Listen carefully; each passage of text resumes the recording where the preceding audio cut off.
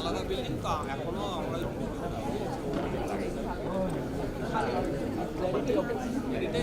বসতে একটা বেশ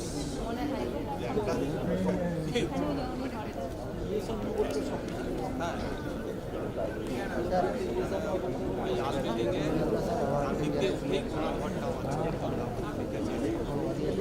একটা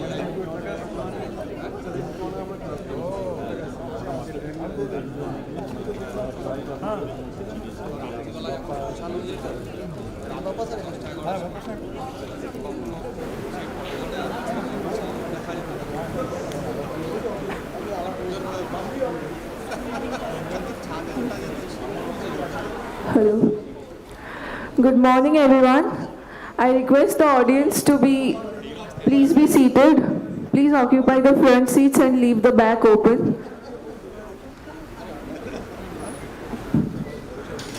We will be starting very soon.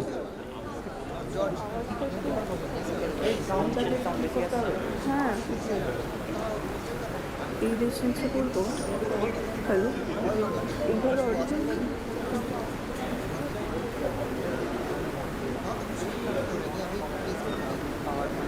Hello.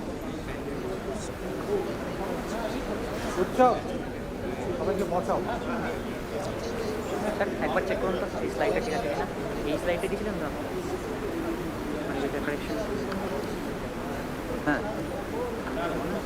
হ্যাঁ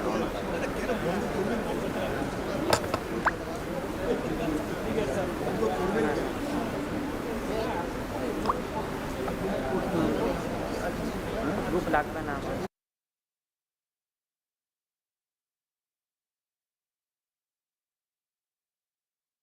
Very soon. I request all of you to please be seated.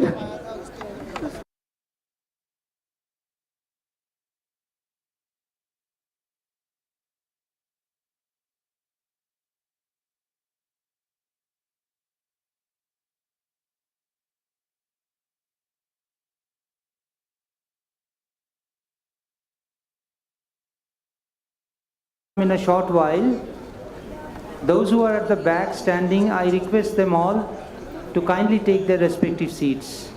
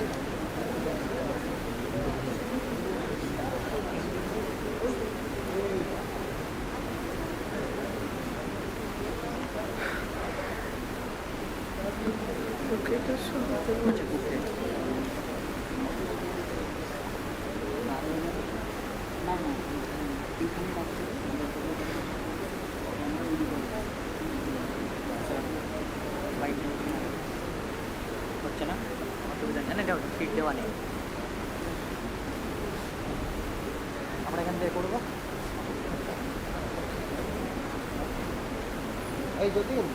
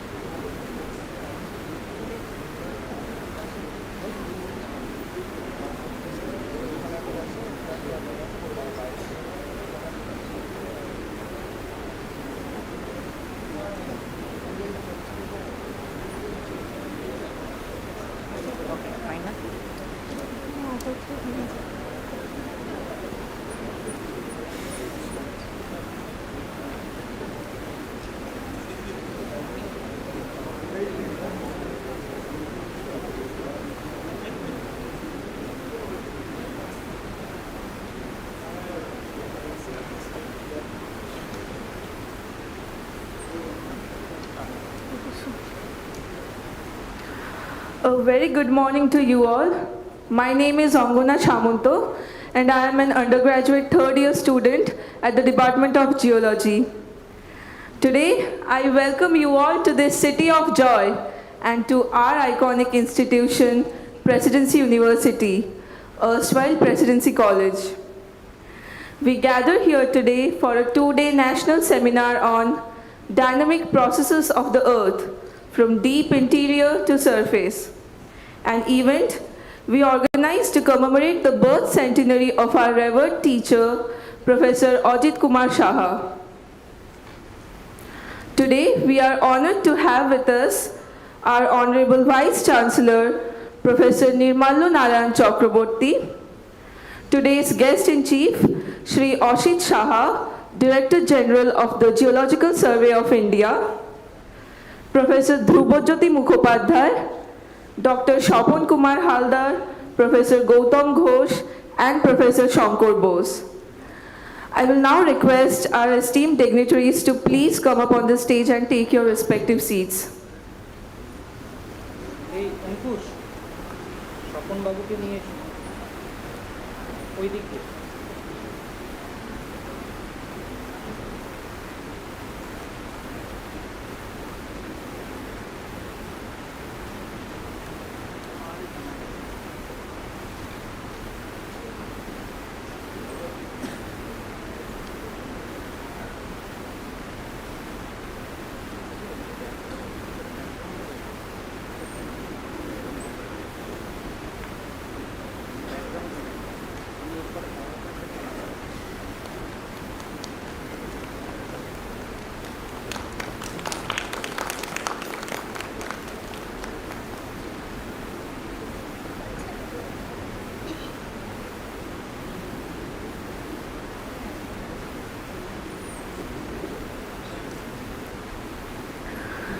Thank you, sir.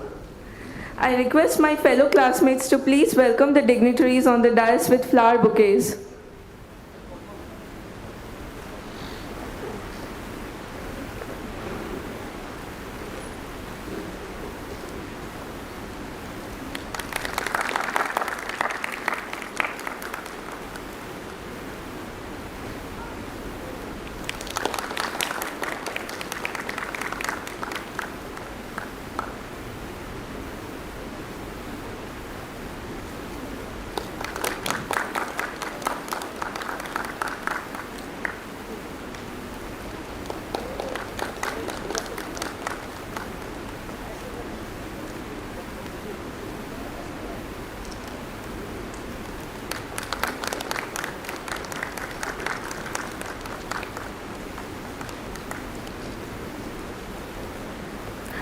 I will now call upon Professor Shankar Bose, Head of the Department of Geology and one of the conveners of this national seminar, to deliver the welcome address. So please.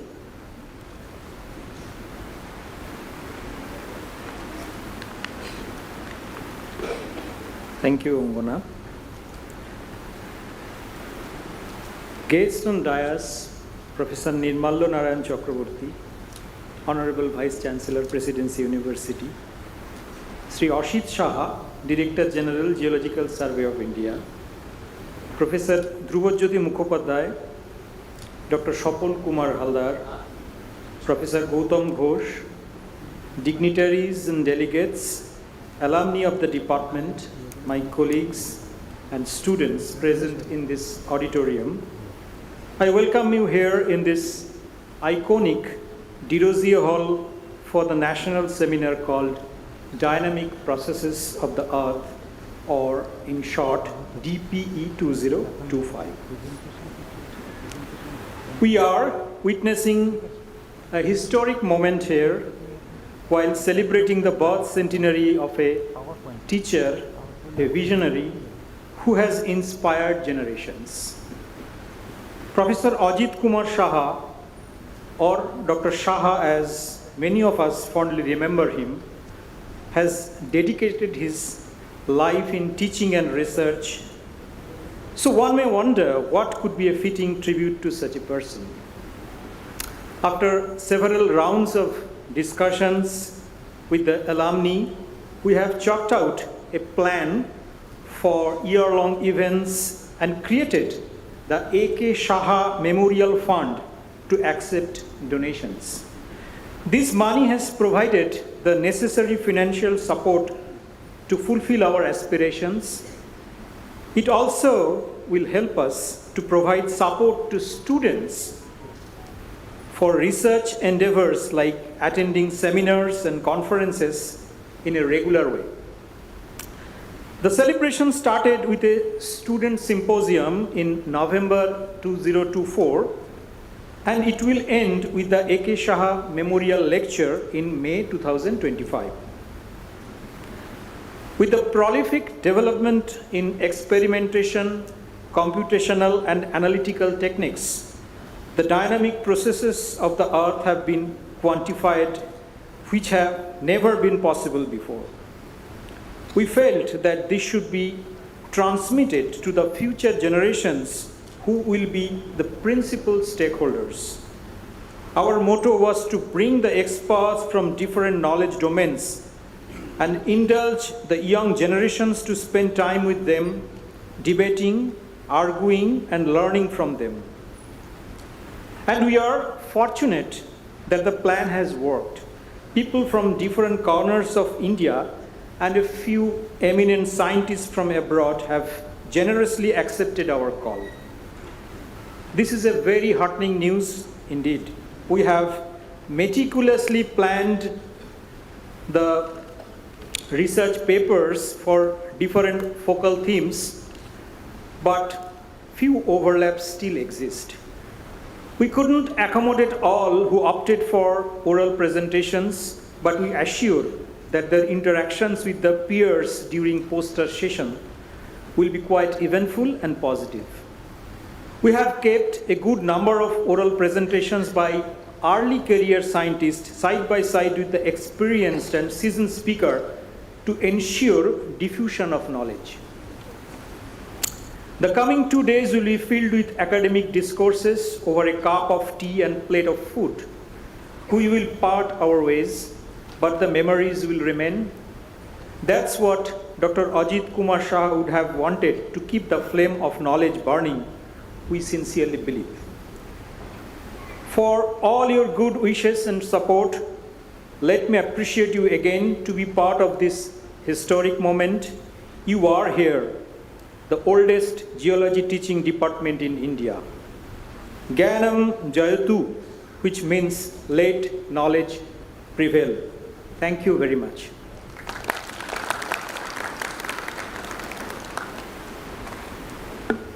Thank you, sir.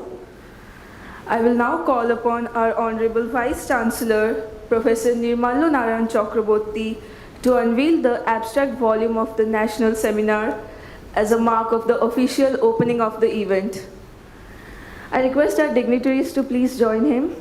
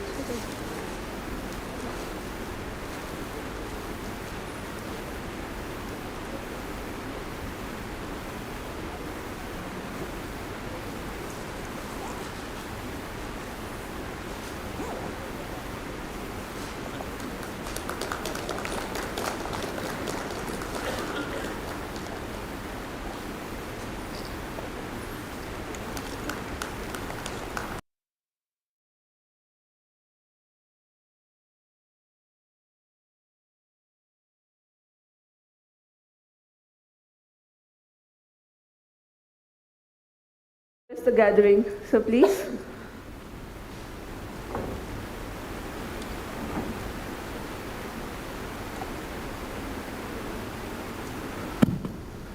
Good morning, everybody, distinguished guests, resource persons, participants, and students. On behalf of Presidency University, I welcome you all to this academic event. I remember that the geology department of our university has organized similar kinds of academic events in memory of Professor A.K. Saha. It's indeed a privilege for us to have a teacher like Professor Saha who contributed so much, both in terms of scholarship and also in terms of inspiring students. And today we, are witness to his, student producing scholarship.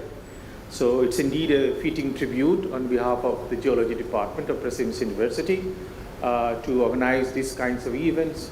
And I'm sure that, Professor Saha would have liked, engaging in this kind of discourse. So once again, I thank the Geology Department and also everybody associated with the organization of this important academic event.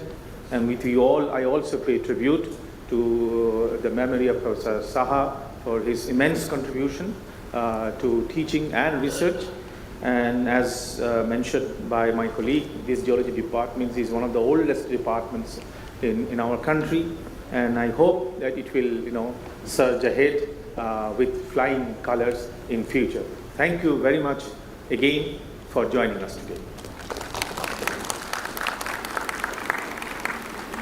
Thank you very much, sir. In the next sequence of events, we will now felicitate 3 eminent geoscientists who have left an indelible mark in their career as well as their students' lives. Firstly, we felicitated Professor Shonjit Chandra Sarkar for his lifetime contribution in economic geology, teaching and research. Professor Sarkar was a student of our department and served his teaching career in Jadavpur University. He has been instrumental in building generations of geoscientists who have carved their fame in both academia and industry. However, we are unfortunate not to have him here with us on the stage today for health reasons. The conveners visited his house and have handed him over the plaque. We will have a small look at the video.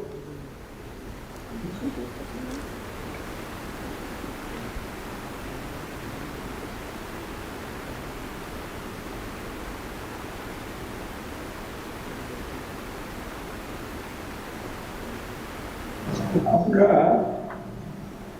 আজকে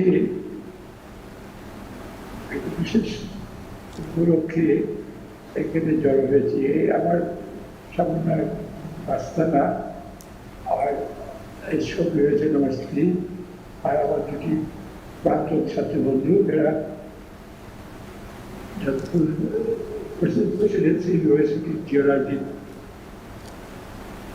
অধ্যাপক। কারণ আমরাও সেখানে কিছু কম বেশি পড়েছি এবং পড়িয়েছি। তো তাদেরও একটা খবরই আছে। কিছুদিন আগে খবর পেলাম যে আমাদের প্রাক্তন অধ্যাপক শ্রী অনিত সাহা, সাহা মশাই গত হয়েছিলেন, তাতে 100 বছর পূর্ণ হতে যাচ্ছে এবং হয়েও যাচ্ছে। এবং কয়েকবার খুবই ইচ্ছে হলো, তাতে আমরাও ছিলাম, এই থেকে একটু যতটা ইনফর্মালি অবজার্ভ করা যায় তত আমাদের আনন্দ হবে। তা এখানকার প্রাক্তন স্টুডেন্টরা তারা খুব আগ্রহের সঙ্গে সেটা মেনে নিল। আমরাও খুব খুশি হয়ে তাদের এগুলো। তবে আমাদের তো অনেকে আছি ওখানে, ছিলাম তো বটেই। আছি বলতে আমি হয়তো আর নেই, কিন্তু অন্যরা তো রয়েছে যে যতটা এটা স্মরণযোগ্য করে রাখা যেতে পারে।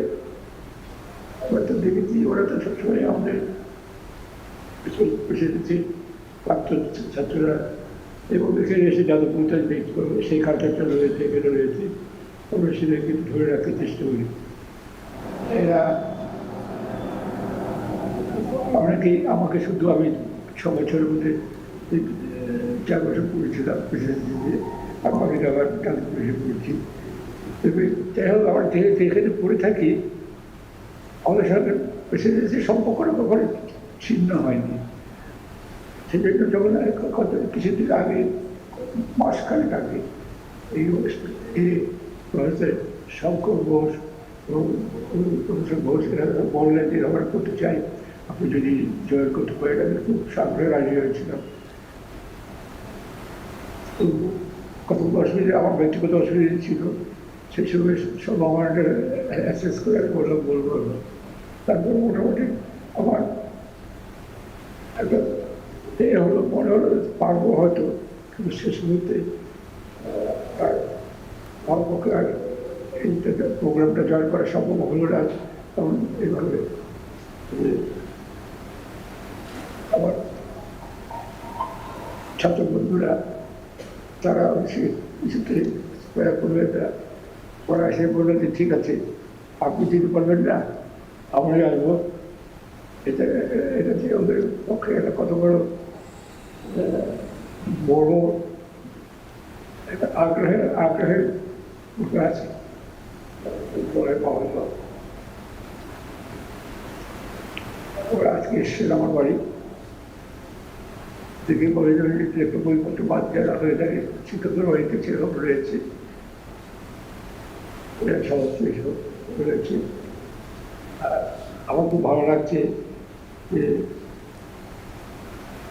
আমি তাদের আমার পরিবেশের মধ্যে দেখতে পাচ্ছি, এবং অনুরোধ করবো ওরা যাতে এই পরিবেশটা রিক্রিয়েট করার জন্য ভবিষ্যতেও চেষ্টা করে। আমাদের বয়স হয়ে গেছে,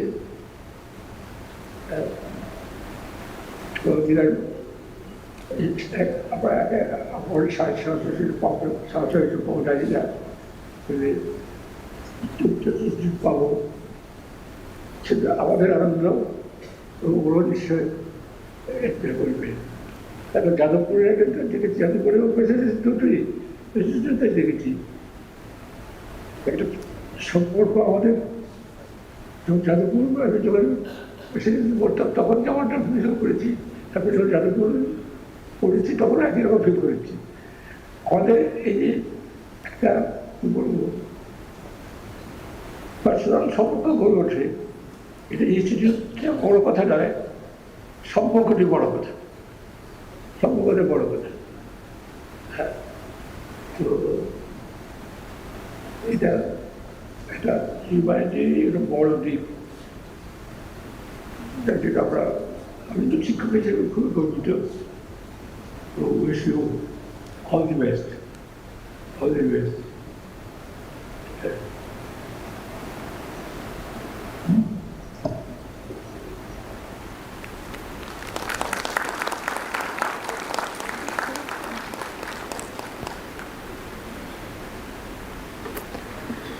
I will now request the Honorable Vice Chancellor Sir to felicitate Professor Dhrubojyoti Mukhopadhyay, a student and teacher of this department. Professor Mukhopadhyay started his career in the Department of Geology, Presidency College, and thereafter he moved to ISM Dhanbad, and finally he retired from the University of Calcutta.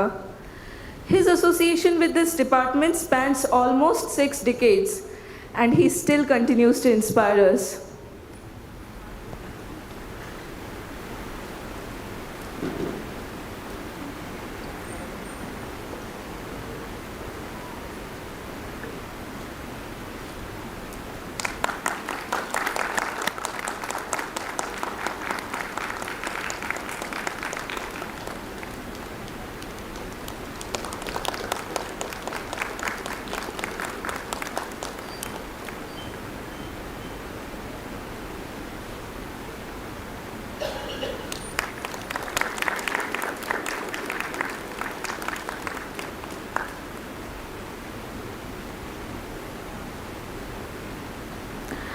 I will now request the Honorable Vice Chancellor Sir to felicitate Dr. Shopon Kumar Haldar.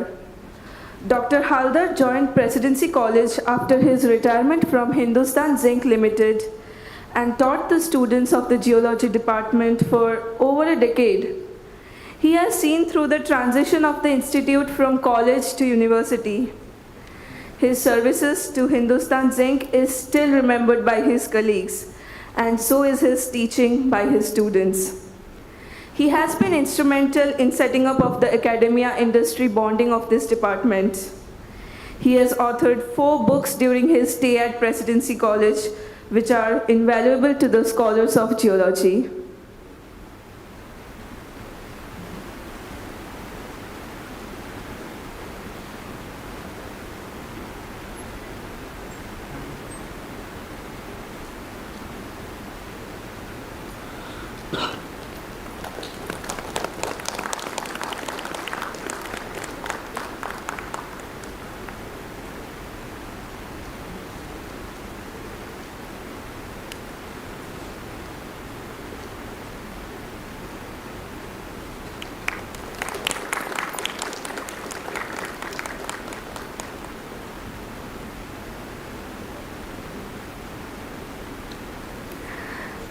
I will now request Professor Shankar Bose to deliver a memento to our Honorable Vice Chancellor, sir.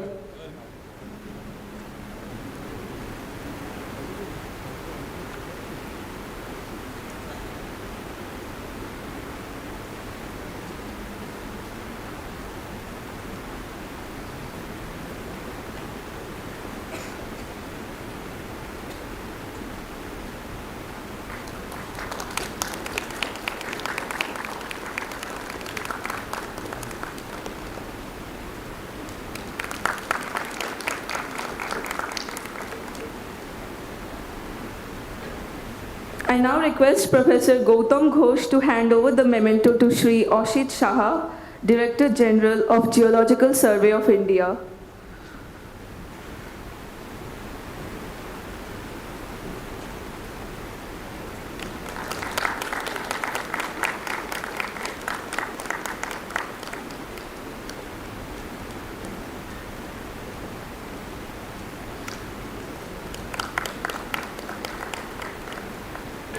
Now, I would like to request our guest-in-chief, Shri Ashit Saha, Director General of the Geological Survey of India, to deliver his address. Sir, please.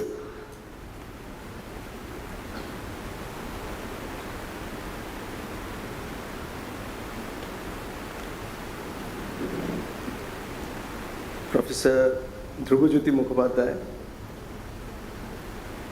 Dr. Swapan Haldar, Vice Chancellor Sri Nirmalla Chakraborty, Dr. Gautam Ghosh, Dr. Shankar Bose, and dignitaries of the dais. I feel a little bit uncomfortable, I must admit, standing in front of this august gathering as well as sitting with these stalwarts whom we have been emulating, trying to emulate actually, and trying to imbibe their values in our daily work over the years. So it's quite challenging for me, and I must admit that I'm a bit nervous.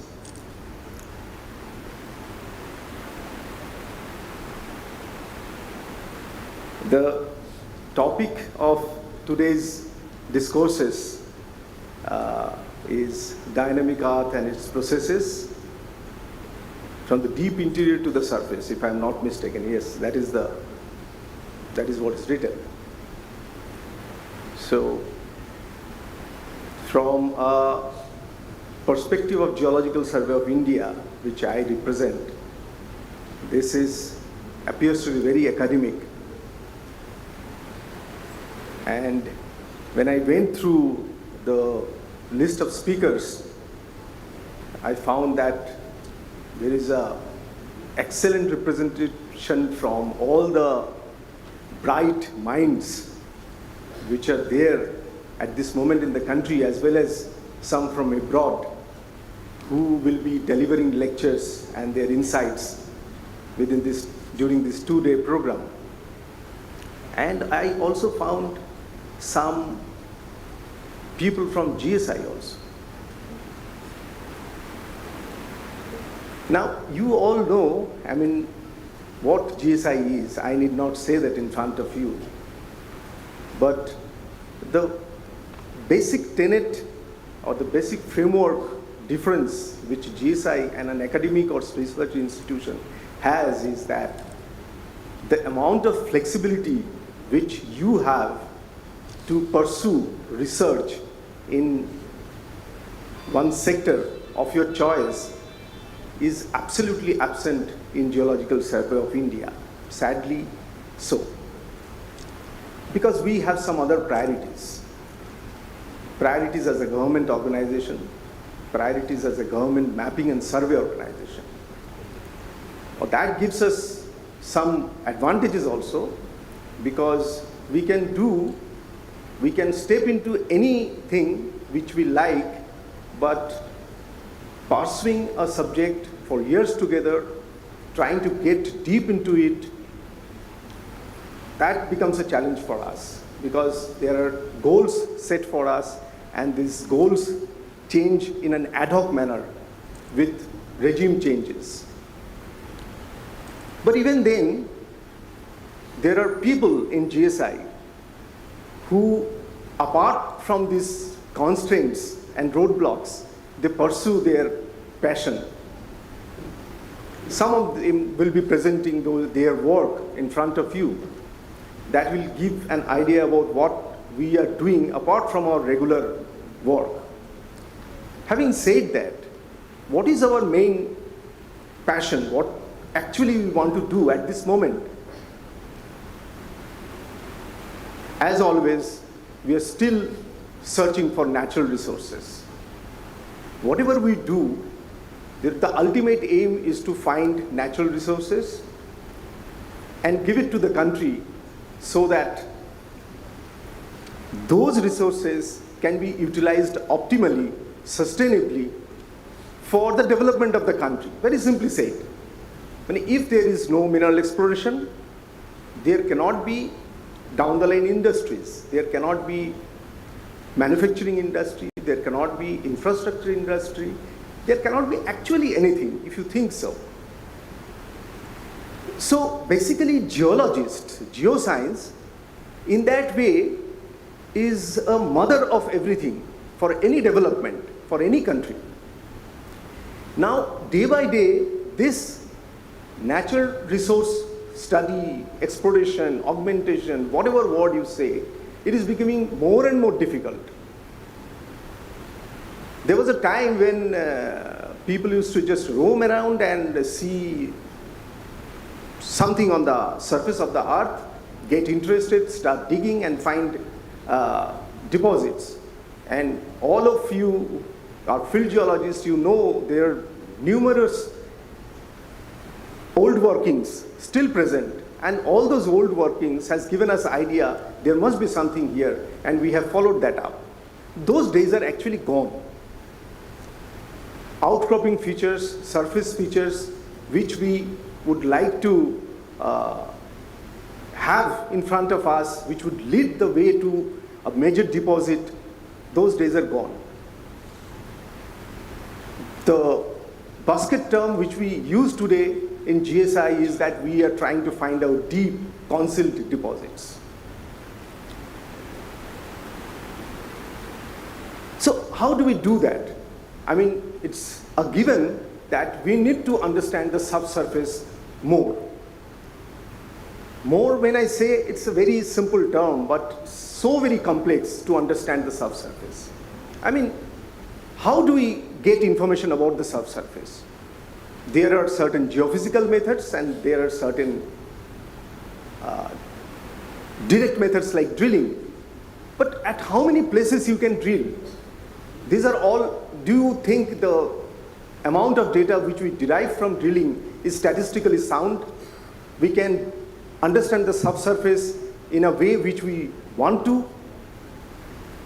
Because ultimately, at this moment, it is, as I said, it's not only the surface features, it is the knowledge of the subsurface which will help us in understanding how we can best utilize our resources.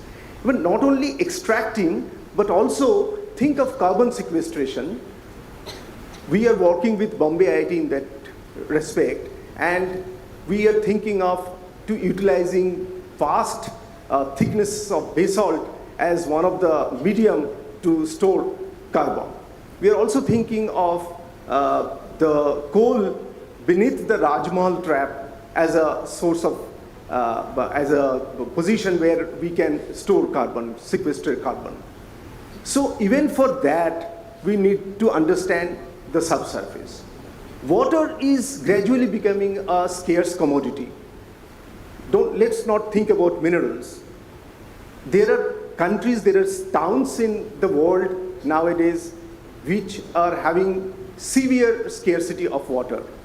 So to extract water as a resource also, you need to know about the subsurface.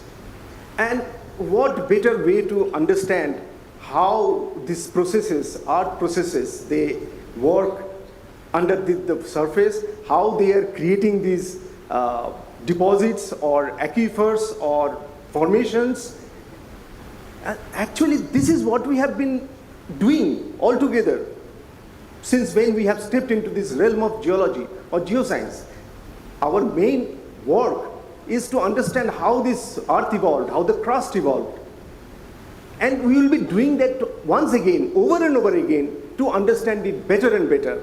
Because we just cannot have an X-ray eye and see what is beneath. We have been inferring it based on surface features, and now we want to do it more directly. We will be using technologies like magnetotellurics, we'll be using technologies like seismic profiling, and so many things which are evolving every day and understand the subsurface. We feel that this is the need of the hour at this moment. And being a country of 1.4 billion people, the need for resources for the country, and even if you take the global perspective, where we have 8 billion people and which is going to increase by another 2 billion people by, say, another 10, 15 years, I mean, the need for resources will never go away. Never, ever go away. And even if we talk of clean energy and all those things, and somebody might be thinking, okay, by 2030, 50, 70, we'll be stopping all these fossil fuels. I am saying, take it from me, we cannot stop fossil fuel like that. The growth which is projected and the changes which is happening in the clean energy sector, they are not at par. They're not at par. The demand and the supply, there's a great mismatch. So we still have to extract resources from the ground. We will be still extracting all sorts of minerals, energy materials, everything.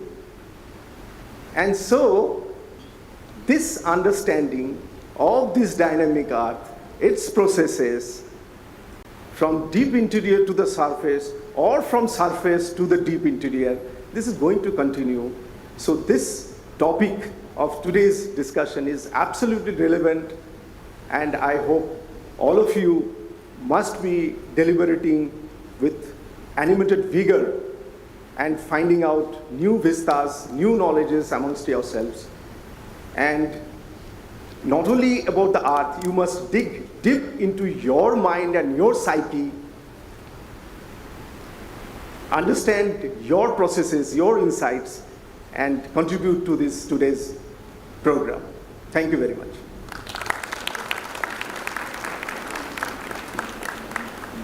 Thank you very much, sir. The Honorable Vice Chancellor has to leave now for some engagements. Thank you very much for being with us today, sir.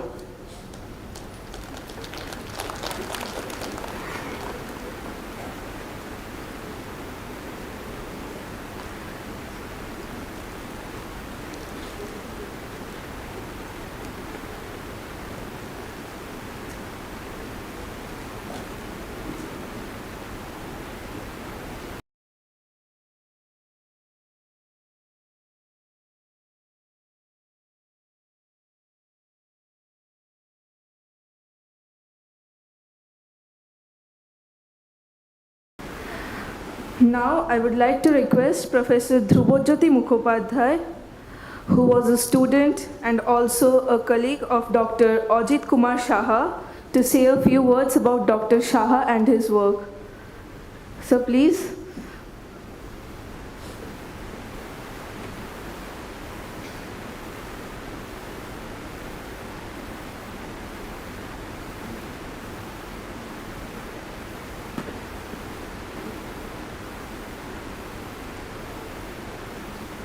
Mr. Ashit Saha, Dr. Shapon Halnar, Shankar Bose, Dr. Shankar Bose, and Dr. Gautam Bose. First of all, I thank the organizers of this seminar for honoring me with this felicitation at this historic occasion. It is particularly satisfying for me because Presidency College is in my gene.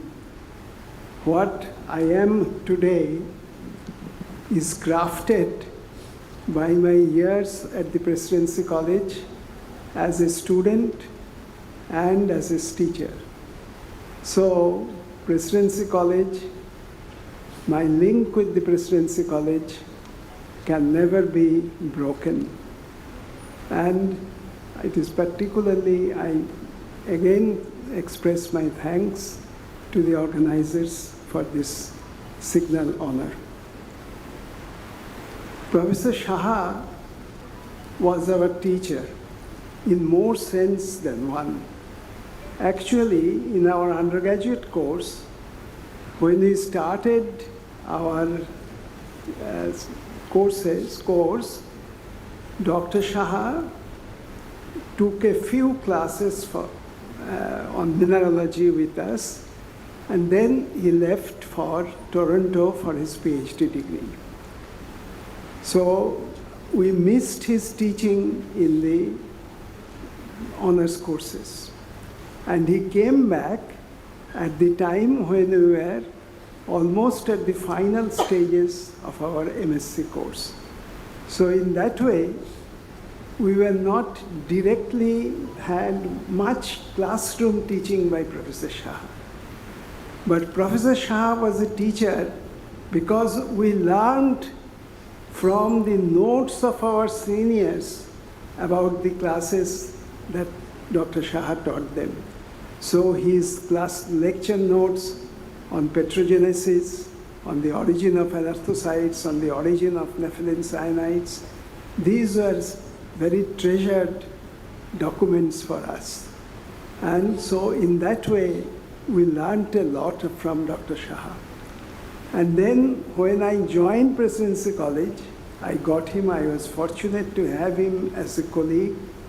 So I saw him then, what a dedicated researcher he was. After coming back from Toronto, he was, let me go back during Dr. Saha when he was a postgraduate, a PhD student under Professor Santosh Kumar Rai. So he worked in an area in Bahalda Road on a granodioritic rock. And in those days, there was a fierce controversy about the origin of granites. This is old story now. Many of those who are studying now perhaps do not know about these things. So all the petrologists were divided into two different camps, the magmatists and the metasomatics. So Dr. Saha, from his Bahalda Road granite, he showed that the granodiorite there was a product of metasomatic alteration from the granite. So in that way, he supported a metasomatic origin. And then he went to Toronto and worked on some granitic plutons with Professor W.W. Moorhouse. And when he came back, he was a confirmed magmatist. So he started mapping Shingbhum granite. And then we saw him at that stage when he was working on the Shingbhum granite. And in a very systematic way, he and his students mapped piece by piece almost the entire extent of the Shingbhum granite. And those works, they are still a model of the work on granite batholiths. He worked on the petrography, he worked on the chemistry, he worked on the structural aspects of the plutons. In those days, there were very rudimentary facilities at Presidency College. But Dr. Saha, lack of facilities did not deter him. It was no excuse for him to remain idle because there are no facilities. So he created the facilities at Presidency College. So under his leadership, a rudimentary chemical laboratory for rapid chemical analysis was set up at Presidency College. New microscopes came and the petrographic analysis were carried out and quantitative studies were carried out with the microscopes and structural studies were carried out because other teacher, Professor Shorendranath Sen, actually started the structural studies of granites in India.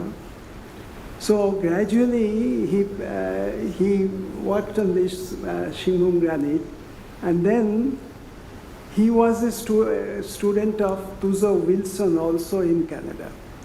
And from Tuzo Wilson, he developed an interest on crustal evolution and larger tectonic features. So apart from the Shingbhum granite, the evolution of the granite pluton, he also started thinking about what is the place of the granite pluton in the evolution of the Shingbhum belt as a whole. And thus began his lifelong collaboration with Professor S.N. Sarkar. So together with Professor Sarkar, he built up a stratigraphy model for the Shingbhum region, which was contrary to that held by the Geological Survey of India establishment. So this was the first time that scientists working from an academic institution could not only revise the major stratigraphic classification of the Geological Survey of India, it gained recognition not only throughout India, but in the international field also.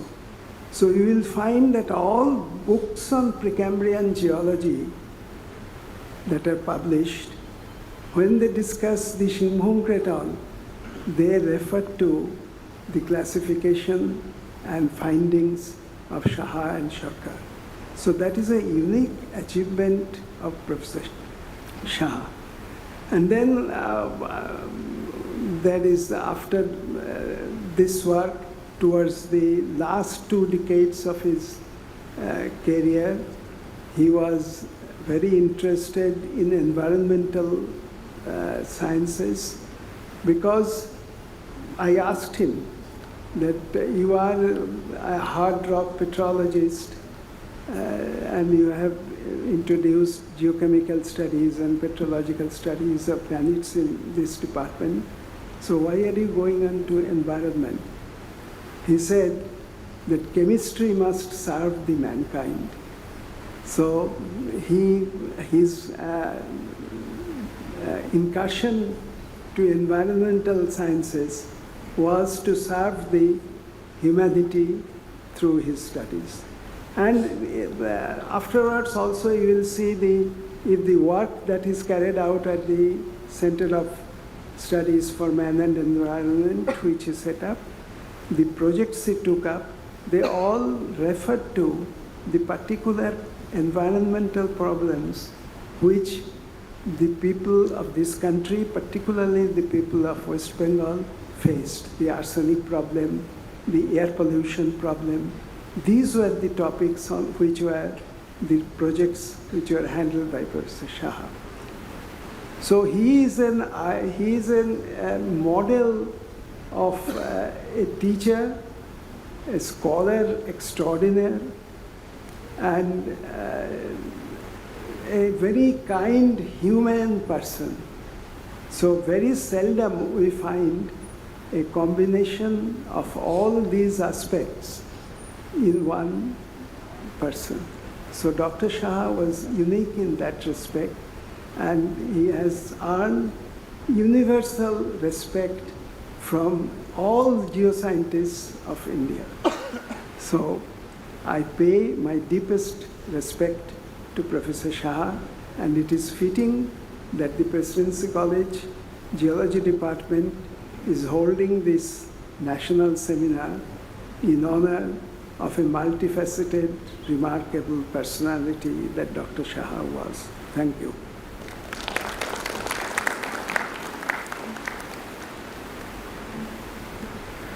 Thank you very much for your words, sir. Now I would like to request Dr. Shapon Kumar Haldar to say a few words. Sir, please.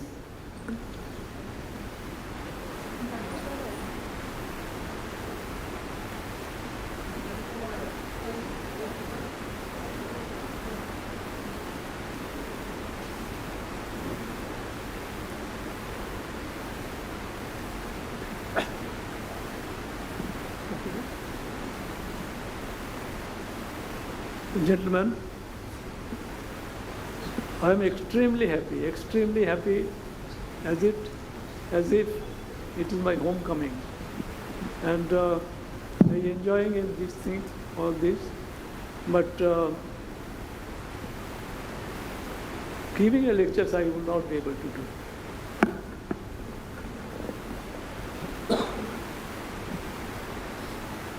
And about Dr. Saha, I was a student, and I remember now that before my marriage, I bring my would-be wife, she is here sitting, to bless us, and he did that. So I'm emotionally under breakdown going to. So excuse me, I'll stop here. Thank you all.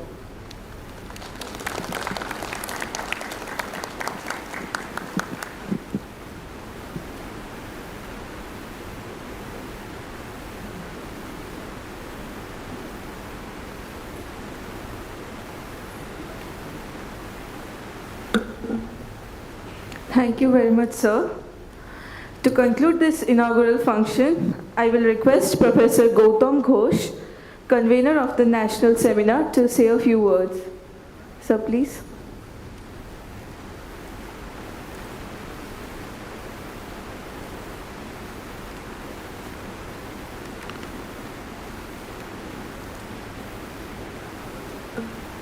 Thank you, Angana. Sri Ashit Saha, our guest in chief today, Director General, Geological Survey of India, Professor Dhruvajyoti Mukhopadhyay, Dr. Shapon Kumar Haldar, Professor Shankar Ghosh, and all the dignitaries, the participants, my colleagues, students and research scholars, a very good morning to all of you. We are nearing at the end of this session, so I will quickly go through the program schedule, what we will be having for this over these 2 days. Through this national seminar, we wish to bring together dignitaries, faculty members, students, professionals, and research personnel from all over India to promote collaboration and exchange of ideas and knowledge base. During its planning stage, we received guidance and support from various quarters. The initial thrust was stemmed from meetings with our alumni members, which were initiated by their then head of the department, Professor Urijit Roy, Later, while hosting the event, we obtained an overwhelming response of participants from almost every corner of our country. Altogether, about 103 abstracts have been selected for presentation in these 4 oral and 2 poster sessions. We have 4 keynote speakers who are experts in their respective field of knowledge. On an average, there will be about 10 speakers presenting their works in each oral session. Due to some unforeseen turn of events, some of the speakers, they could not make their way and be a part of this seminar. So as a result, there will be few omissions from the already published list. And we will dearly miss all of them. However, we have provided a YouTube link in our website for live viewing of the seminar proceedings, and they can join online. The first technical session is focused on Archean crustal evolution with special emphasis on the Shingbhum Craton, eastern India. We have dedicated this session in memory of our revered teacher, Professor Ajit Kumar Saha. As Professor Mukhopadhyay was discussing, that Professor Saha, along with his co-workers, made fundamental contributions in shaping the Precambrian geology of the Shingbhum region. Shingbhum is particularly unique as it offers a rare opportunity for examining the Archean Proterozoic rock records and crustal evolutionary processes due to its low grade and well preserved rock record. The second oral session is based on the theme deep crustal processes involving structure, metamorphism, magmatism and metallurgy. Deep crustal processes involve potential concentration of economic minerals as well as destruction and or stabilization and translation of regional scale crustal fragments through tectonic cycles. This session is expected to highlight myriad glimpses of these processes from rock record preserved in Indian cratons and elsewhere. Today we have a poster session that includes about 26 posters based on the themes of these 2 oral sessions. Similarly, tomorrow we will have 2 more oral sessions. The morning session will include deliberations on experimental and modeling of earth and planetary processes.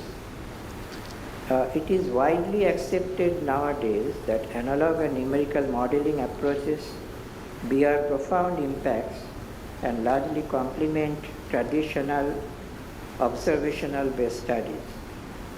In this session, we are expecting contributions investigating the earth and planetary bodies and their evolutionary processes through such new approaches and techniques. The second session of tomorrow will be on shallow crustal processes, landform evolution and neotectonics. These processes involve active interplay of lithosphere, hydrosphere, atmosphere and biosphere. Understanding their interactions not only provide important inputs about formation and evolution of sedimentary basins, the weathering and erosion pattern, landform evolution, and ongoing tectonics, but also delves into the essence of origin and evolution of life, as well as on mitigating challenges of natural disasters our society of late is facing. We are expecting research contributions dealing with such emerging issues and questions in this session. And the poster session of tomorrow will include about 33 posters based on these themes.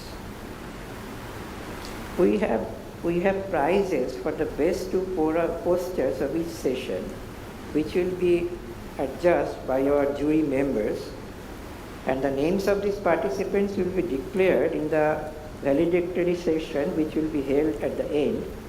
And there will be a short prize giving ceremony as well.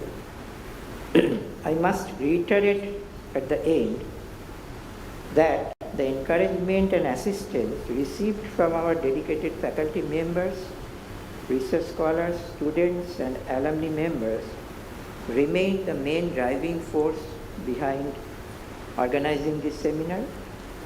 The help and infrastructural support that we received from our university administration greatly reduced our difficulties and made our task simple.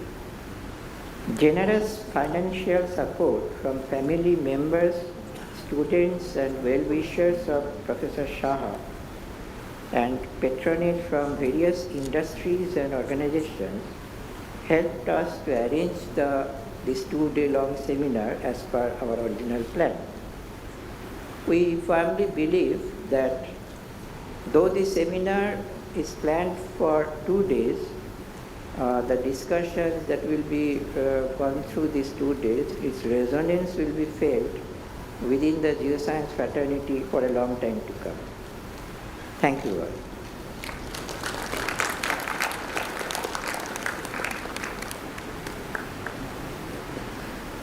Thank you, sir. Thank you all for being with us.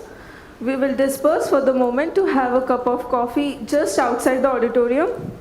However, we will gather here again at 11 a.m. sharp and begin with the first technical session, which will be oral presentations. Once again, thank you and have a very good day. Okay. We'll gather here at 11:15.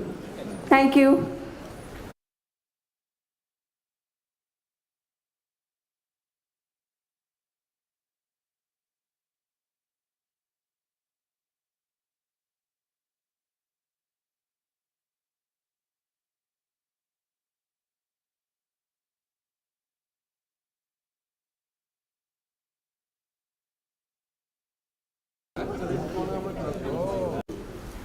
I must admit, standing in front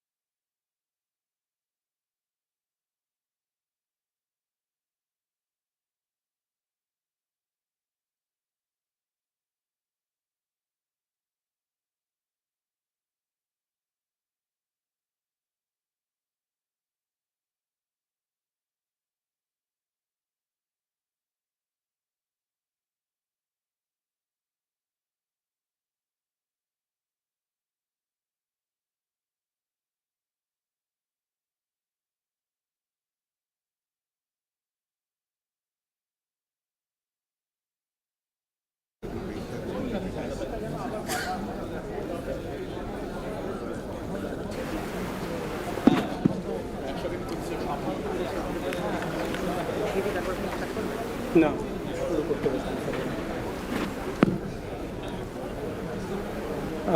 I request the audience to take their seats.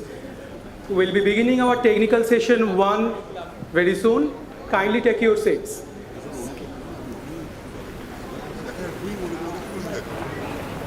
I welcome you all back for the technical session 1 of the dynamic processes of the Earth. The theme for this session is Archean crustal evolution with special emphasis on the Shingbum Craton, Eastern India. The session will be chaired by Professor Dhrubajyoti Mukhopadhyay and co-chaired by Shri Sujit Kumar Das, Regional Director, AMD.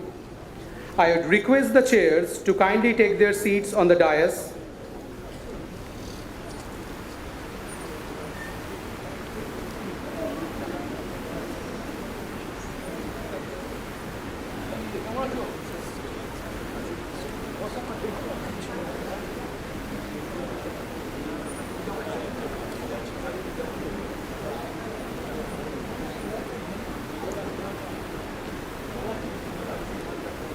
Welcome, sir.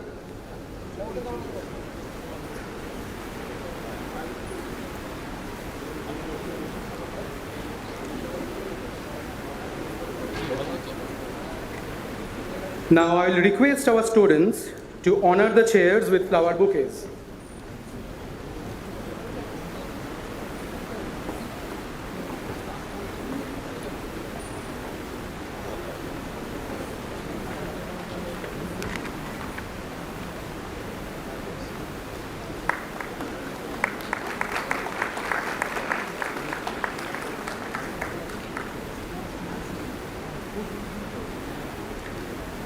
The keynote speaker for this session is Professor Joydeep Mukhopadhyay, IISER Behrampur. The timing for the keynote is 20 minutes, including question and answer. The following talks will be of 15 minutes each, including question and answer. Now, I hand over the session to the session chairs.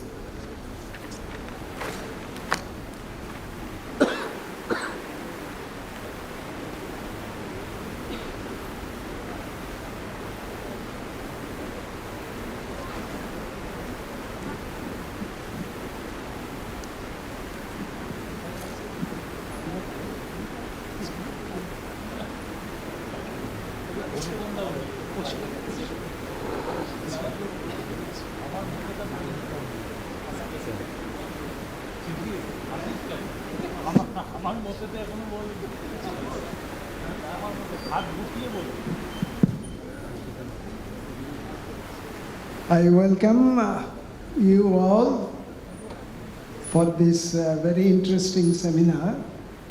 As without wasting any more time, I invite the first Professor Joydeep Mukhopadhyay. His topic will be an overview of the stratigraphic developments in the Shingbum Craton, implications for the understanding of non-uniformitarian early Earth. 20 minutes, Joydeep, and please stick to the time. Hello. Am I audible? Okay. Thank you very much, sir. I'm really grateful to the organizers and conveners of this symposium conference to give me this privilege to give the inaugural talk and to pay my deepest respect to one of our greatest teachers in the history of Presidency College, Professor Ajit Kumar Saha, fondly known as Dr. Saha to all his former students and colleagues. So, I represent the Department of Earth and Environmental Science, Indian Institute of Science, Education and Research, Behrampur. Needless to mention here that I spent most of my formative life at Presidency College, more than 3 decades. So I started my journey at this oldest geology teaching department in the country, and now I am really proud of stating that I have also become a part of the youngest geology teaching department of the country. And I'm proud to, to declare here that 3 of my students from Isaac Berhampur, final year students, they will be also taking part in this seminar, and they will present their works here. So without going further into the introductory part, this is a very challenging topic that I have been given to give an overview of the Archean stratigraphic development in the Shingbum Craton in 20 minutes. So please, I would beg pardon to my fellow participants that if I might have might be crossing my time limit to do justice for the students to understand the stratigraphic development in the backdrop of the bigger geological picture. So stratigraphy is not simply a science of memorizing something. It's intimately intertwined with our understanding of the dynamic development of the planet Earth. That's what I want to emphasize here in my talk.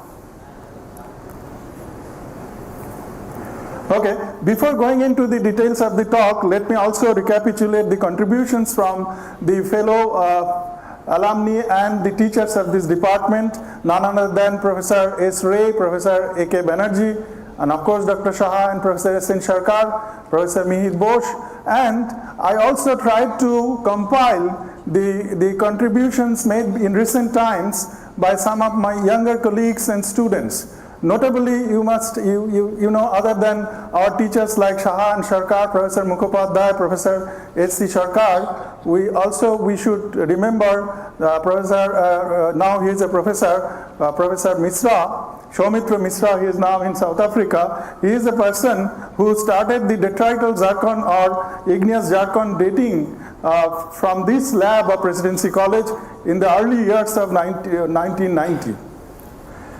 And then in recent times, we have very good contributions from some of the leading scientists like Professor Devashish Upadhyay, who is here, and his team, Dr. Trisrosa Chowdhury from GSI, Professor Shukanto Dev from ISER Kolkata, and also our students. We are proudly I can mention the names of Dr. Shukalpo Chatterjee, Dr. Jaganmoy Joddar, and Saptarshi Mollik and Arupratan Manna, who are the ex-students of this department, who are now constantly contributing to the development of the ideas on the Shingbum geology. So why should we study Shingbum stratigraphy? So what is the motivation behind? We all know that our Earth has passed a history of non-uniformitarian processes that are not really akin to the present day processes. So they are quite different from what we are now, happening on our Earth. So how they are different in which aspects? The non-uniformitarian geodynamic situations, the atmosphere was very different, life mostly in the nascent stage, and the crust was quite different, granite greenstone dominant, and later on by submerged continental platforms and the island arcs, and unique economic mineral deposits like iron ores, then placer uranium deposits, and last but not the least, the post-great oxidation event development in the oceans, particularly the boring billion or the Canfield Ocean. So all these global interests we can solve from the stratigraphic development of the rock record of our Shingbum Craton. So I will try to project this in my subsequent slides. So then the other point, why should we study Shingbum in great detail? Because there are only 3 parts in this world which can give us this particular scope to study the rock records of such old time. So one is in Kabval Craton, the Babarton Greenstone Belt, then the Pilbara Granite Greenstone terrain and our Shingbum terrain. They preserve the low-strained and lowly metamorphosed successions that are amenable to various geochemical proxies.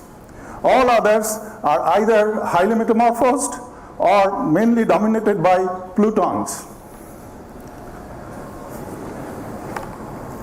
So, in a very simple terms, the stratigraphy of Shingbum includes 3 two particular elements. The central part of the Craton is dominated by the TTG gneisses or the granitoids and the greenstone and some cover sequences, and it is bounded in the north by North Shingmu Mobile Belt, some deformed metasediments and metavolcanics of reaching up to at least mostly greenstone but can reach up to amphibolite grade, and then in the south by the Rengali Granulite belt or parts of the Eastern Ghat Mobile Belt. So these two boundaries are quite contrasting in their character. That can be taken up by my later speakers, but my interest is only on the cratonic part of this Shingmu stratigraphy.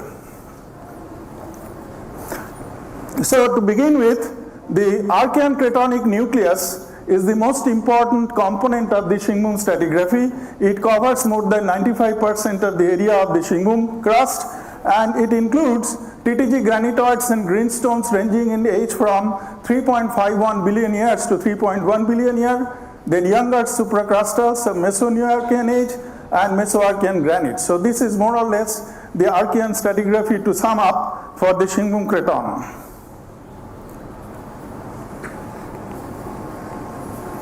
Now, the Archean granitoid core was first systematically studied by none other than Professor A.K. Saha, and he developed a more or less a bipartite to tripartite classification. The older ones are dominated by older metamorphic tonalite gneiss, MTG, which are basically tonalite to transurmite gneiss, and the younger ones are Shingmu granite, which has two major components, Shingmu granite A and B. Shingmu granite A is he correlated with the OMTG, and Shingmu granite B is mostly younger than the other two components. And similar granite plutons are also described from different parts of this craton, namely Bonai, Katipoda, Muyurbhanj, and Pallara gneisses.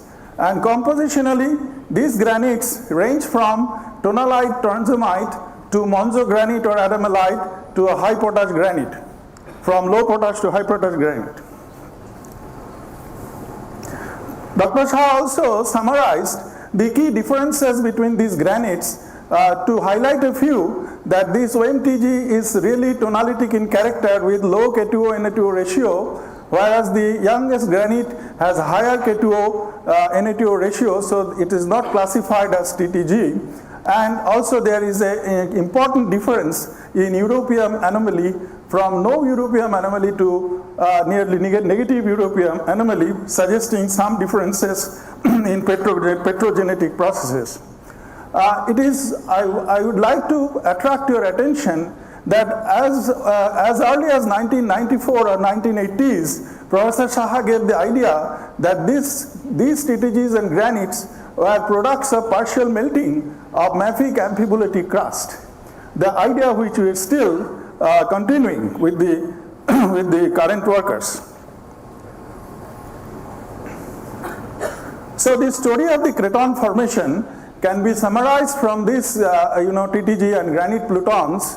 So many workers, we must recall here that the first ever geochronology work in India was done by Professor Sarkar and Professor Saha, and from then there are a lot of new dates that came up by various workers, and in recent times very good dates are coming from Professor Upadhyay and his co-workers, Professor Dey and Trisrota.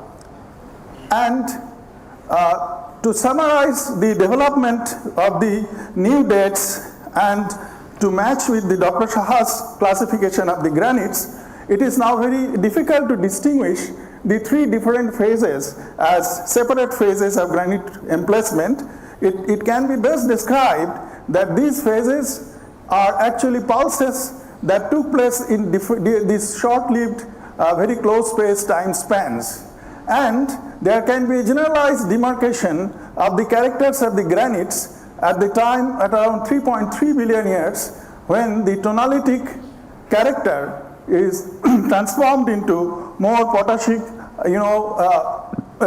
adamelitic or monzogranite character.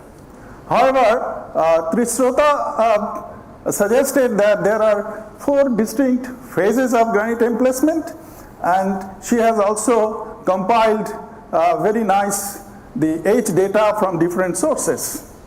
The other thing that we should remember that the Shingbum WMTG also includes some of the radiant records of xenocristic zircon, and also these xenocristic zircons reflect that there were some kinds of crustal activities that can date back to the Hadean time.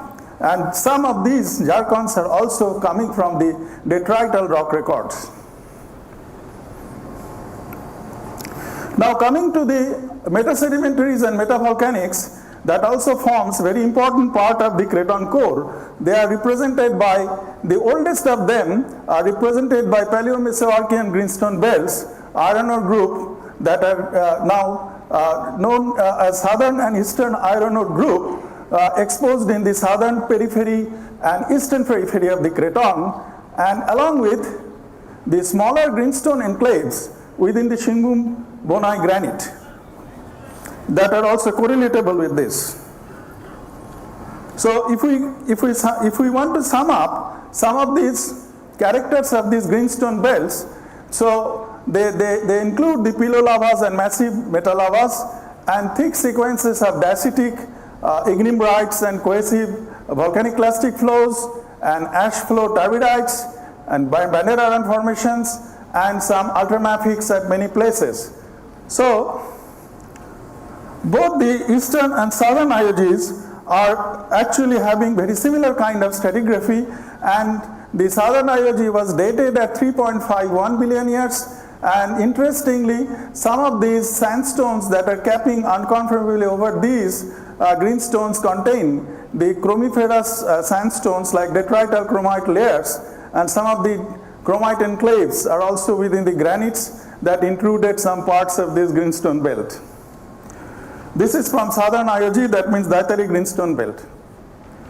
The eastern IOG or Gorumoishani greenstone belt is also very similar, but it has interestingly, it includes some of this carboniferous carbonaceous chart described by our student, ex-student Dr. Jaganmoy Joddar, and they are the potential targets for understanding or for discovering putative biomarkers of Paleoarchean age.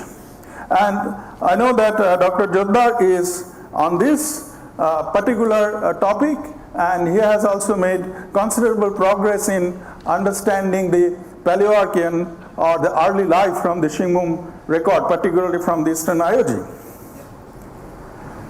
Now comparable with these greenstones, there are enclaves within the Shingbum granite or OMTG that are slightly more metamorphosed than the IOG greenstones, but their age is comparable to the IOG greenstones, and they have been historically referred to as older metamorphic groups, and many workers are now correlating them with the different pulses of IOG development in the Shingbum region. Now coming to the younger, the IOG, the youngest one is the Western IOG. It was initially, so far it was considered as equivalent to the SIOG or Eastern IOG, but our recent detrital zircon dates from the lower part of the succession give an age of around 2.7 billion years, which suggests that this IOG is much younger than the Southern and Eastern IOG, and it includes a thick sandstone sequence at the base, and that sandstone is also having detrital zircon of 3 billion years. So this IOG also records development of shelf kind of sequence, which are slightly different from, characteristically from the Eastern and Southern IOG. And importantly, they includes the manganiferous shell and also iron formations together. So there are some kind of ocean chemistry is hidden here in this Western IOG succession. Notably, the base of the Western IOG succession is very interesting, and it includes a very thick sequence of sandstone or quartz-jarenite, super mature, and you can see that very well cross-stratified. Sometimes they have this signature of tidal bedding, and they developed on a paleosol, Keonjhar paleosol, which is about 3.0 billion years old. And this sequence of shelf arenites is very interesting from the point of view of the geodynamics and environmental development during the transition from Mesoarchean to Neoarchean time.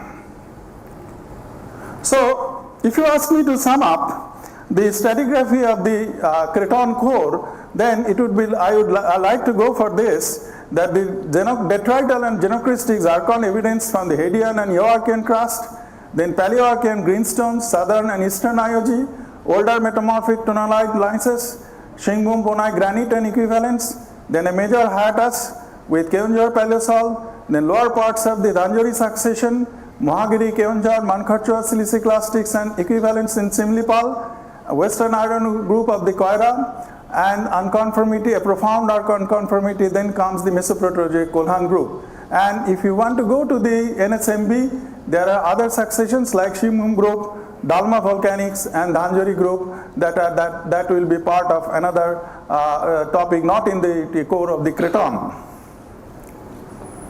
Now, what are the implications of this stratigraphic development? As I have told you that the seed was sown by Professor Saha and Professor Sarkar, and then the new workers or the younger workers have contributed immensely to our understanding of the geochronology and age of emplacement of these granites, and also explored the geodynamic significance of this granite emplacement. Now, the main contention is the opinions range from the geodynamic setting that they derive from the TTGs and granites, that the geodynamic setting was like stagnant lead or vertical tectonics until 3.5 billion years, and then to horizontal tectonics, then okay sir. So, and the other idea is like vertical tectonics comparable to stagnant lead and ocean plateau tectonics.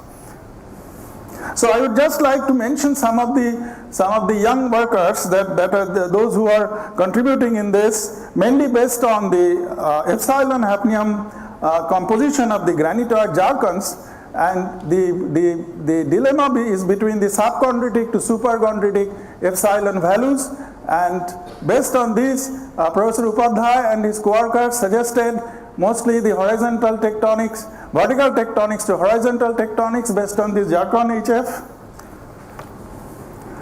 Then there's a lot of data compiled by Bulusu Srinivas of NGRI and his co-workers, and they go for lead to plate to plume settings based on the subchondritic to superchondritic and mixed sub and superchondritic UHFT values. Then Professor Shukanta Dey, he is in favor of the ocean plateau crust formation. He also reported the superchondritic values of UHFT, but he is more akin to the idea of magmatically thickened oceanic plateau crust and vertical tectonics rather than plate tectonics. And in very recent time, the contributions from Priyadarshi Chaudhuri and his colleagues, and their findings are based on the rare earth elements and some trace element compositions, and they showed that the TTGs with younging are actually coming from the greater and greater depths. So essentially they proposed the vertical tectonics, which is also comparable to the ideas set up by the Shukanto Dey and his colleagues. Jaydeep, your time is up. Sir, I will take 2 more minutes, just allow. So now there is a dilemma with the zircon RE and zircon radiogenic isotope. So there is a duality of the emerging hypothesis. So if you consider epsilon hafnium values, so there can be a condition from vertical to horizontal tectonics. But when you consider the trace element and RE compositions, then it mostly goes for vertical tectonics. So we still need to work on this and to come into a consensus. So here comes the role of the greenstone belts. If you follow this stratigraphy, then it is like pillow lava, deep water volcanic turbidite, deep water bedded chart. So it is very comparable to the present day oceanic plateau setting. and whether we can consider is ocean floor spreading stratigraphy or not, that has also to be discussed. And the sandstones that are developed on the top of these greenstone belts, more than 1 kilometer or 2 kilometer thick, they are aggradational sediments, accumulation for long time stability and a passive margin, and they're mostly quadrarnites with less than 5% feldspar, which suggests extensive peneplain cratons with high chemical weathering in the source. So such thick shelf accumulation needs a huge supply of continental detritus.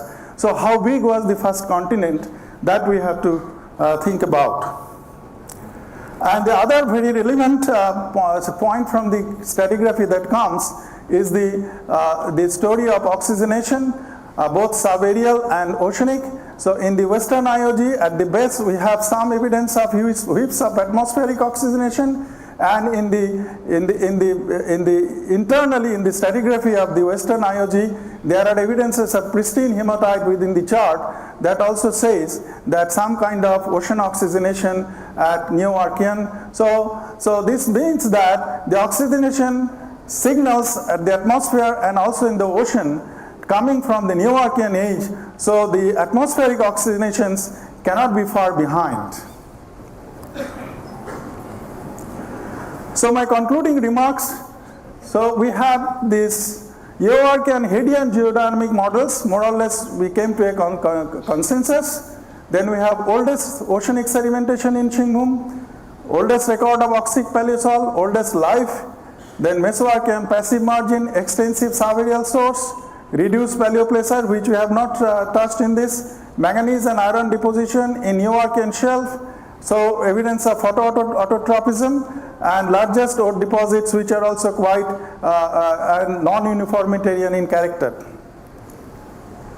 So with this, I would like to remind to all of you that we should pay our deepest gratitude to our teacher, Professor A.K. Saha. So Professor Saha will be with us forever, and I am sure that you all agree that he was a visionary, extraordinary, much ahead of his time. Thank you very much. Thank you, sir, for a very nice presentation. As the time is short, with the permission of the chair, we have allowed maximum 2 questions from students only. Maximum. Or else you can discuss during the lunch time. Thank you, sir. Move by.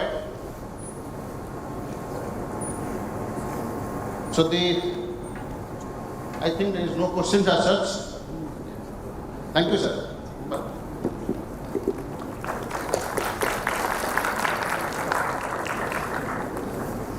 Now I welcome the next speaker, Devasis Pandya sir. And his topic will be hafnium isotope composition of granitoids from the Singhum Craton.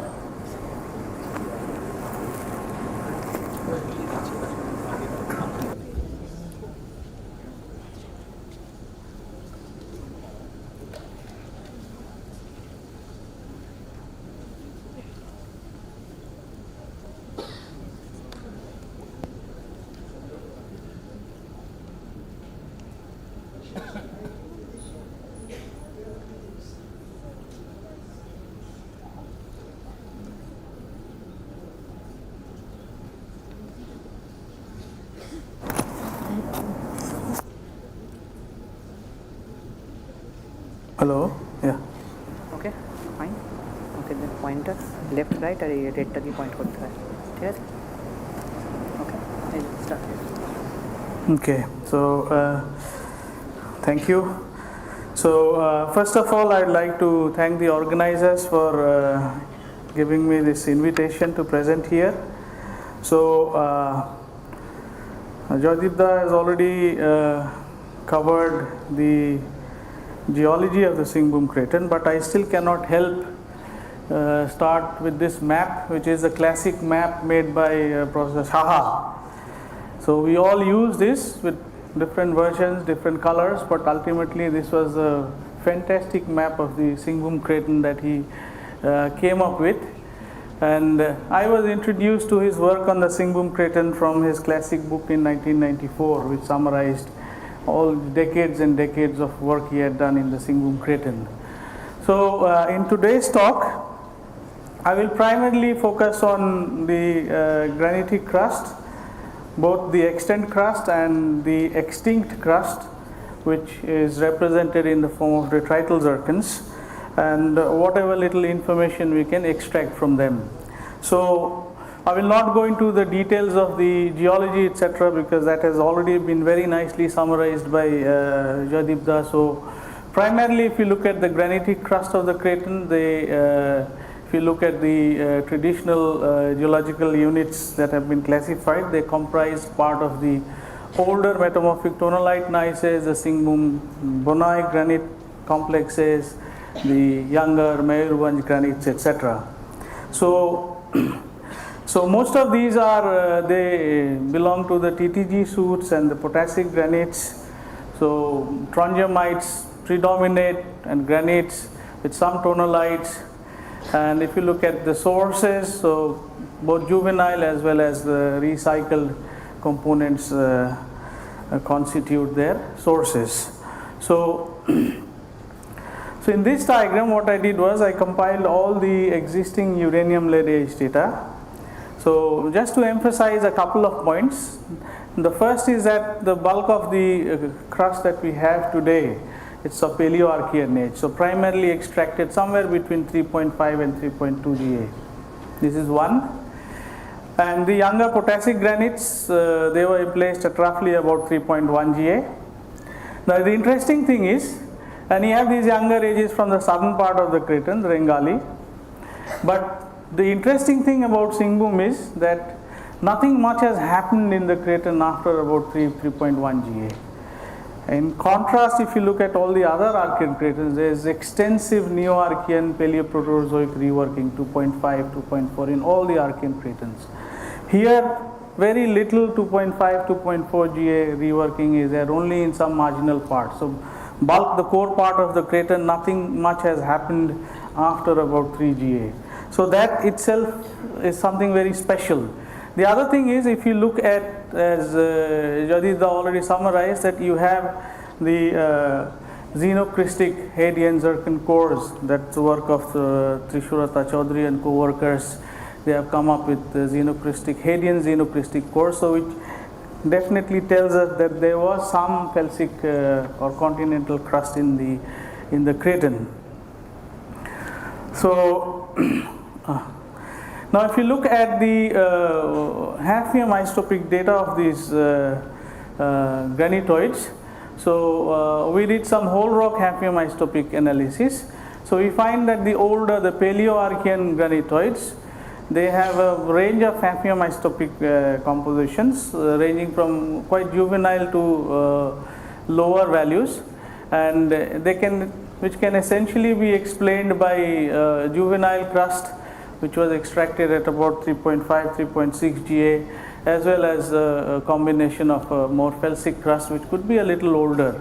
So these two components, a juvenile mafic crust as well as a recycled crust together, they can explain the bulk of the isotopic variations. And the potassic granites that we have, the 3.1 GA granites, they definitely have negative epsilon hafnium values, which indicates that they were derived dominantly by reworking of earlier crust. So now I also compiled here the age data from detrital zircons, all the detrital zircon data that have been reported so far. Again, the peaks that you get in the probability density plots very nicely, or they closely match with the peaks that you see in the existing granitoid crusts. So similar peaks are there. And again, what we see here is in the detrital zircon record, you get some very old zircons. So ages up to 3.9 feet, just touching Hadean ages. So Eoarchean to Hadean ages. This again tells us that there must have been some very old continental crust existing in the Craton. So this motivated us to look at the detrital zircon record to see if we can catch traces of this earlier crust that may have been there. So what we did was we tried to look at some sedimentary rocks, younger sedimentary formations, which could potentially would have detrital zircons from older the granitic crust that may have existed.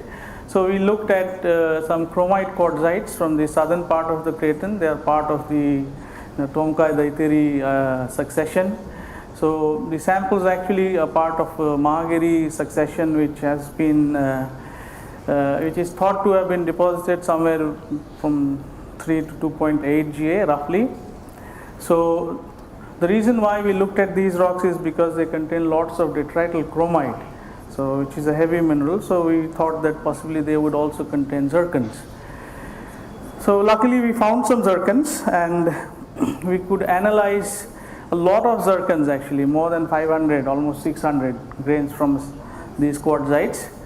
And we get a whole range of age, Paleoarchean to Mesoarchean age populations. But the interesting thing is we got some Eoarchean ages, 3.95, 3.73, etc. And but of course these are just a small fraction of the entire age populations that we have. So what we did was we subjected these very old zircons to some other trace element analysis, hafnium isotopic analysis, etc. So we find that they have elevated uranium ytterbium ratios, which indicates that they are definitely coming from a continental source, so no oceanic sources involved. And they have fairly low phosphorus concentrations, low rare earth and plus yttrium concentrations.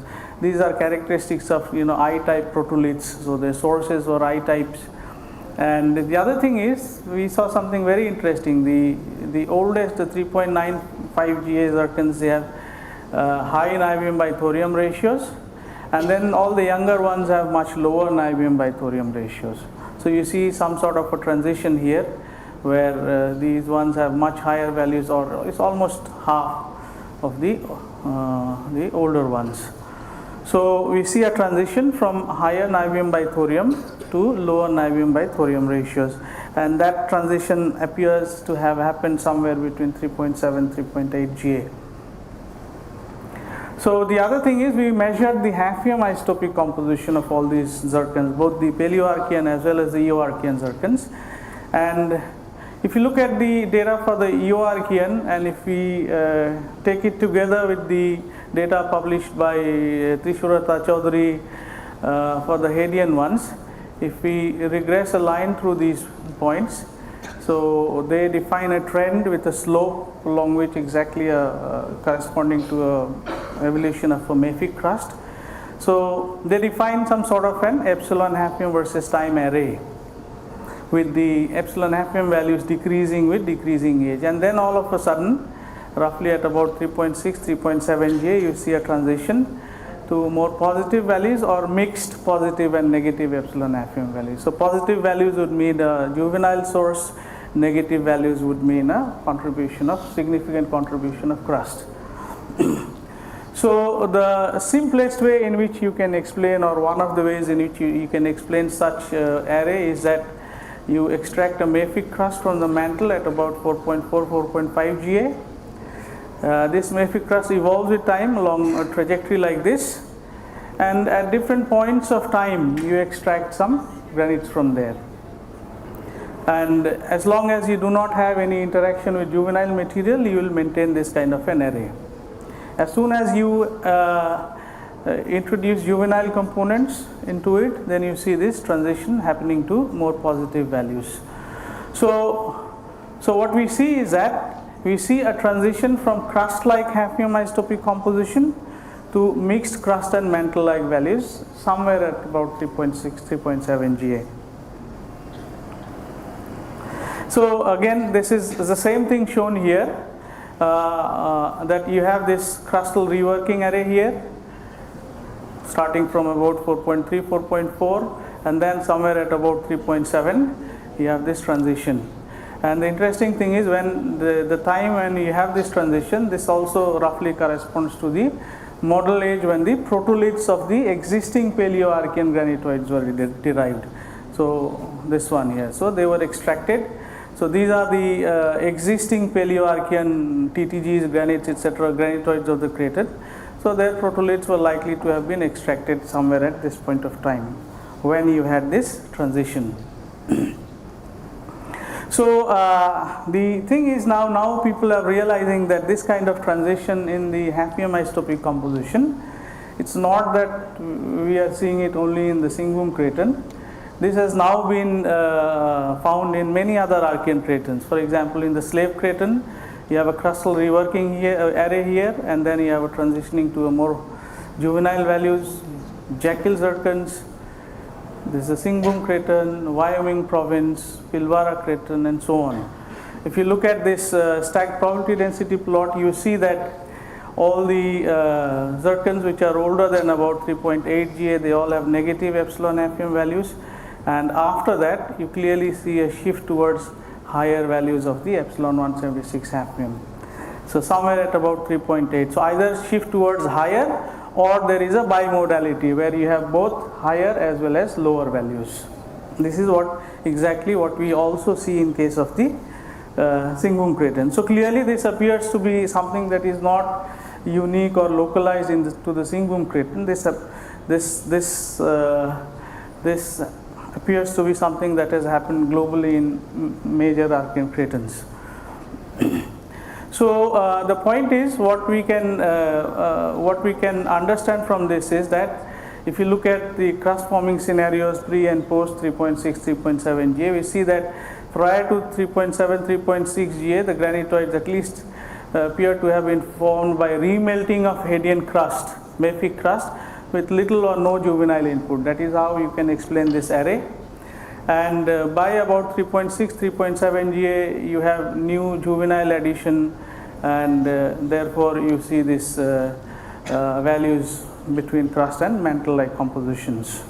So not only that, one of my students compiled all the geochemical data from the granitoid. So sir, 2 more minutes please. Okay, I'll just finish, yeah. So we see that somewhere at about 3.7, 3.8 Ga, you have a significant change in the granitoid chemistry with SiO2, Na2O, lanthanum biytterbium, strontium, yttrium increasing. So you see a decrease in niobium thorium ratio, increase in niobium tantalum anomalies, increase in light and heavy rare earth fractionation. And you also see, interestingly, a shift in the titanium isotopic composition.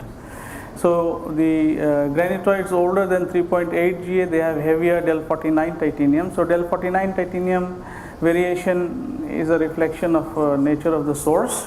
So heavier values correspond to tholithic sources, lighter values correspond to more chances of having a calc-alkaline protolith. So you see that the del 49 titanium, the earliest change in del 49 titanium happens somewhere at about 3.8 Ga. From higher to lower values. So clearly you see it in a lot of things. So this transition is happening not just in the hafnium isotopes, but in other isotopic systematics as well. So normally this has been explained by this transition from shallow level to deep seated melting of basalts. Now whatever that mechanism was, that is debated. It could be thick crustal pile or thick plateau, etc., etc. Or people have also argued that this could have been a transition from a shallow level impact melt to deeper melting after the late heavy bombardment. So now all these things, they mostly deal with variations in trace element ratios. So trace element ratios are sensitive to depths, etc. So they tell us it's clear that there was a transition from shallow to deeper levels of melting. There's no doubt on that. There's no question. The question is how and where that may have happened. Now, so this shallow to deeper melting, just 1 minute, can be explained by shallow to deeper melting. They can explain the trace element variations, etc., but they cannot explain the isotopic changes unless you have change in the protoliths, etc. So what we argue, or what I argue, is that these kind of fractionation happens in an arc-like environment, and these are also where you add juvenile material as well as recycled older components. So my idea is that there was a transition from shallow to deeper levels of melting, But that transition happened in a way that you created environments where the processes that operated was similar to what may be operating in arcs, etc. So that way you can explain both the trace element variations as well as the isotopic variations that we see. So that is all from my side. Thank you.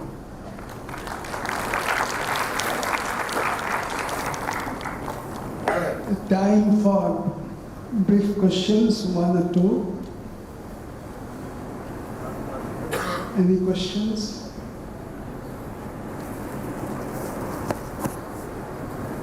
So if there are no questions, we can move to the next presentation by Lavani Roy of NERI on low heat flow, anomalous temperature dependent thermal conductivity and lithospheric thermal structure of the Singhbum Craton, Eastern India, geodynamic implications. Lavani, please.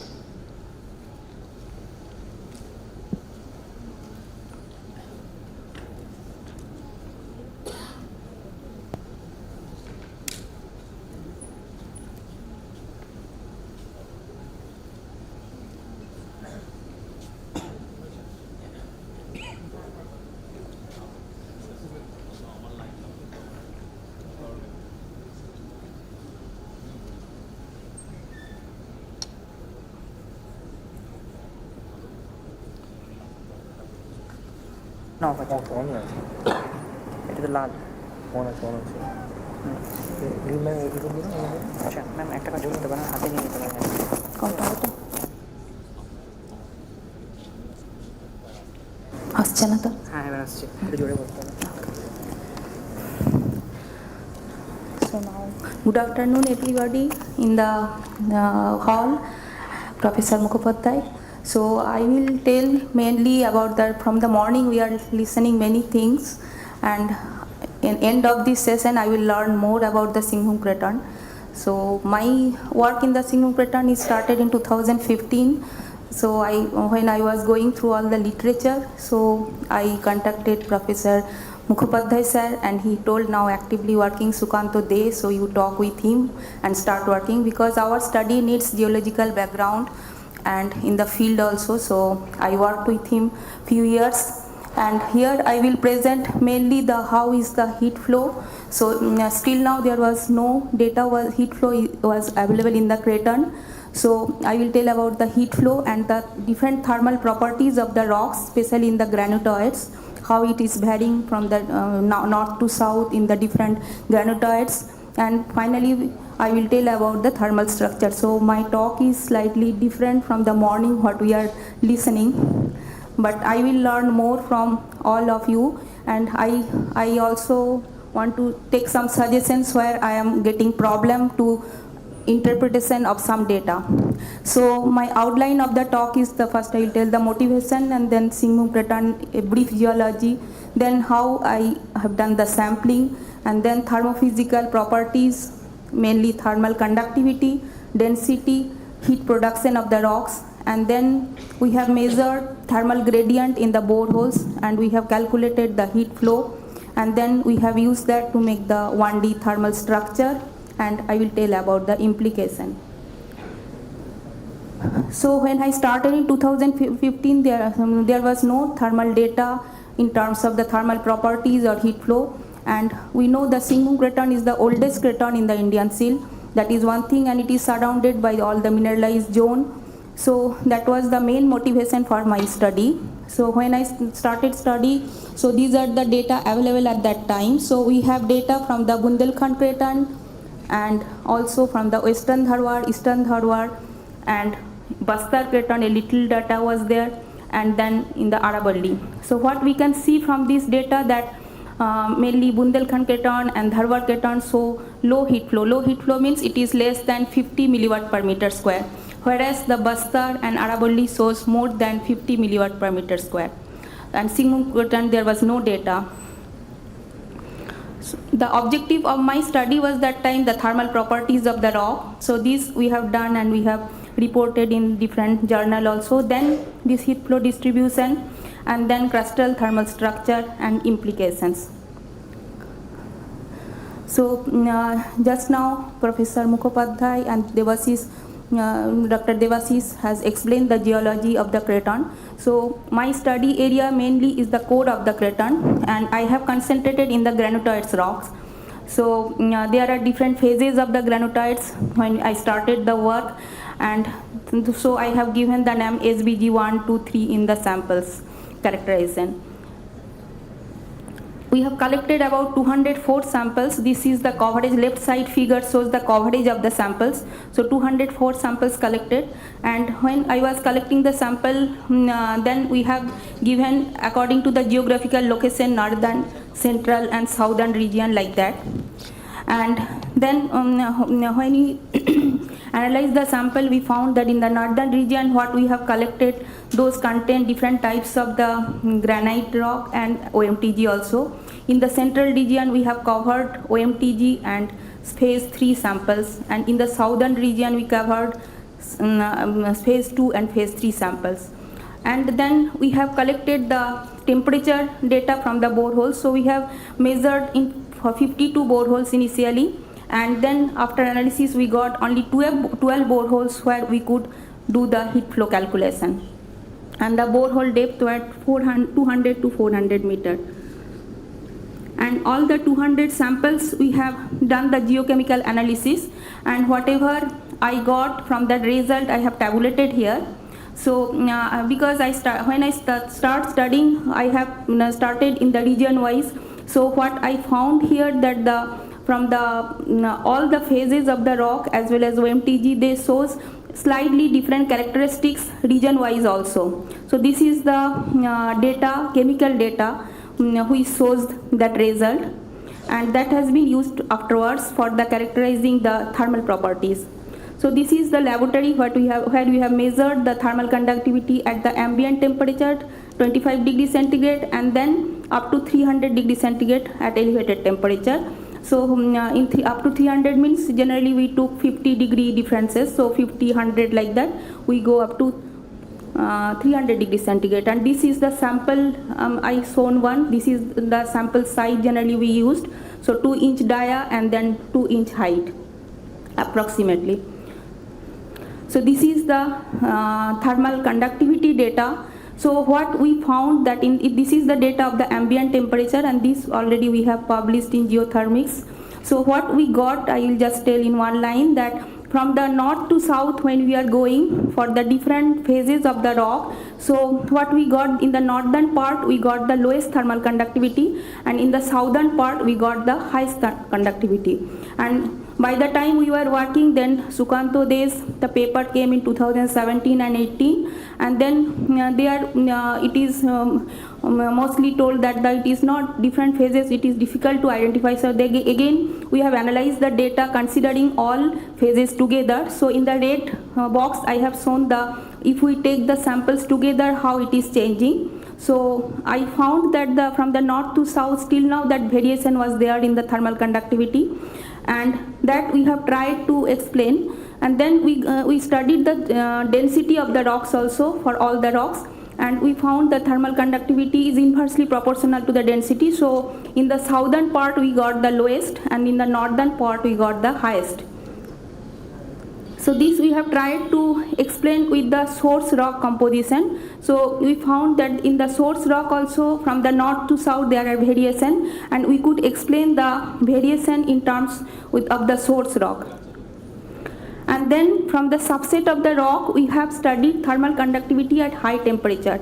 Thermal conductivity varies with both temperature and pressure, and but up to 300 degrees centigrade means up to mainly upper crust and middle crust. It mainly depends upon the temperature. So but the pressure part we can take some constant value up to 5%, and then we can model it. And for the up to 300 degrees centigrade there is no effect of the radiation part. So in the first equation what we are seeing, that is first part is the conduction and second part is the radiation. So up to 300 degree mainly conduction takes place. So we have taken the first part, and then we have in the right side figure you can see that different type of granitides how it is changing with the temperature, and we can see that in the blue I have written the drop in the thermal conductivity. So we can see the thermal conductivity drop, that means from the 25 to 300 degree centigrade it is 18%, 19%, and in the Pala Lahera that is 25%, that is the maximum drop. So there is slight variation from the older granite and the younger granite, drop is different, one thing we got. And then and the red one shows the temperature coefficient. What is temperature coefficient? In the right side equation you can see the B, that is the temperature coefficient, means how the temperature, with temperature thermal conductivity is changing. And we can see the temperature coefficient is 0.8, 0.9, 1.2, it goes up to 1.2. But from the literature what we find, for the upper crustal rock generally temperature coefficient is 1.5, that is the average temperature coefficient is considered for any modeling, thermal modeling. So in the Singhbum Craton, that's why in the title I have given anomalous temperature thermal conductivity variation. So here we got 0.8 to 1.2, and that values we have used in the modeling, I will show.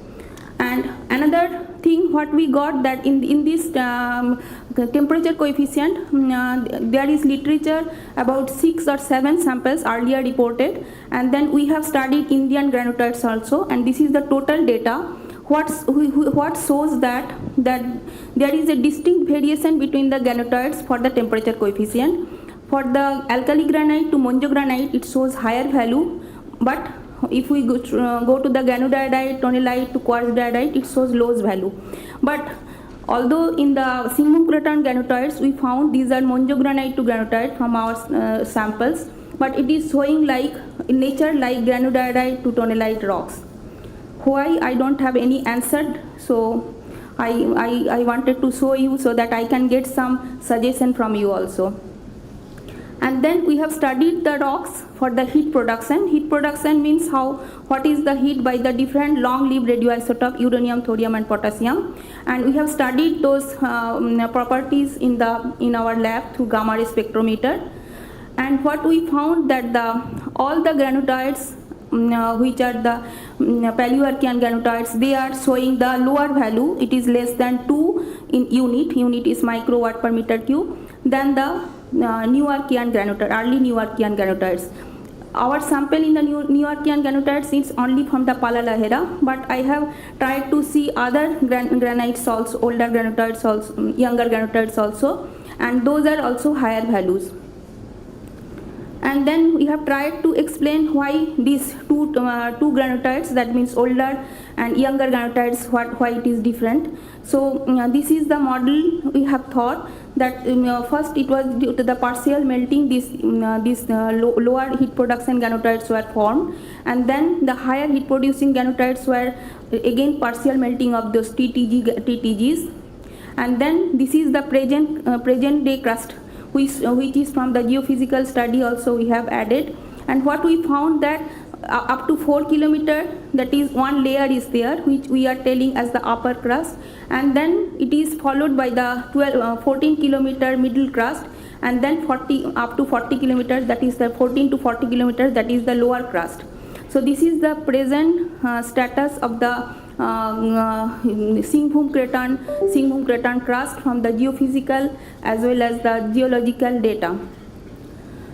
Then we have done the temperature measurement. This is the temperature measurement setup. So we have collected, as I told, we have total collected 52 temperature depth profiles from the boreholes, and these are all the data. And then we have analyzed the data, and ultimately we got 14 profiles which we can use for the heat flow study. So what we got from this data is that the thermal gradient is 8 to 11, we can say, or 12. So 8 to 12 millikelvin per meter, but degree centigrade per kilometer, whatever unit we tell. So it is from 8 to 12. So it is lower than in general what we get from the most of the area. And then we have tried to see how much past climate has diffused inside the earth, and we found that it has gone up to 150 meter, and that is useful for finding out the correct heat flow values of the area. So finally we got the heat flow of this Craton is from 23 to 33 milliwatt per meter square, and average is 29. And if we see globally, this is the lowest. It is one of the lowest globally, and Indian it is the lowest among all the Cratons. So I will show in one figure how it is. 2 more minutes to go. Yes. So this is the heat production model, left side figure we have shown, which is based on the model, crustal model we have made, and all the parameters we have used. And right side we have shown 1D thermal structure of the Craton. So what we got is that initially I showed you that all the 4 Cratons, how was the values of the heat flow. Here I have added the Singhbum Craton. So Singhbum Craton is the lowest, 29 average. All others are more than 30. And but temperature distribution, another thing is that temperature distribution, although it is low heat flow, there are anomalous thermal conductivity, many things are there, but ultimately we arrived that thermal structure is not very different from the other Cratons of the India, that means Dharwar or Bundelkhand. One more thing is that there are thrust zone, and where we got the heat flow is double of the what we got in the Singhbum Craton. That was reported in 1974 by Rao et al. So it was around 60, its average is around 61, whereas in Singhbum we got 29. So reason could be, so what we are thinking, I can get suggestion from you also. So one may be due to the mineralized zone, the gradient has increased. That may be one reason. And another is that the Singhbum Craton is subducted beneath the CGGC. There are many literature that may have increased the crustal thickness, which could be the one reason for this higher heat flow in the thrust zone.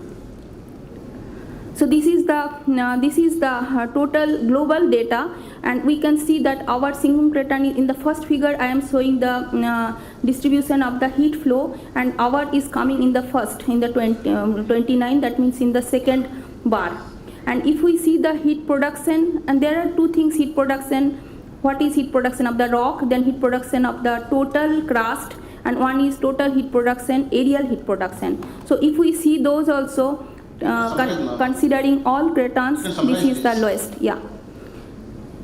So what we got is that thermal conductivity variation shows very wide range. Already I told all these things. And then thermal conductivity varies spatially, as well as conductivity from the northern, central to southern. And then the temperature coefficient is anomalous here compared to the other Cratons.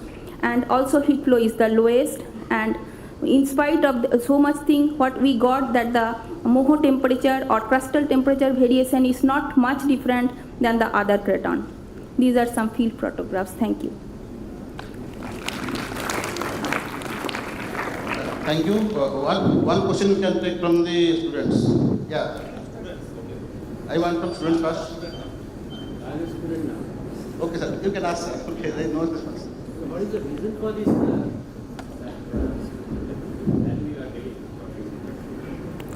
Reason is thermal structure, sir. Means how. Thermal structure. Just explain. Thermal structure means how the temperature changes in the crust, and what is the heat is coming from the Moho. That is the main purpose of this study. Okay. So I am suggesting that the lithospheric thickness in Singhbum Craton is relatively thinner, because we have similar kind of antiquity in Kapal Craton and all other places where the heat production is very high actually. Yes. So in case of Singhbum Craton, we are getting so low. Kapal Craton, not all are high. 37. Sure. Yeah. This is the values in the different Craton. Yeah. So we can see it varies from 20 to, for all Archean it is varies from 20 to 60. And our is 29 here average. These all are average values for different Craton. So what is your opinion? Why it is low? Yeah. One thing is that here heat production is also low. That is one thing. Why heat production is so low? Why heat production comes from the long-lived radioisotopes, uranium, thorium, potassium. So as it is older, it gets it decayed. Uranium, thorium, potassium is decayed. That is one reason for getting the low heat flow, low heat production. So any other significance of this study? Sir, sorry, sir. We'll take it to last time, sir. Okay. One more question, sir. You wanted to ask a question? It's a good talk. Thank you. But just my question is, I don't know exactly your position where the points where you have taken these samples, but is it restricted only to the Archean core part of the Singhbum Craton? Because if you go to the north, why I am asking this question is that if you go just to the north, where the so-called CGGC, the central this Chotnaku Gneissic complex, and right from east to west, that is in line with the Central Indian tectonic zone, there is a very high heat flow, anomalously high heat flow is reported. Yes. And that is also all proterozoic granites. So it doesn't always, be confirmed that if it's an older granite, it will be, although that is the conventional idea that the radiogenic heat production is less. We have found very high radiogenic heat flow and heat production rate in the northern part of Singhbum Craton as well as in the Central Indian Craton. Yeah. So what is your take on that? That was Yeah. my last. So we have studied now in CGGC also. CGGC rock heat flow also is very high. As we are seeing in the Singhbum shear zone also, it is double about 60, and that will probably continue in the CGGC also. So as soon as we cross the Singhbum Craton, we are coming in the shear zone, and then now we have data on the CGGC also that is showing very high in terms of the heat flow. So here there also heat flow is 60-70, and if you go in the Damodar also, Damodar Valley, there also it is high. So this is the particular region, it is very low. Other than that, if we heat production is, I told old means proterozoic and Archean. There are difference in proterozoic and Archean. If we see the world data also, in the proterozoic, if we see heat production also, I will show the this frequency diagram. So if we see, this is the heat production diagram which shows values from 0.4 to 2.8 or 3. So, so within Archean also there are so much variation worldwide. It is not only in India. Even in India, if we go in the Bundelkhand Craton, there we get the heat production average 5.5. Whereas in the Singhbum Craton, we are getting 0.8, 0.9, 1, maximum 2 for the different type of granitoids. But in the Bundelkhand Craton, we have reported heat production 5.5, 4.4 like that. So within granitoids also there are many too much difference, although those are similar type, monjogranite or similar type, but maybe due to the crustal evolution, different crustal evolution or something else, that concentration of the uranium, thorium, potassium is different, and that gives the more heat production. It is not always in the Archean or proterozoic, but in general Archean is, as we are going in the age, that means if it is proterozoic, it is more heat production. Thank you. Actually, I will discuss more. Actually, finally, I had a question, but it is not actually a question, it is a sort of comment you can take. Yeah. That you have the observation that in the Singhbum thrust belt, told you it is not a Singhbum thrust belt, it is Singhbum shear zone only now. Yeah. So along the Singhbum shear zone, the heat flow is very high. Yes. But that you have given two explanations, either it is because of the mineralization, or you are telling that the Singhbum Craton has gone beneath the CGGC. Yes. As you understand that Singhbum Craton is not in juxtaposition to the CGGC. There is NSLV in between. And the high heat flow that we are getting in the SSZ, it may not be alone due to the mineralization that is present. There are some other explanations for it which is possible. But thank you for the observation. And it is it may be other explanation also possible. These we are thinking too. Yeah. Okay. Thank you very much for the Yeah.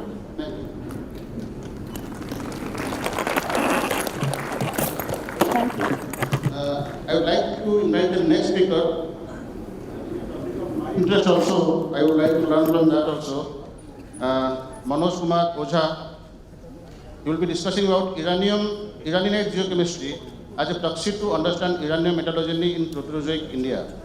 And he will be discussing about one occurrence from SSZ as well as another from Samadhi area in Purbanera, that is in Aravali Delhi coal belt. So, sir, we are running short of time, as you understand. So, try to finish your talk within 30 minutes so that we can have 2 minutes of discussion. Yes. This is the slide, sir. Okay. Pointer for left, right, and this is for pointer. Okay. Okay. Good afternoon, everyone. Hope I am audible. Good afternoon, chairpersons. Good afternoon, August gathering, and my dear students. I feel a toddler standing in front of you as of now.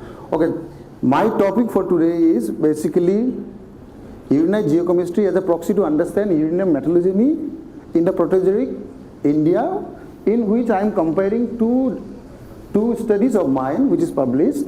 One from Mohalli, recently published, it is in press, and the other one published in 2017. So, I am Dr. Manoj Kumar Oja. I am from NIT Durgapur. Oh, okay, let me start. Before going into the topic, as we move forward towards a future driven by clean energy, high-tech industries and strategic resource, critical minerals which has evolved in now current challenges has taken a big role as of today. In present scenario, critical minerals are actually not minerals, they are basically elements which are of immense importance related to clean energy. So Ministry of Mines in 2023 has characterized 33 critical minerals, in which uranium and rare earth elements are a part of those. Now, what are the challenges? The challenges related to critical minerals is that it is limited supply due to geological scarcity, environmental impact is associated with that, and geopolitical issues. However, associated this critical mineral, mainly rare earth elements, including uranium, they are mostly associated with uranium deposits, and they are invariably found along with uranium deposit. And a recent study in 2020 by Raju, he has suggested that at least more than 60% of the critical minerals can be extracted from the byproducts of such kind of deposit or mine tailing. However, this is a challenge which I am trying to come with an idea which I will be discussing in the last slide. So before going into the topic, let us understand some salient features about uranium. So uranium is basically a strategic mineral, or you can say a critical metal, which is economically and politically linked to the country's development. The element is enriched in the continental crust. The processes that affect the continental crust eventually has... Yes, please come to the topic because we have limited time. Yes, sir, I am coming. So it is directly related to the enrichment and mobilization of uranium.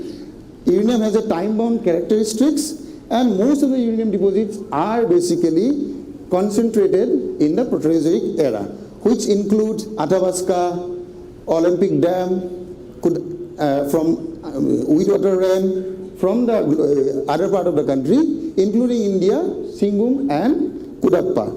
This is a map which is prepared after AMD, in which AMD has reported more than 200 plus prospects from ADMB, and Singhbum Shearjan we already have. You may skip these things and come to your topic. Yes, sir. And Singhbum Shearjan already has 6 working uranium mines. Uranium geochemistry. Uranite geochemistry is very important because the mineral is non-stoichiometric. It can accommodate various elements, which includes rare earth, yttrium, thorium, calcium, iron, and this incorporation is primarily a function of temperature and element availability, and it can also reduce or substitute radiogenic layer. Thereby, whenever chemical dating is being done related to uranite, we should take precautions. Now, come to my study area. So, these are the 2 study areas which I am comparing. One is Mohalli deposit, the other one is Purbenera prospects. So, I will be not going in detail of the stratigraphy of Singhbum Shearjan because it is already being discussed. However, Purbenera prospect, mineralization is found at the contact of the basement and the supracrustal. Here the basement is Mangalwar complex and the supracrustal is denoted by Purbenera, that is a quartzite band.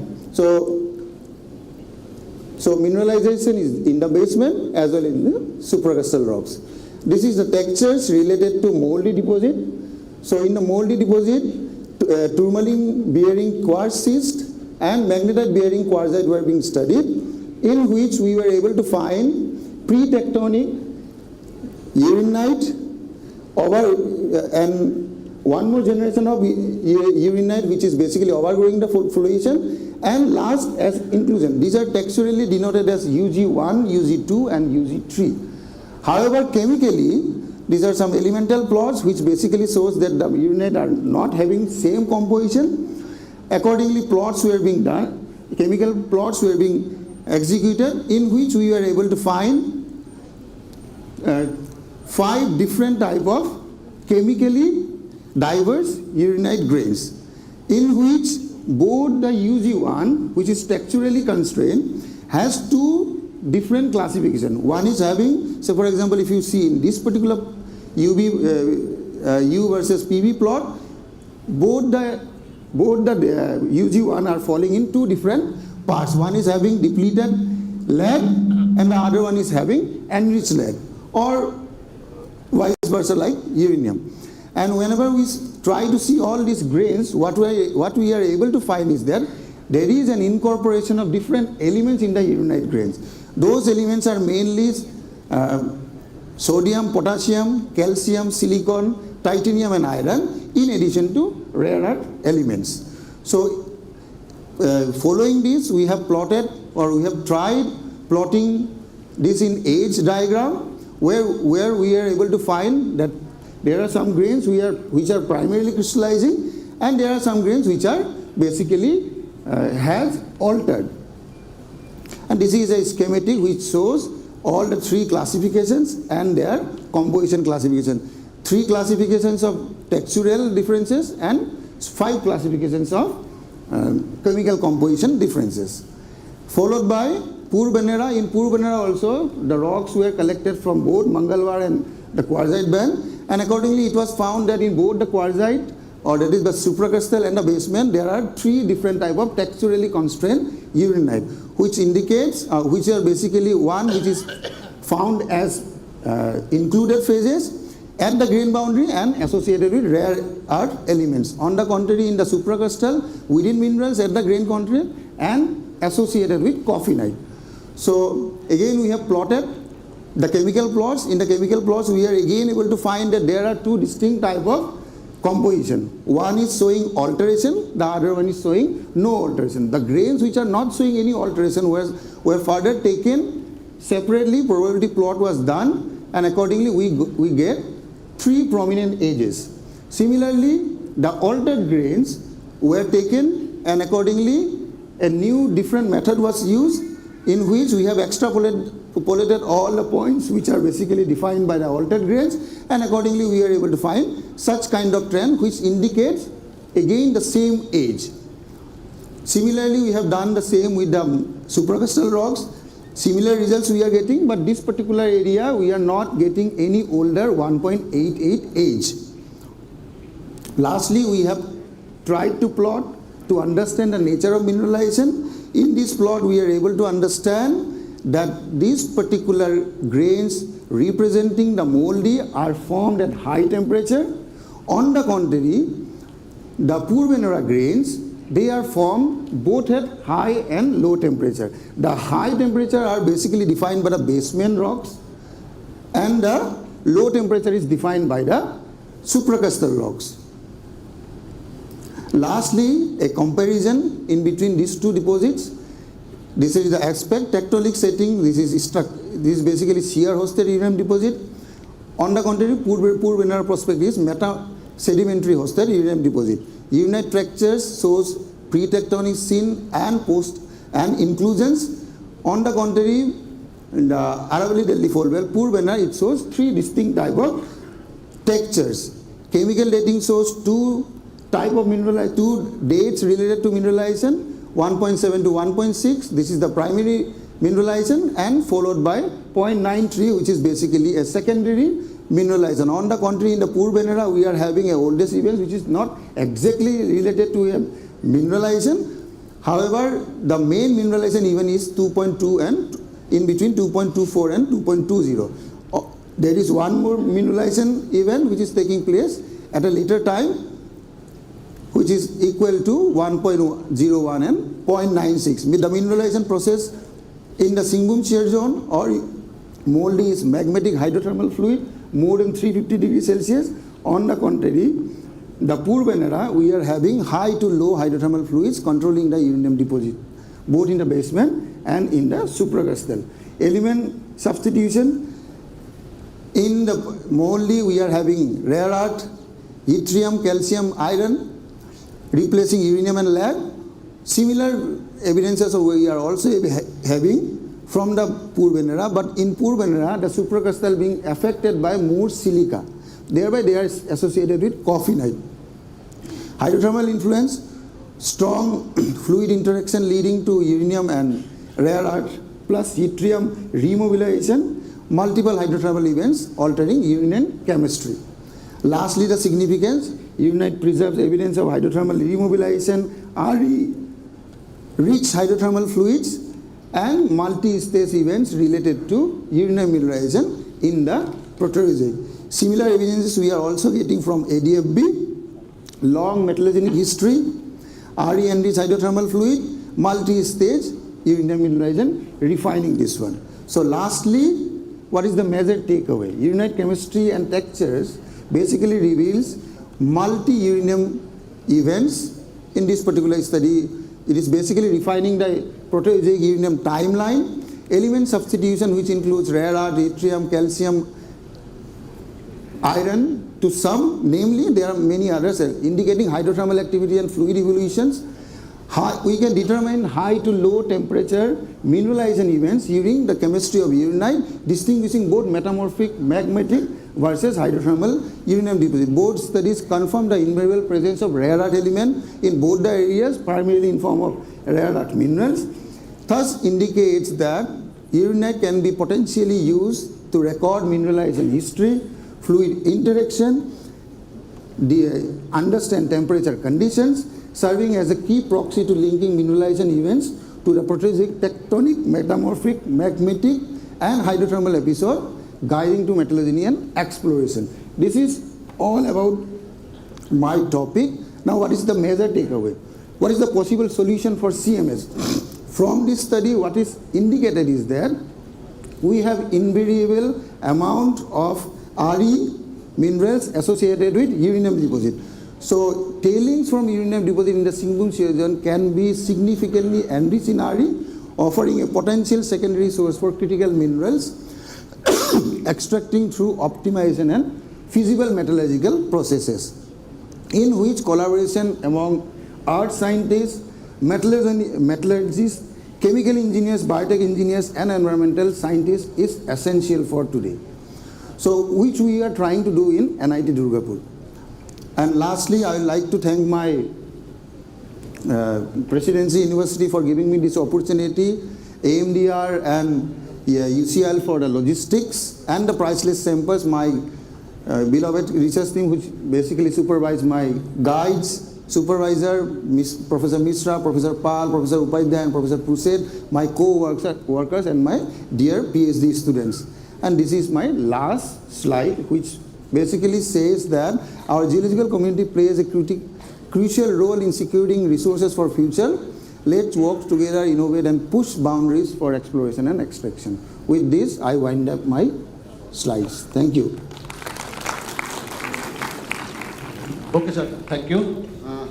Any questions from the audience? Students first.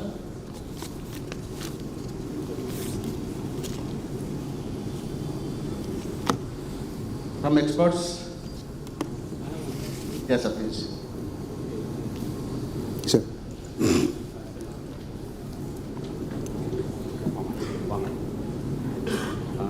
So only question is that what is the composition of these tailings, uranium mines tailings? Do you have any idea?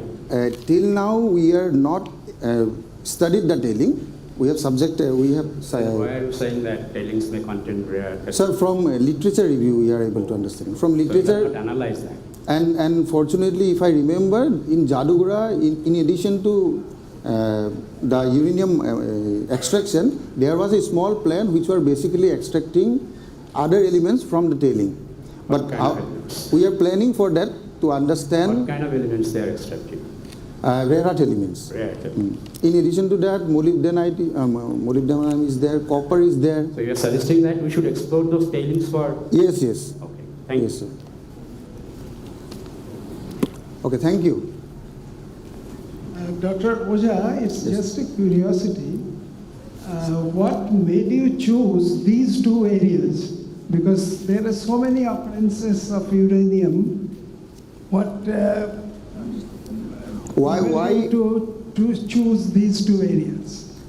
These two areas I have chosen because one is the type of study in both these two areas is similar, where only urinate geochemistry is, we have tried to use only urinate geochemistry to understand the whole mineralization in the deposit. Such question is very pertinent. As you understand, the setting of Mughal deposit which is along SSZ and that of the Samarkand they are different. Are entirely different. Different. So they cannot be compared. So such question is that it may be your two different areas of interest where you have worked and published the papers, but they are not comparable. But in the region of comparison, that is what sir. The only comparable thing is that the main topic is that how we can use urinate geochemistry as a proxy to understand. It is a very good attempt. Although they are... I got your point, but I have some more queries I will try to discuss with you during lunch Sure, time. sir. But just for the benefit of the students, they are not asking. Just I want to know that Uraninite geochemistry is a very good proxy. But is your Uraninite that you are analyzing, is it in a closed system? No. As you know, in the SSZ, there are several episodes of remobilization and reactivation along the same CO2. Along the same ionic pollution also, you get 6 CDS planes, and they are differently mineralized, as you have rightly told also. So when they are remobilized, it cannot be used as a proxy. First, you can use as a proxy when the system is closed. That means whether it is as an inclusion, if it is occurring in some mineral, like say for example biotite or chlorite or any other mineral. So that is one comment. Anyway, I will discuss more about it. Can you give some insight into your geological understanding, as you published many papers in Mohuldi? And I must congratulate, everybody should join me in congratulating also that recently here, 17th March only, he along with Sarita Patel got a paper published online in Springer in Mineralogy and Pathology. It is a good attempt. While appreciating, can you please throw some light, why are you getting so much of tourmalinite or tourmaline bearing quartzite in that Mohuldi setup, and what is your take on feldspar thick schist which is pluralized? So these 2 points, you can answer me now or you can answer me in the last time also. So basically we have started working in Mohuldi. This is my first paper in Mohuldi. But earlier to that or prior to that, this tourmaline and apatite, they have been studied by Patel et al. Earlier along with Professor Upadhyay. So as of now, I cannot comment much on why tourmaline is so abundant in that particular. My request is that we have to understand the geology first, then the mineralogy. Going for so high-end mineralogical analysis and other things should be supplemented first by ground geology. That is the first thing, sir. You have to understand the structure and the setup, geological setup. You have to understand this. What is immediate host rock, what is controlling the mineralization. Then you go for the uranite geochemistry as a proxy to understand the rest of the things. Thank you, sir. Yes, sir. Thank you. Thank you. Discuss more. Thank you for the suggestion.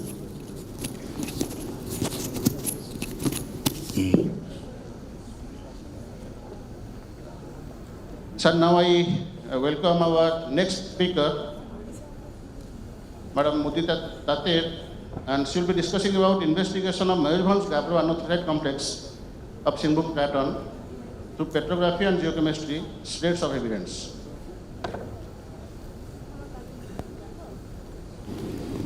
Hello.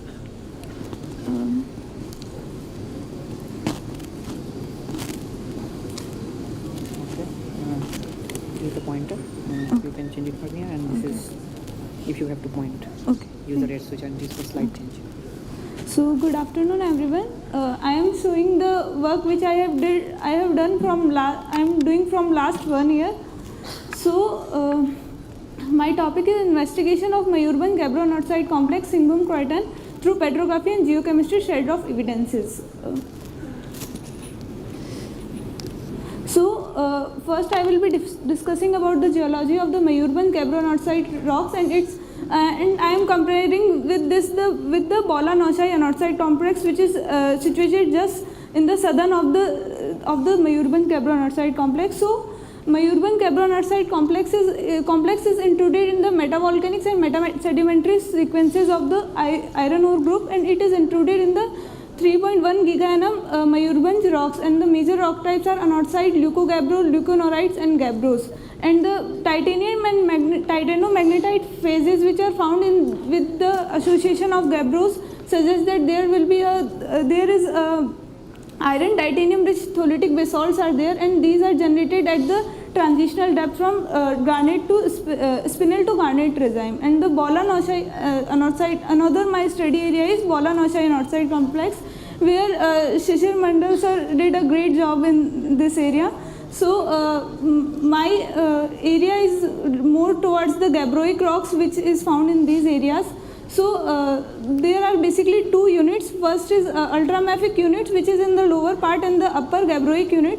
So upper ultramafic unit mainly comprises of orthopyroxenite, dunites, Harzbergite and chromatite bands, and while the gabbroic unit comprises of mostly gabbro-anorthosite magnetite layers and with platinum mineralization. And at the contact of these two units, there is a breccia zone where the PG mineralization has taken place.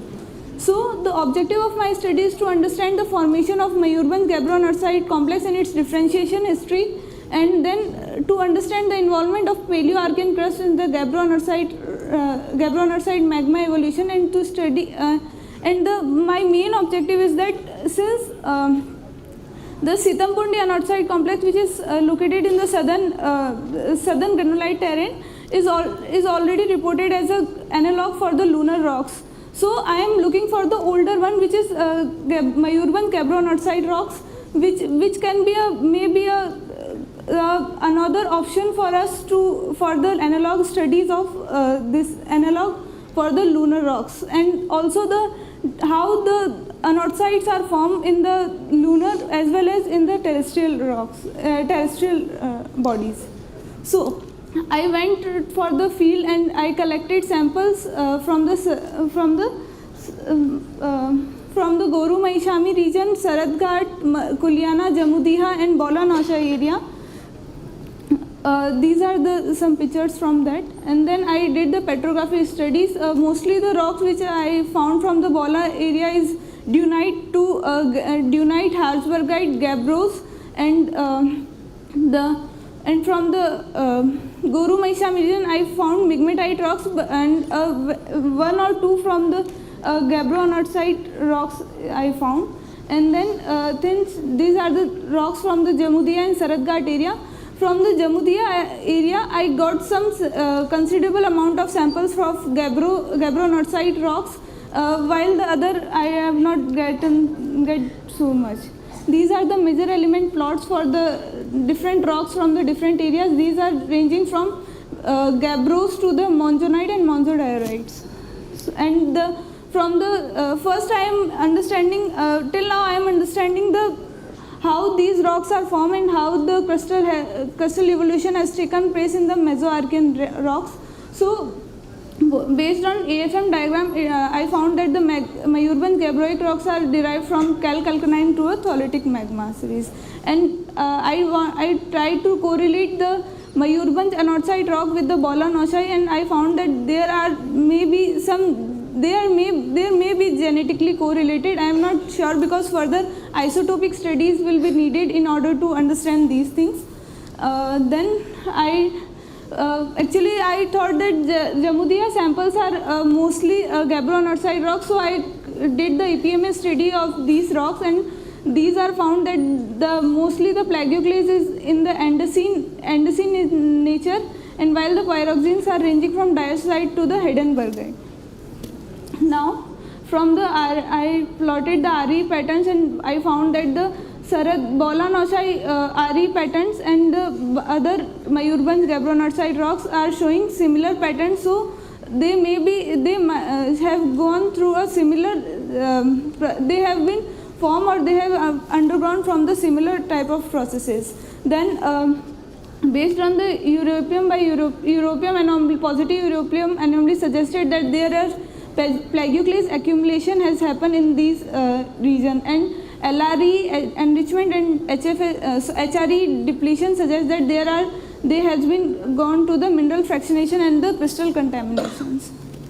Now, from the spider diagrams, I found that the large ion lithophile element enrichment and high field strength element depletion, and with niobium to the tantalum negative anomaly with positive zirconium to Hafnian anomaly, which suggests that there may be they form from the subduction zone setting. Further, I taken some proxies in order to understand how these rocks are formed. So, using niobium to the zirconium plots, I found that these rocks are formed at the depleted mantle source, and then from the terbium to yttrium anomaly plots, I found that these are formed in the Morb region, and the displacement which you can see is just because of are the regions of the volcanic arc settings, and these suggest that there may be a crystal contamination has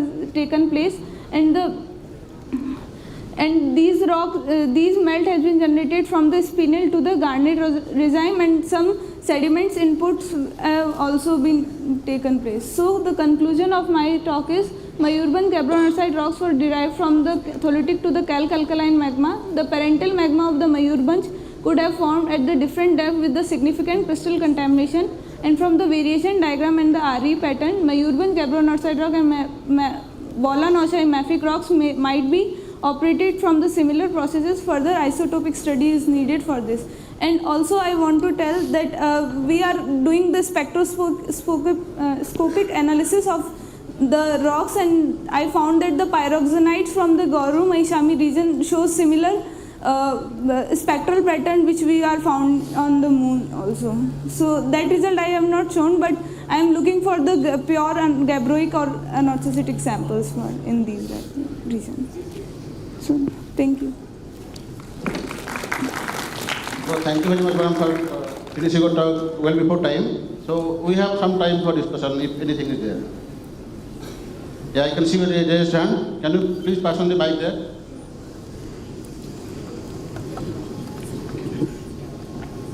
Thank you for this talk. Yeah. My question is, your work is fully concentrated on Mayurbanj gabbro-anorthosite. Yes. What is your field area? Because I do field in this area, so but I get different petrography. Okay. Because if you get to the part Benjaran or Hatijar area, you found that the composition of slides are different. Can you repeat the question? Yeah. You told that gabbro-anorthosite in this Mayurbanj area. Yes. I want to know about the field location. So I did in the Bisoi village, Bisoi area, and then Jamudiha village also, where I got the samples, and the Saratghat, there is only one route for the Saratghat area, from where you can cross the hill also, and then you reach to Asbani and Purnapani village. So on the road cuts of these rocks, on the road cut of these pathway, you can find the location, find the rocks. Actually, if you go to the Benjaran or Hatijar area, so where the samples are very much weathered. It means yes, actually this happened with the Saratghat also. I found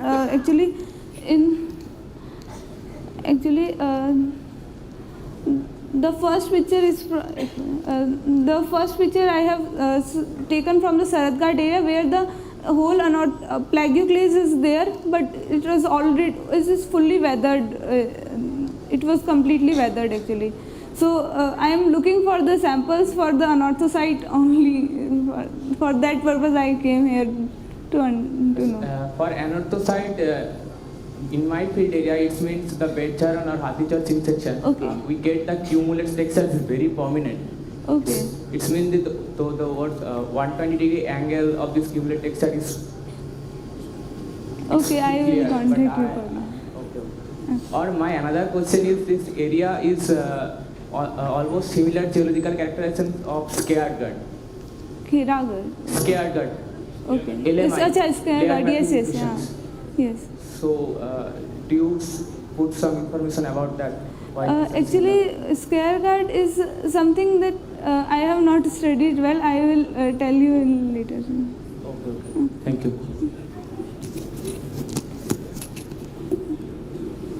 Any other question?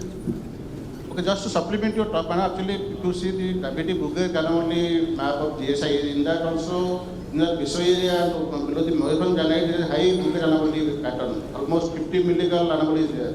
The large amount of, like what is saying that layered mapping complex may be there. And one more thing that if you cross the Bangli procedure and come towards Simlipal, move towards Simlipal, and if you see that there are a number of intrusions of these mapping ultramafics within the sericite was cyst. Okay. And within that, in the Bangli procedure, that copy area, you have seen that. And within that, in the contact nodules, there are a number of Anorthosite cysts developed, beautiful Anorthosite cysts. So in those areas, if you can work and compare, so what is the relation, that will make a bigger contribution in future. You can take it as a comment, supplement. Thank you. Thank you for this. Thank you.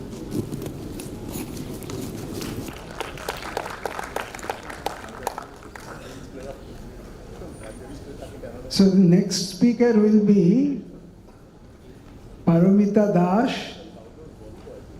from, and topic would be structure and magnetic fabric analysis of Mayurbhanj granite near Bangli shear zone, initial findings.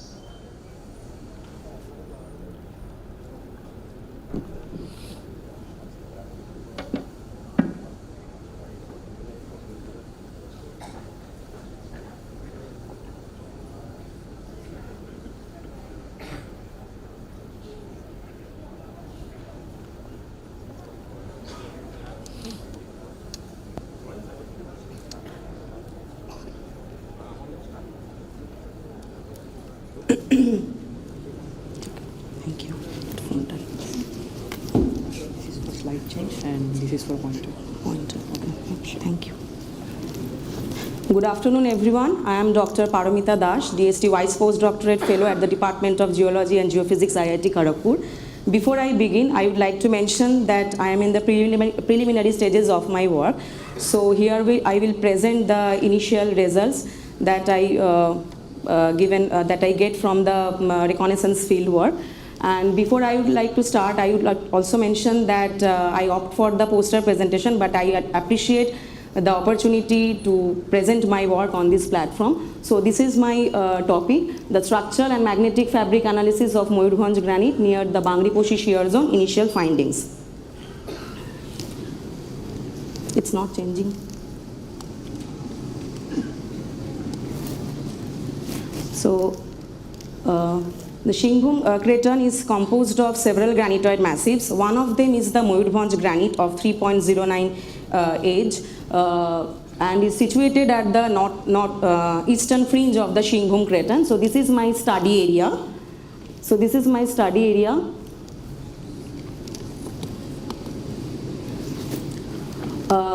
The Mayurbhanj granite is in generally undeformed and unmetamorphosed in nature. But Saha 1994 reported the imprints of myelonitic foliation along its eastern margin, where it is near to the contact with the Shingbhum shear zone. And later this shear zone is considered to be as a southeastern extension of the Shingbhum shear zone by the later workers. Recently, Prabhakar et al. 2014 designated this shear zone as a north-northeast, south-southwest trending Bangli shear zone. So previous researches are mostly based on the geochemical and geochronological aspects, but very limited attention has given as far as structural details are concerned. And also we know that the granite have proximity to the shear zone and the kinematics of the between these two are interlinked. So with this aim, my objective is to detail study of deformation in the Mayurbhanj granite, that including macro and micro scale fabric, and understanding the time relationship between fabric development in the MBG with the regional deformation. So these are the methodologies that I have followed.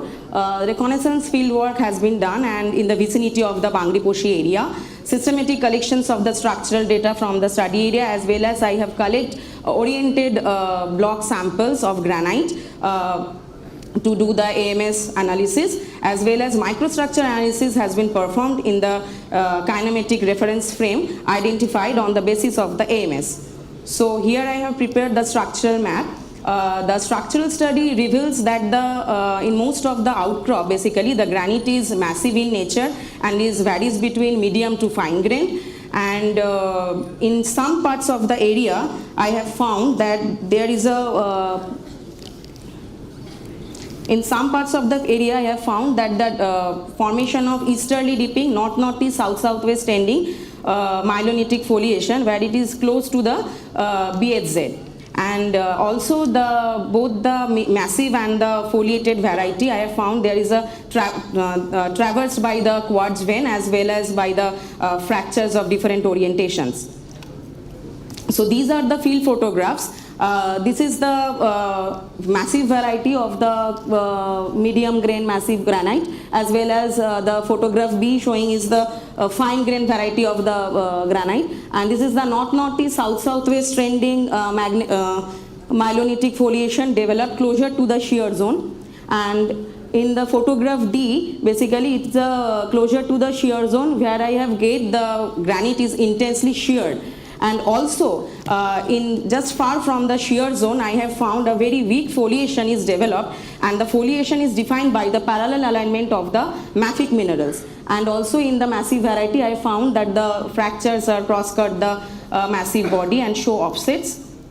So as I have mentioned that the most of the sample granite is in the outcrop, I have seen the massive variety. So AMS analysis has been performed. I have collected 11 total granite sample, oriented granite sample that were drilled to produce the multiple cores, on which I have analyzed the AMS, performed the AMS analysis, and to get the various parameters that I will show in my next slide, along with the K1, K1, K2 and K3 axis that I will get, which define that the K1 is represent the magnetic lineation, whereas K1, K2 indicate the magnetic foliation, and K3 is the pole of the K1, K2 plane.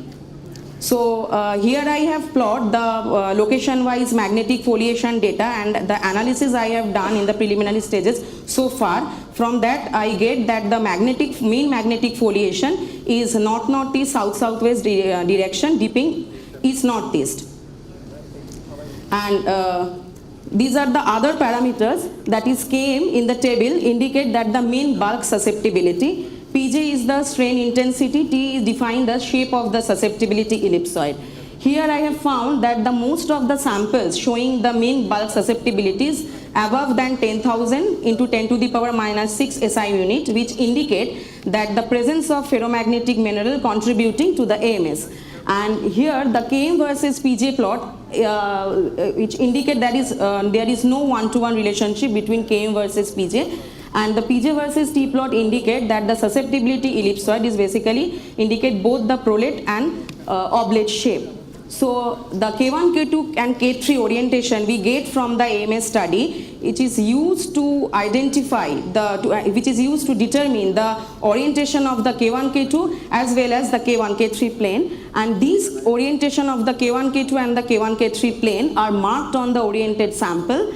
And the K1, K3 plane is cut, parallel section is followed by cutting the parallel section parallel to the K1, K3 plane, and then the trace of the K1 is marked on the K1, K3 plane, and the thin section has been prepared on that K1, K3 plane, which is the reference flame and is equivalent to the XZ section. So these are the photomicrographs. So the massive granite, so the granite is mainly composed of quartz, alkali feldspar that include partite, microcline, also plagioclase feldspar, biotite, muscovite are also present, and opaque phases are mainly accessory minerals are present as an opaque phase. So here I have found that in the massive variety, the plagioclase show deformation twins, as well as in the myelonitic variety in the figure C, I have found that the shear movement is dextral top to the southwest direction, and quartz is deformed, show the dynamic decrystallization by grain boundary migration as well as subgrain rotation, And in the field photograph that I have seen that the weak foliation developed in just far from the shear zone. So the foliation is defined by the parallel alignment of the muscovite and biotite grains. So by this preliminary study, basically, I just come to this conclusion that the north-northeast, south-southwest trending mean magnetic foliation is more or less parallel to the observed field foliation as well as parallel to the BSZ. So therefore, from this study or the study I have done so far, I can conclude that the fabric development is synchronous with the evolution of the shear zone. The granite also exhibits that the porphyritic texture and the dynamic decrystallization of the quartz grain by subgrain and grain boundary migration indicate that the solid state of deformation. So therefore, the first results of this research indicate that the MVG is deformed and detailed investigations are basically in progress to unravel its deformation history and tectonic implications. So these are the future works that to be explored. Up to now, I have done AMS analysis on the 11 sample, and collection of the oriented sample for AMS from the other parts of that study area is to be done. And also the preparation of rock thin section parallel to the kinematic reference frame will be done, and to micro and microstructure analysis to get the overall tectonic deformational setup. And also same EBSD will be studies from the selected area. So thank you for your kind attention, and also I need your suggestions. So thank you. Thank you, Dr. Paramita, for a very precise talk. As we are having some time, we can encourage her with some questions, interesting questions. If none, then I will give some comments actually. Paramita, can you display your map?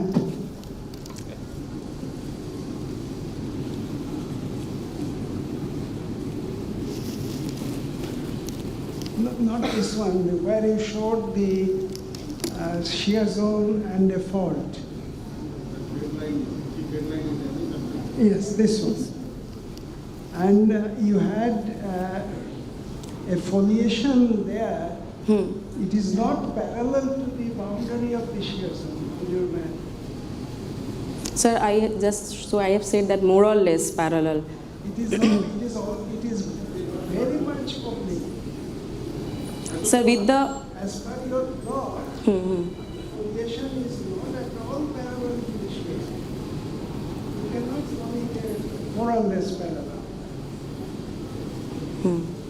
So that's... And the other thing is, can you display your magnetic foliation that plot? Here also you see, it is, the foliations are not parallel. Sir, actually, to comment on this, I have to collect more data from the other parts also. So Yes, to get the... Whatever data you have, you must have a proper characterization of the data.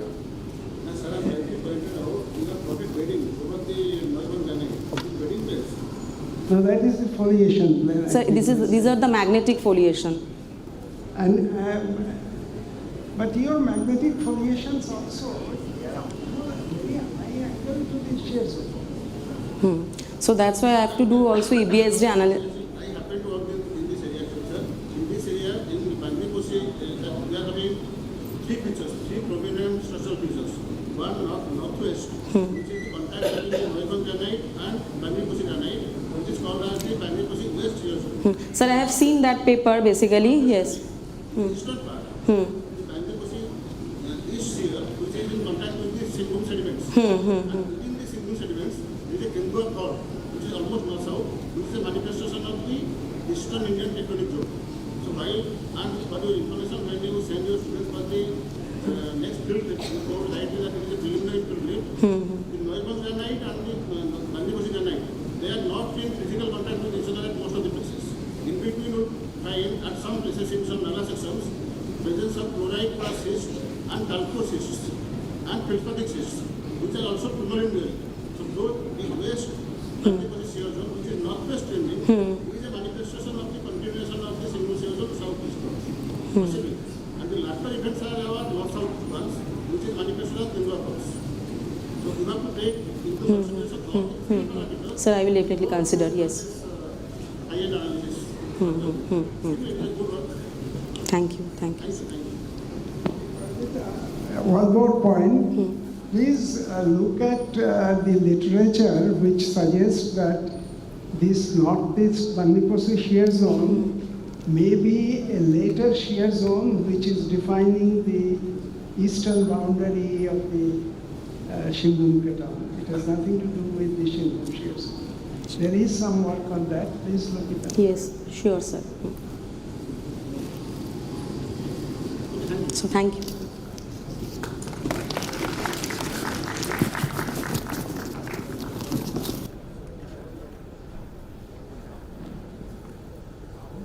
The next presentation is by Professor Shishir Kumar Mondal. Distribution of osmium, iridium, rhodium alloy in Archean chromatites of Shingbum Craton, India, origin from a depleted mantle source.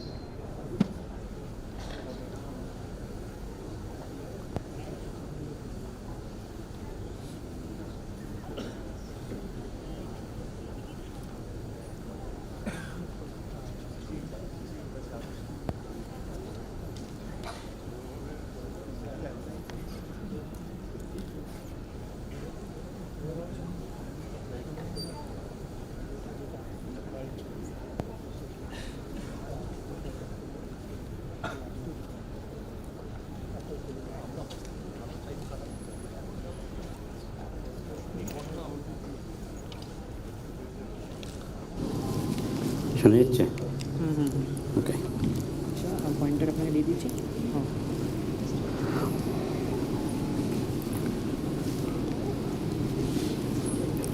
Good afternoon. My name is Shishir Kanti Mondal. I am not Shishir Kumar Mondal. So this presentation is based on a project which we did during 2013 to 2016. The title of that project was Sustainable Resourcing of Platinum Group Elements, Studies to Understand and Locate PG in Chromatites and Breccias in India. It was a 3 years long project with Hazel Pritchard of Cardiff University under the British Council MHRD bilateral collaboration between India and UK.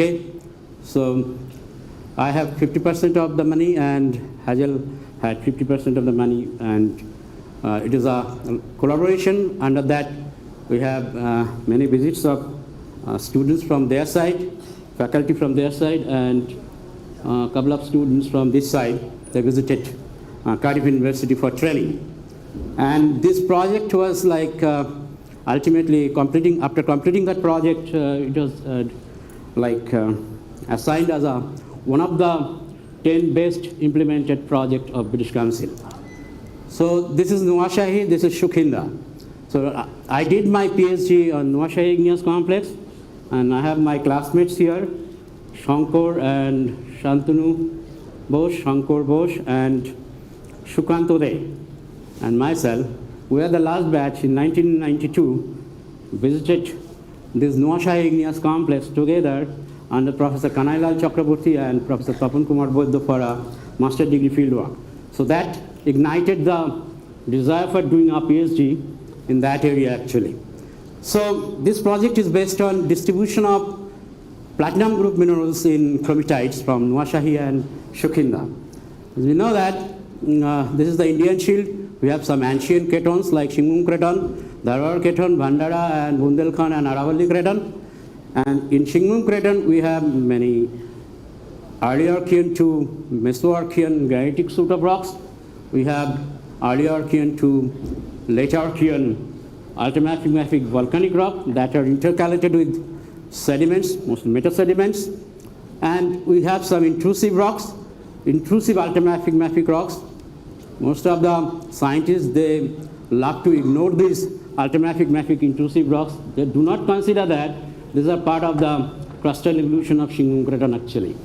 So the thing is that these are very important because Shukhinda and together with Nuashahi, we are supplying almost 7 to 8% chromium resources to the world, and Shukhinda is supplying or producing more than 97% chromium resources in our country.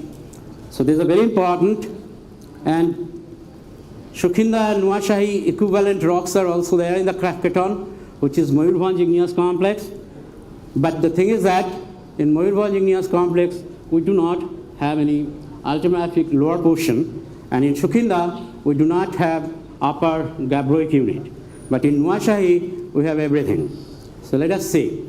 So this is the Nuashahi igneous complex. We have a lower ultramafic unit with 3 chromitite bands, D, L2 and L1. So Durga, Lakshmi 2 and Lakshmi 1. We have a Brexia zone, which is nickel copper sulfide rich and contain platinum group elements up to 26 to 28%, 28 ppm value. This is a palladium dominated. Then we have Eastern Gabbro, Western Gabbro, and at the upper part of this Eastern Gabbro we have magnetite bands. Those are titanium, vanadium bearing magnetite. And during our UKE project, we have discovered a kilometer-long magnetite band that had at least 3 ppm PGE values, mostly palladium-dominated PGE values with some copper sulfide. So most of the samples during my PhD years and following post-PhD work and projects, we are collecting samples. We are collecting samples along this section 3, both in underground and open cast mine. We have orthopyroxenite, then danite. Within that danite, we have 3 chromitite band, then orthopyroxenite, another orthopyroxenite unit, Brexia zone, and the Eastern Gabbro. So these are some field photographs of Nuashahi complex. So at the northern part of the Nuashahi complex, along a cross section, these chromitite bands are exposed very nicely. For the last 20 years, I've been taking students over there for training. So you may find Anonna Mallik here or Ponamendu and many younger students. They are now in different academic places. So Geological Survey of India, they're serving Government of India, or they're doing research in different places. So this is the ultramafic unit with chromitites. Then we have Brexia zone where chromitite clast and ultramafic clast are mantled by pegmatitic gabbro. Then this is the upper gabbro and the magnetite band. Sharifa was my first PhD student. Many of you know. Sharifa is serving this department as assistant professor. She did PhD on Nuashahi and Shukhinda geochemistry. She did geochemistry, mostly bulk rock geochemistry of the Nuashahi and Shukhinda rock. And she classified these chromitite bands depending on the olivine modal abundance. Like we have different kind of modal texture over here. And they look like this actually. We have massive chromitite, then square banded chromitite. Somewhere we have spotted chromitite and different kind of chain texture or net texture chromitite. All are cumulate texture and indicating magma crystallization processes during that time. So we have Shukhinda complex here. In Shukhinda we have similar kind of litho units.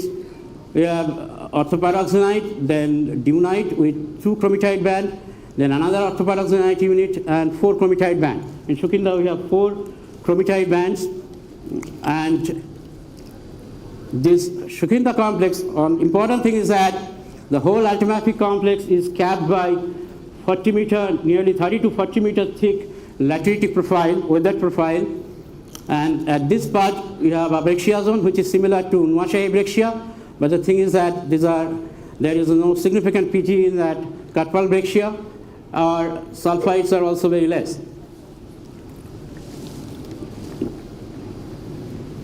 So this is a field photograph of Shukhinda chromite deposits. This is the band 4. And with Hazel Pritchard, we've been conducting field work in band 1, collected samples across this band. Then this is band 5, where we have some kind of cumulative texture still preserved. Then band 6, we did a hexavalent chromium project on this chromite as well. So during that time, we collected samples from band 6. So in general, the character of layered ultramafic intrusions all over the world that are important for PGE deposits and nickel copper sulfide deposits.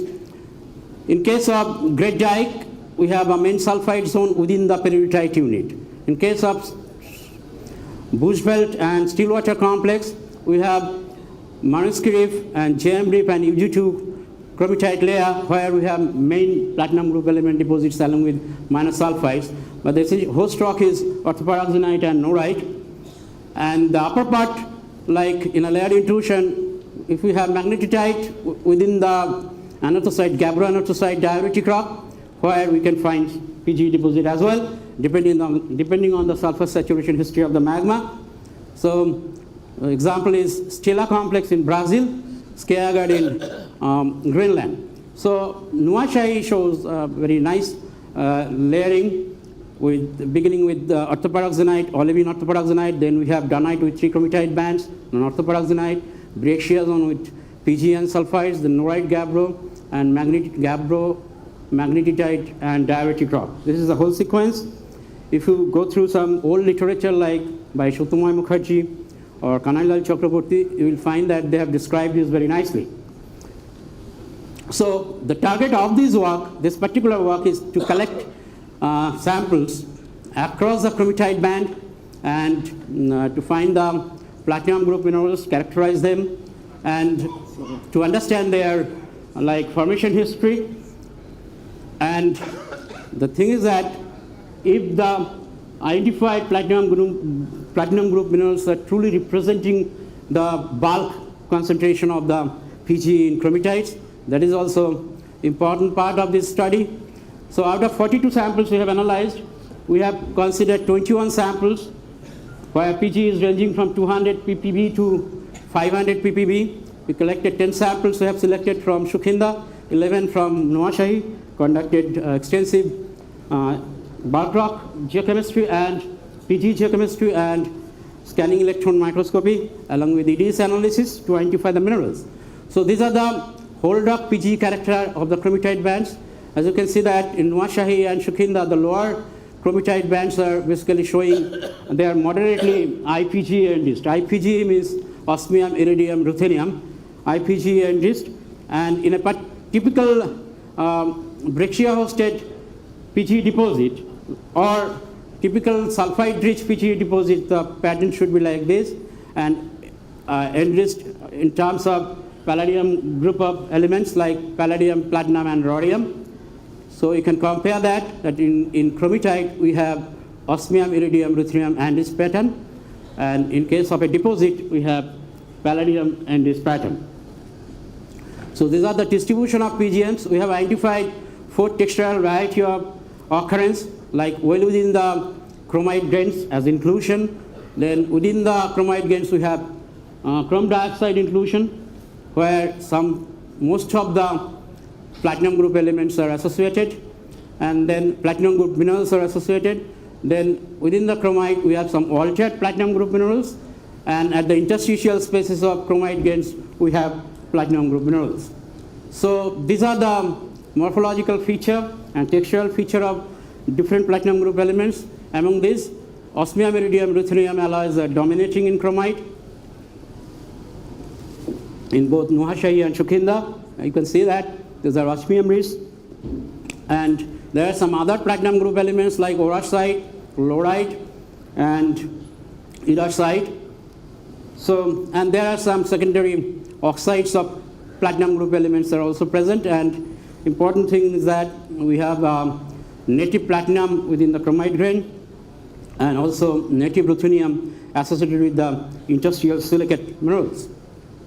So if you compare in Nuashahi and Shukhinda, in both cases osmium, iridium, ruthenium alloys are dominating with some differences in different platinum group elements and platinum group minerals. And this is the PGM distribution with respect to bulk PGE concentration versus total PGE concentration versus PGM distribution of that particular chromitite band. And you can see that there are some samples where bulk PGE concentration is higher, where we are getting a number of platinum group minerals in higher amount. But that is not the case in most of the cases actually. So we have mechanism to find out the parental magma composition of these igneous rocks, cumulative igneous rocks. I did my PhD on that. During that time, I found that this parental magma is high magnesium siliceous basalt with low TiO2 and alumina content. Then we analyzed more samples And you can see that most of the unaltered chromitite from Nuashahi and Shukhinda, they are showing similarity with the bonanitic field. 2 more minutes, please. So parental magma can be calculated using different kind of equilibrium constant and parameters. And we have found that they are low alumina and higher MgO concentration is the characteristic. There are like osmium isotope studies as well. They show SCLM connection, like highly subconductic nature. Then we did some mineral inclusions of silicates, chrome dioxide analysis. Chrome dioxide, like they are Cr2O3 rich in case of inclusion minerals, but in case of in gabbro we have clinopyroxene where Cr concentration is like that, and in case of cumulate typical pyroxene, clinopyroxene from bush belt, they have this kind of composition. And in case of phlogopite from Nuashahi and Shukhin, the phlogopite inclusions, they show similarity with the mantle xenoliths coming from metasomatized mantle, and they are alkali rich actually. And our initial studies we published an initial report of these alloys in World Geology Reviews in 2019. We proposed a model that they are basically coming from second stage melting of a metasomatized mantle, which was depleted mantle, and that metasomatized mantle, from that metasomatized mantle generating bonanitic magma, and from that bonanitic magma actually it was crystallizing alloy phases, and those are entrapped by the growing chromite crystal during nucleation. So in conclusion, the unimodal osmium iridium ruthenium alloy inclusions in chromite of these chromatites may crystallize from a bonanitic magma relatively high temperature at lower oxygen fugacity condition, or alternatively these alloys are already present in the mantle, like here. This is a no melting scenario. There is a little bit of melting, but in that case, alloys would be in the residual mantle. If we have high degree of partial melting, all alloys will be going to the bonanitic magma and entrapped by the chromite, nucleating chromite crystals, and ultimately deposited within the chromitite band. And one problem we have here actually, after extensive analysis, only 35 platinum group minerals were located in 21 samples. So this suggests that while the PGM found accounts for some of the PGE, the total concentration of PGE cannot be accounted for on just the 35 PGM grains alone. So that is the problem. So this poses the question as to how the rest of the PGE are represented within the chromatites. So we have been doing laser ablation ICP-MS of this chromite, and initial result shows very encouraging data that in some chromites, in Nuashahi and Shukhinda, the lower band, we have high iridium concentration, and those iridium or IPG might be present in the spinel structure or chromite structure as solid solution material. Thank you very much, and if you have any question, feel free to ask.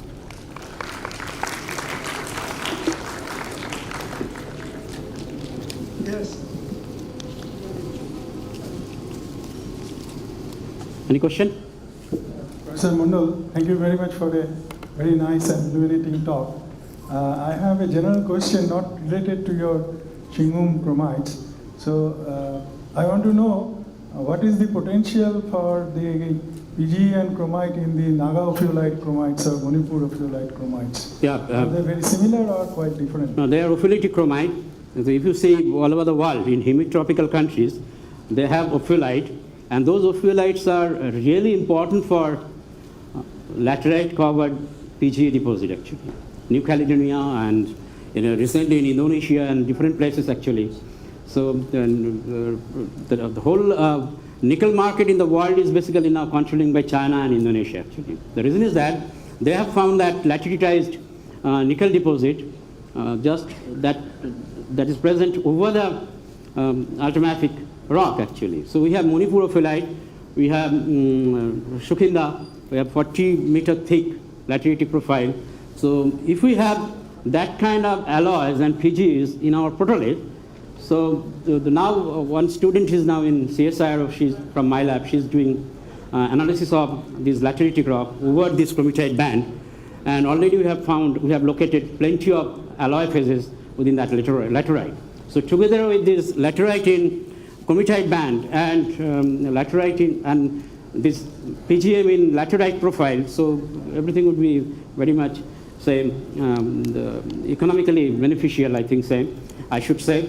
And same thing is applied for Manipurophyllite and Naga ophyllite, I think. Sir, if you allow, sir, we are running short of time, we will discuss during the lunch hour, sir. Yeah, thank you very much. Thank you, Dr. Mandal. Thank you. I would like to invite the next speaker, Sukanta De. He's a close friend of mine. We worked together in AMD previously. So he will be talking about changing pattern of continental crust formation from Paleoarchean to Neoarchean, insights from Indian Cratons.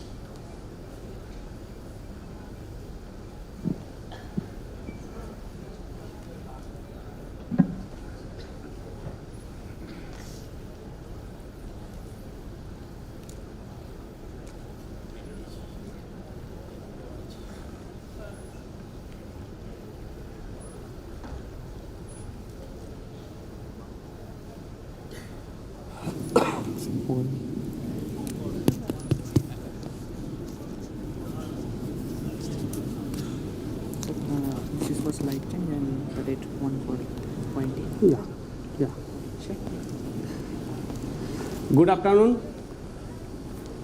I thank the Geology Department, Presidency University for inviting me, especially my friend Shankar Bose and Gautam Da. So it's a fitting tribute to Professor A.K. Saha, and incidentally, my first conference presentation was in front of Professor A.K. Saha almost 3 decades back, somewhere in Kolkata University. I was presenting my work for West Bengal Science Congress. So one of the major things that I have learned from the work of Professor Saha is that whatever as a geologist we are doing, it starts from field. So there is no alternative to geological field work, mapping, studying rock associations, and then go for geochemistry. And then we erect the model. So whatever I am going to present that, you will get an idea about that. Whatever models we present, we incorporate all the different aspects of geology. So this topic, I feel that one of the most important things that happened in Earth is the formation and emergence of the continental crust. So I have kept some of the points why continental crust is important. One of the points is that it is the only archive for studying early Earth. So I'm skipping other points. Then some of the fascinating research questions about the formation of the continental crust are when and how did the first continental crust form? And what was the source of nature and nature of such early continental crust? And was there any change in the mechanism of formation and the nature of continental crust with time? Then was the early continental crust a product of plate tectonics? A very big question. Then the nature of the mantle source for early continental crust, whether it was depleted, chondritic or enriched. These are some of the very intriguing questions. So when we talk about the Archean tectonics, there are a lot of debates. Whatever model we create, all are conjectural, and the model which I show, you may get some of the lacuna that I accept. So the models we can divide into two end members. One is that it was quite different from that of present day, mostly related to mantle plumes or whatever things that, or some researchers believe that the modern style plate tectonics even operated even in Euarchean time or Hadean time. So what kind of record we have from Indian Cratons? Fortunately, we have 5 Indian Cratons. So let us start from the Shingbum Craton because of this. This is a special theme of this conference.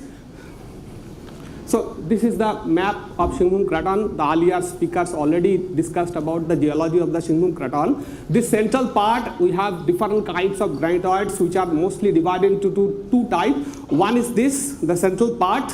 This central part which is, we call it the Champua shoot, because the older name was WebTG. But before that, this is the oldest rock now, until now, dated from Shinghum Craton in situ rock. That is the Kalikapur diorite gneiss from here. It is 3.3 billion years old.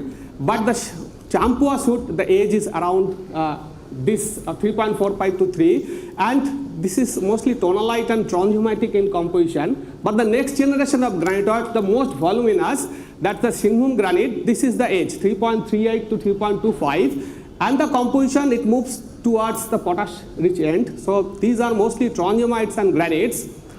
And this central granitic core is surrounded by many different kinds of supracrustal belts. One is this Gaurumoishani Badampahar basin, and here is the Dayatari greenstone belts. Like this, these are the age and other rock types.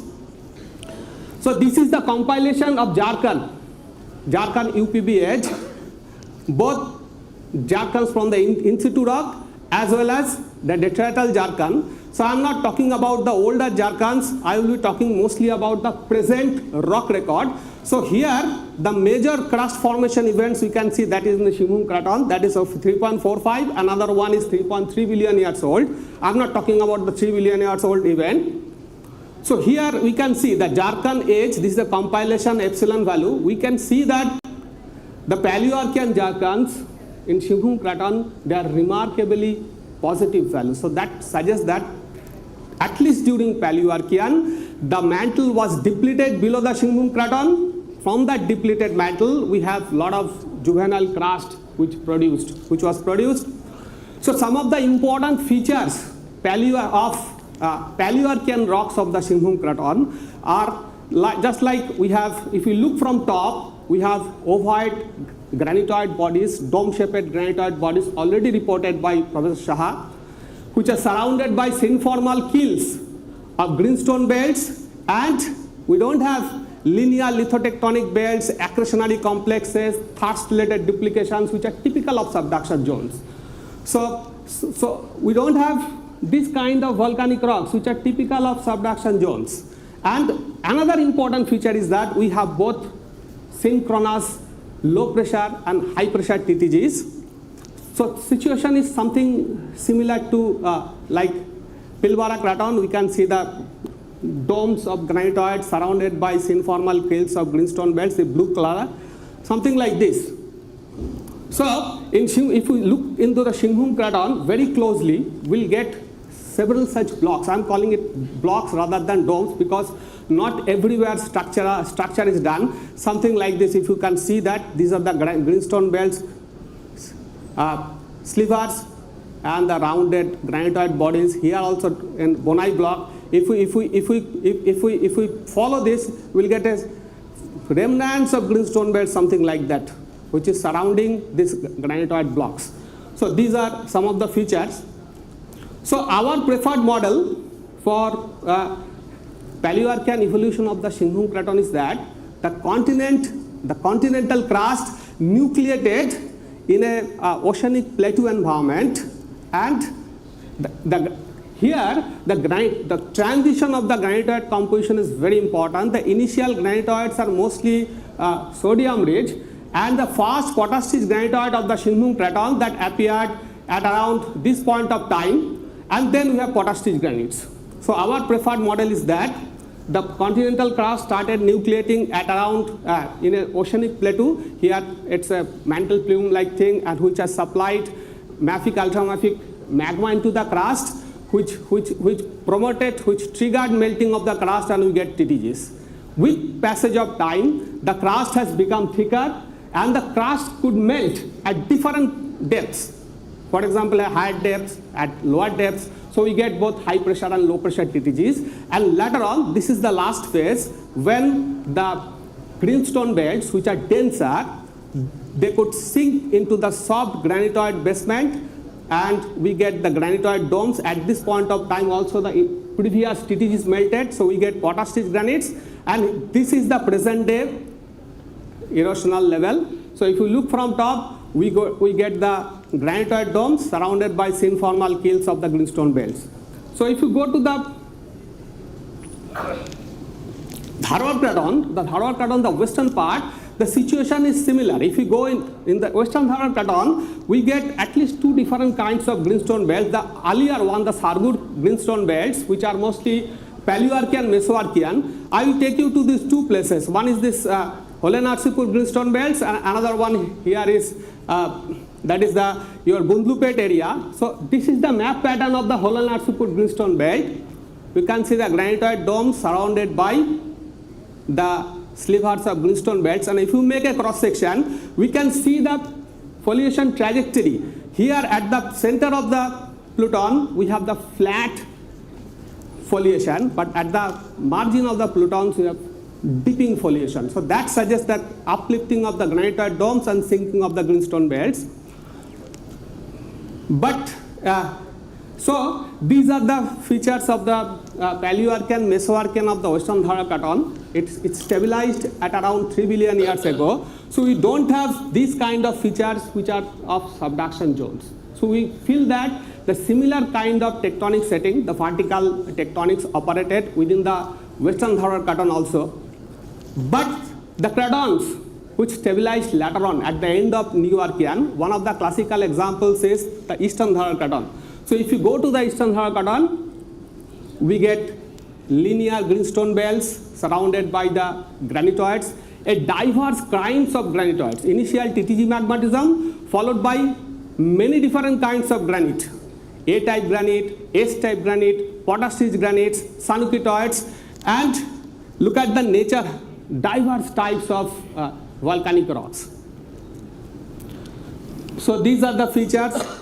So the Eastern Dhara Craton.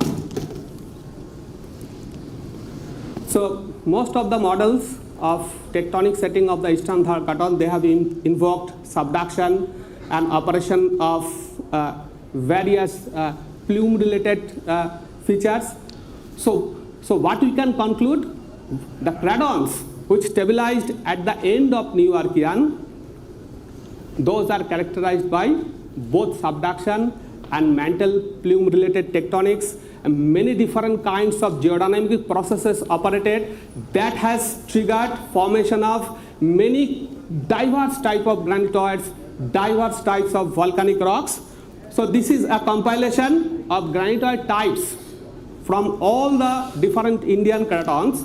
So these two cratons stabilized early, Singhum Craton and the Western Dhara Craton, but the cratons which are stabilized later on at the end of Archean, we can see there are diverse kind of granitoids. But there is one unifying feature, is that in every craton there is a long period of sodium-rich granite magmatism which is marked by this green color, almost 250 to 800 million years of TTG magmatism. Then at the end, over few tens of million years, we get many different kinds of granitoids. So what does it suggest? That at the end of the Neoarchean, many different kinds of geodynamic processes, including subduction, that started operating on the upper part of the earth. So these are the conclusions from this synthesis compilation, is that the Singhum and Western Dhara Craton, they are stabilized early. There are some granitoid diversification, but less. So it has a failed or incomplete attempt to develop plate tectonics, modern style plate tectonics. But if you go to the other cratons like Eastern Dhara Craton, Bastar Craton, we don't have time to discuss other cratons. Eastern Dhara Craton, Bastar Craton, Bundelkhand Craton, Aravalli Cratons, where there are significant Neoarchean crust like granitoids, greenstone belts, there are more diversified granitoid types.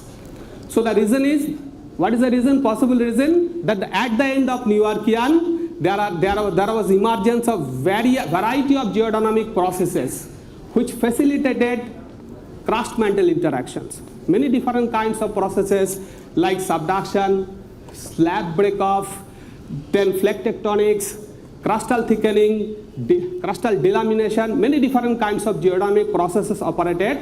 So that created a lot of different kinds of granitoids, many different kinds of volcanic rocks. So that is the last conclusion. That is the last conclusion, that the Indian cratons provide testimony to a transition from a pre-plate tectonics regime during the Paleoarchean to Mesoarchean to a more modern style plate tectonics that appeared or that emerged at the end of Neoarchean. Thank you.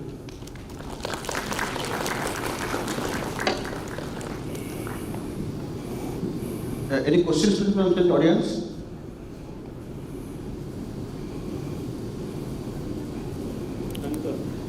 Yeah, I must have gone very quickly, hurried through it. Yeah. Yes, sir, please.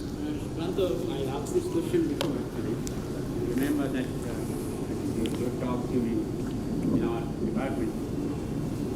We have Norwegian crop in the Shimon Craton. The age of this Norwegian crop is 2.8 years. 2.8. Those are basically composition in finely siliceous basalt, but not showing any, the orthopyroxene is saturated, not showing any, crustal contamination. So those are basically only composition. So that indicates something else actually. And if you plot, say, 4 set of dike rock from Shinglung Craton, each of the dike set is representing different tectonic set actually.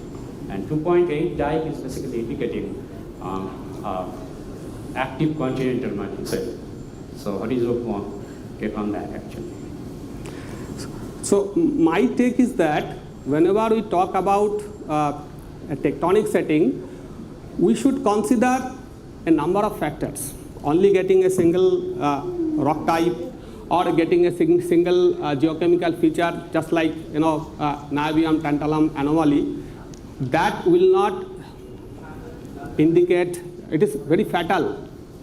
It's dangerous to draw a model or a tectonic setting from a single rock type or some geochemical features.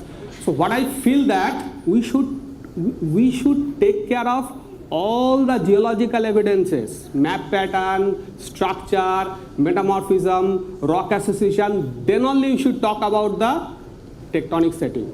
So what I feel that all those 2.8 billion year mafic dikes, they are not related to subduction, because this 2.8 billion year event is very remarkable in Shinglung Craton. It is also associated with formation of A-type granites, the Palhara granite, and there are some 2.8 billion year A-type felsic rocks also, which generally doesn't form in continental or even subduction setting. If we want to say that there is a 2.8 billion year subduction, we should have rock association, different kinds of rocks which are indicating of subduction, which is not there. Okay, sir.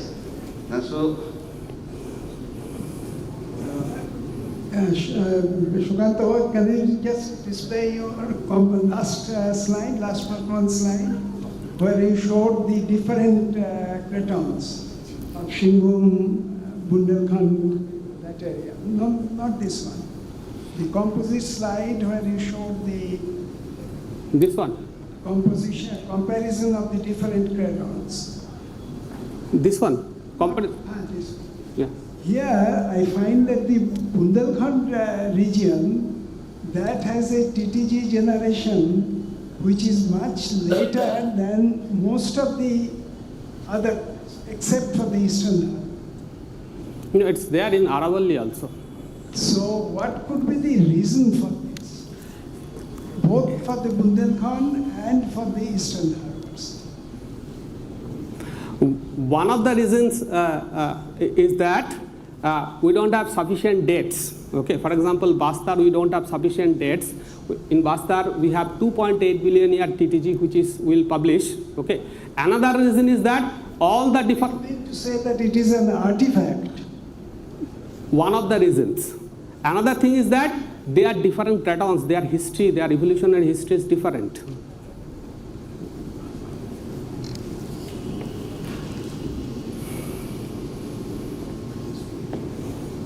Okay, thank you, Shiganto, for an excellent talk. Now I invite Trisrota Chaudhuri to present a talk on evolution of Precambrian Shinglung Crustal Province, India, a present state of knowledge.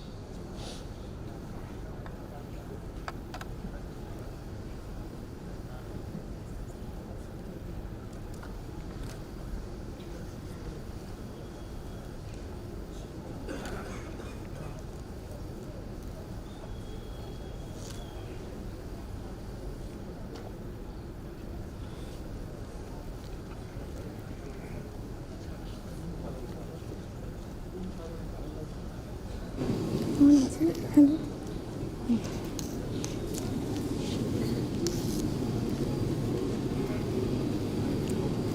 Change করো। Change তো হচ্ছে ওকে চেঞ্জের point করার জন্য okay fine Thank you, Professor Dev. Am I audible? Okay. So I'll present today basically the summary of my previous speaker said, and what is the present status of knowledge we have arrived regarding the evolution of Shingbum Craton, and what are the caveats of our present knowledge, and how we can possibly address them. So earlier in Professor Saha's time, there were good quality maps, excellent rich structure database, and a deep understanding in field geology. So and Professor Saha single-handedly compiled hundreds of whole rock data and plotted to characterize all the granitic protons apart from field mapping and petrography.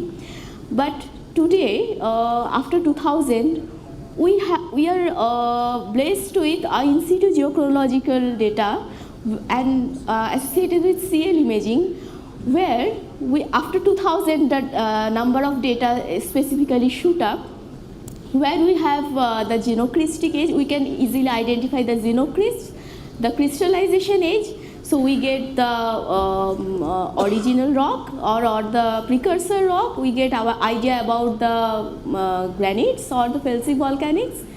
We get idea about the thermal events or deformation events, all from zircon, UPB zircon. And we have a good amount of lutetium hafnium data, so we get also the idea about the evolution of the granites or the granitoids or the felsic crust. We have also now plenty of oxygen isotope data. And we have now good quality whole rock geochemistry data and more understanding in surface geophysical data.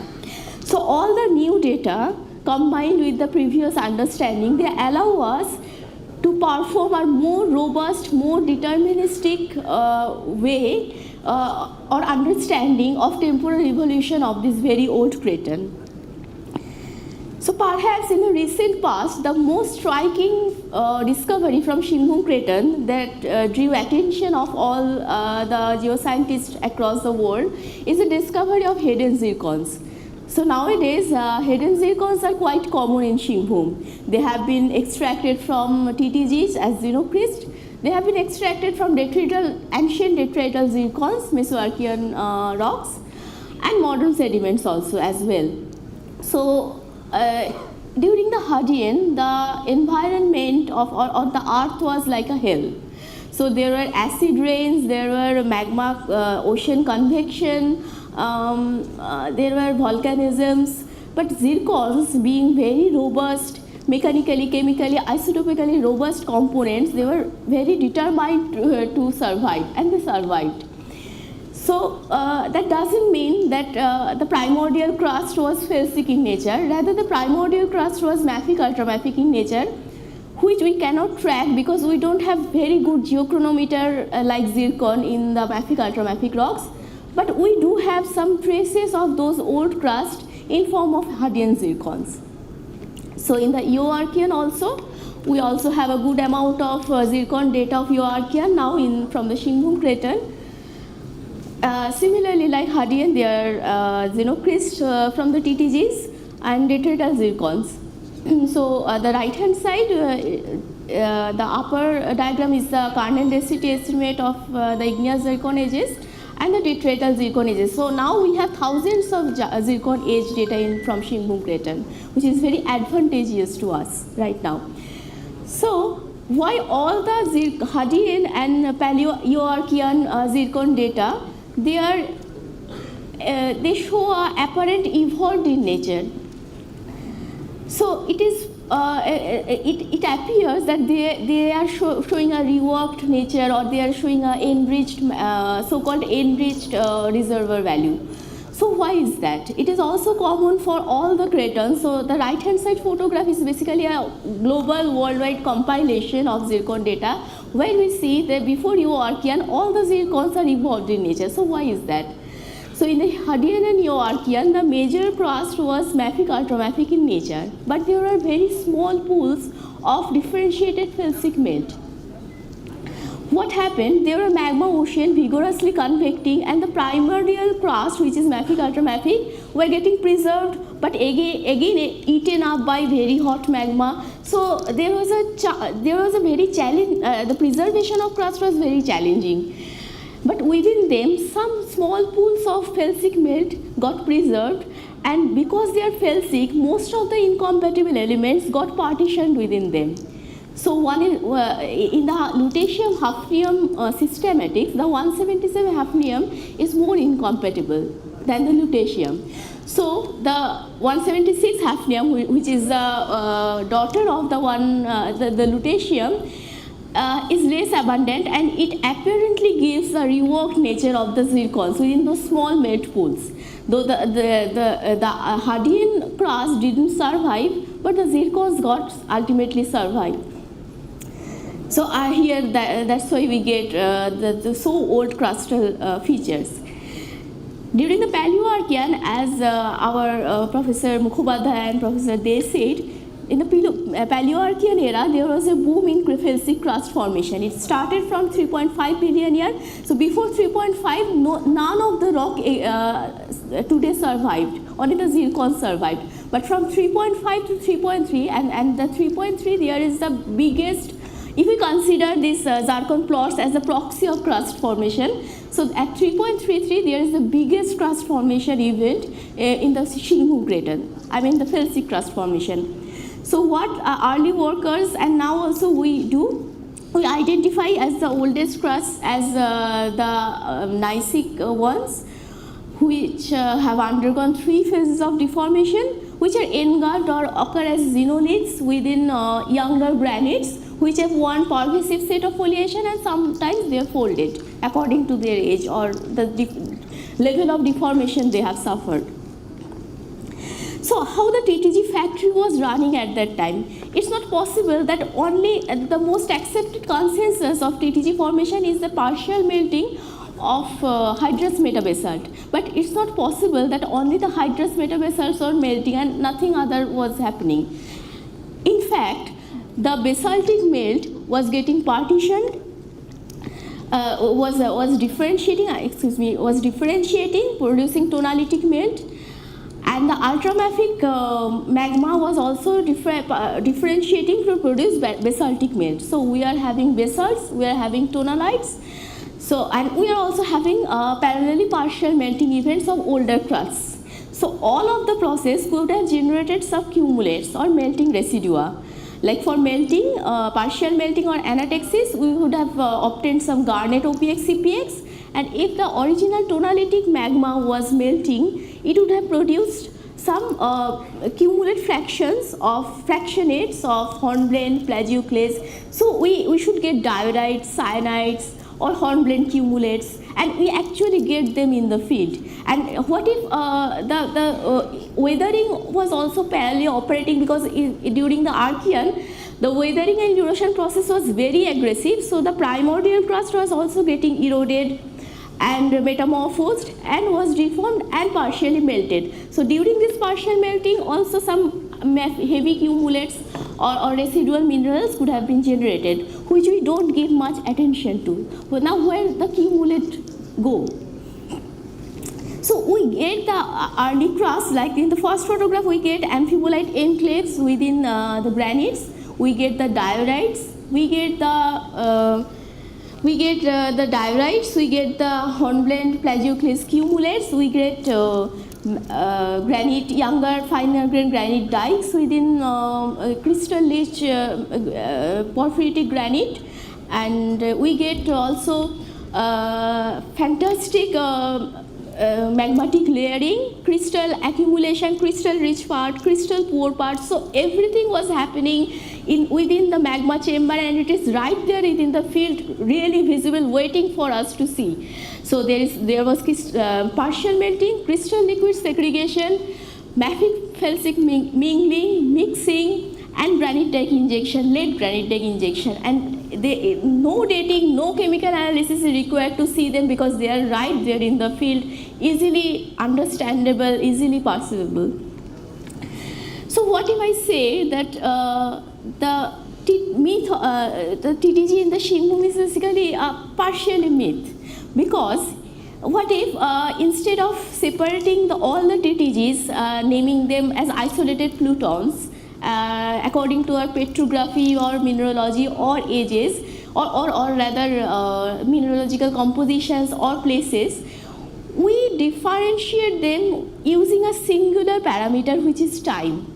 So if you differentiate all the TTGs or granites or the felsic crust overall over time, then we get some rocks which are older than 3.4 billion years and subsequently younger than 3.3, 3.2 and younger than 3.2 billion years. So what we see, if we plot them, if we draw a normative calculation, before 3.4 billion years, the sensostrictor TTGs are present. But after 3.4, the granites started rising. So after 3.2, most of them are granites. So what if we say that the granites are extremely underestimated in the Shingbum TTG, so-called Shingbum TTG or felsic crust, and the TTGs are rather overestimated in our mind. So I took help of a statistician to plot them, and these cloud plots or the trend plots, these are basically temporal evolution plots, and the horizontal axis is time. With time, the potassic content is increasing right after 3.4 billion years, alumina content is decreasing. Overall, there is an increasing control or increasing abundance of K feldspar rather than sodic feldspar, and the granite or the felsic magma is getting more and more evolved in nature. And similarly, it is also visible in the epsilon hafnium data, where we see that there is a positive and negative excursion of epsilon hafnium data, both. So it is possible that once the crust became colder and more stable magma chambers started forming, so the production of juvenile felsic magma and reworking of them became more efficient. So what if we think of a relatively different scenario rather than only thinking about partial melting of hydrous metabasalt? What if the initial basaltic magma was getting differentiated and there's some primary tonalitic magma was being produced? Again, this primary tonalitic magma was being differentiated and fractionating plagioclase, hornblende and other minerals. So we get a crystal rich domain, a crystal poor domain, and once we see the nature of fractionation, if we get the amphibole, if we consider that the original primitive melt is a star in the plot, then if we fractionate some amphibole and plagioclase out of it, we will get diorites, we will get tonalites, and the rest liquid or the liquid line will move towards the opposite side, towards more potassic side. So we are getting the more potassic evolved liquids as well. So all of them at the same place having a similar crystallization age, but there is a various compositional difference. We are getting them together. So see, there are some granite dikes within the crystal marsh, and we are getting right them in the field. In the Keynote region, these kind of felsic dikes are very common within the crystal marsh. Even if there was a major difference, if we consider both the partial melting and differentiation was being operated side by side, then it would have produced a significant amount of cumulate or the cumulate residuum, which are gravitationally of higher specific gravity, because we know that olivine, pyroxene, spinels, garnet, they have higher specific gravity. I have only 1 more minute. I need 2 minutes, sir. Please allow me.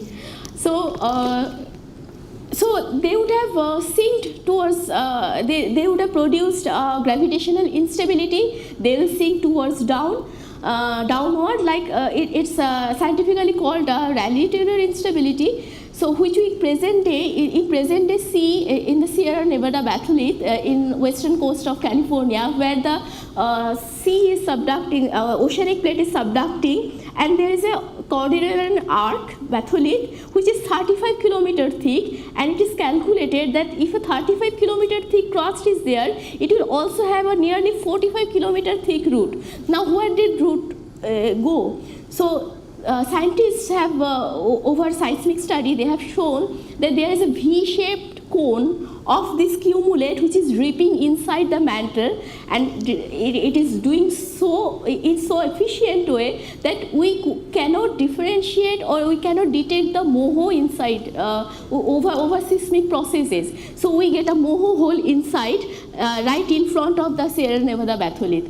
So what if in Shingbum Craton also same thing happened, because Prantik Mondal did a fascinating job. He showed that at the central part of the Shingbum Craton, where the crust is supposedly should be the thickest, we get a lithospheric upbulging. Then the lithosphere is very thin there. So it is possible the residual cumulate dripped inside like for delamination. And where in the outer parts where the sedimentary basins are there, we don't have much cumulate, but we have a thicker crust due to continuous deposition of sediments. So thanks to our recent database, we have nearly depositional edges of all the peripheral Mesoarchean basins, which I'm not going into detail, but I will conclude my talk over this slide. That recently Priyadarshi and his team established that there was a significant crustal thickening after 3.2 billion years due to the crustal emergence and very efficient granite magmatism. So there, the crust was 110 meter above the sea level. So once there is a significant amount of crust generation and the elevation generation of elevation, the base level of erosion will rise. It will trigger vigorous sedimentation at the periphery of a passive margin where there were accommodation produced by rift basins. If we think about a similar situation of a fourth thrust bed, what happens in a fourth thrust bed? There is a very efficient crustal thickening in a geologically short period of time, and in front of them there are accommodations created. So we have mass flow conglomerates according to the basin geometry or the space created in front of in the foreland. We get mass flow conglomerate, we get terrestrial deposits, and if there is more accommodation, the terrestrial deposit is overlain by marginal marine sediments. So around the Shingbum Craton, we get all of them. We get fluvial deltaic sediments, we get alluvial fan, and all the terrestrial sediments, they start with a conglomerate, a mass flow conglomerate, a fluvial deposit, a deltaic deposit, alluvial fan deposit, followed by terrestrial sedimentation, followed by shell sedimentation. All of them are correlatable with the present day scenario if we think properly. Shrota, please conclude. Okay, so here is my, I'm almost done. So what I was going to say in this slide, the earlier speakers have already said that Shingbum Craton was ahead of everyone's time. It matured much earlier, and we have many things to explore yet. Thank you.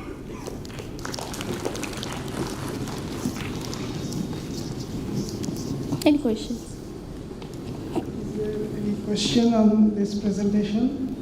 Just one brief question. No?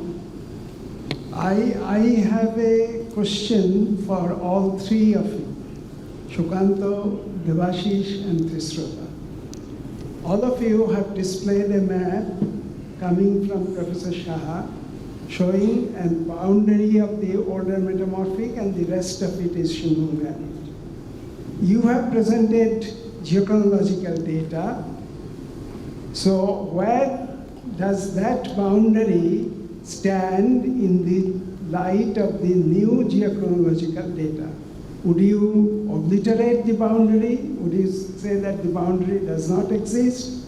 Or what is your take on that boundary between the older metamorphics and the Shingbum granite? The mapped boundary. So may I speak? Yes. Or sir will speak?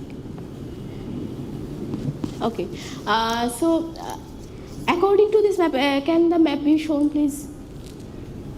The slide, please.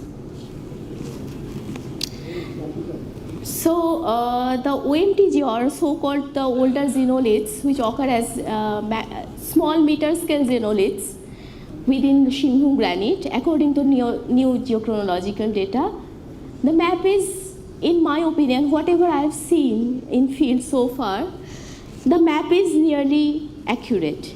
In this part, the density of the xenolith increases significantly. Not that there is only OMTG, there is Shinghung granite and younger granitoids, but the density of the xenoliths, the gneissic part, the oldest part, is significantly high at this place, and near Keonjhar also. But if this is a very small scale map, right? To make it visible, we have to make a boundary which is visible in the scale. So this map can be refined as well in meter scale plain paper mapping, because there are very small xenoliths, and we don't justify showing this map. This map can be inserted in various large scale maps or plain paper maps. But this map still stands, sir. The concentration of the OMTG increases from Keonjhar towards this place near Champua, as far as I have seen. Okay, this session will conclude with a brief presentation by Professor Isar Das.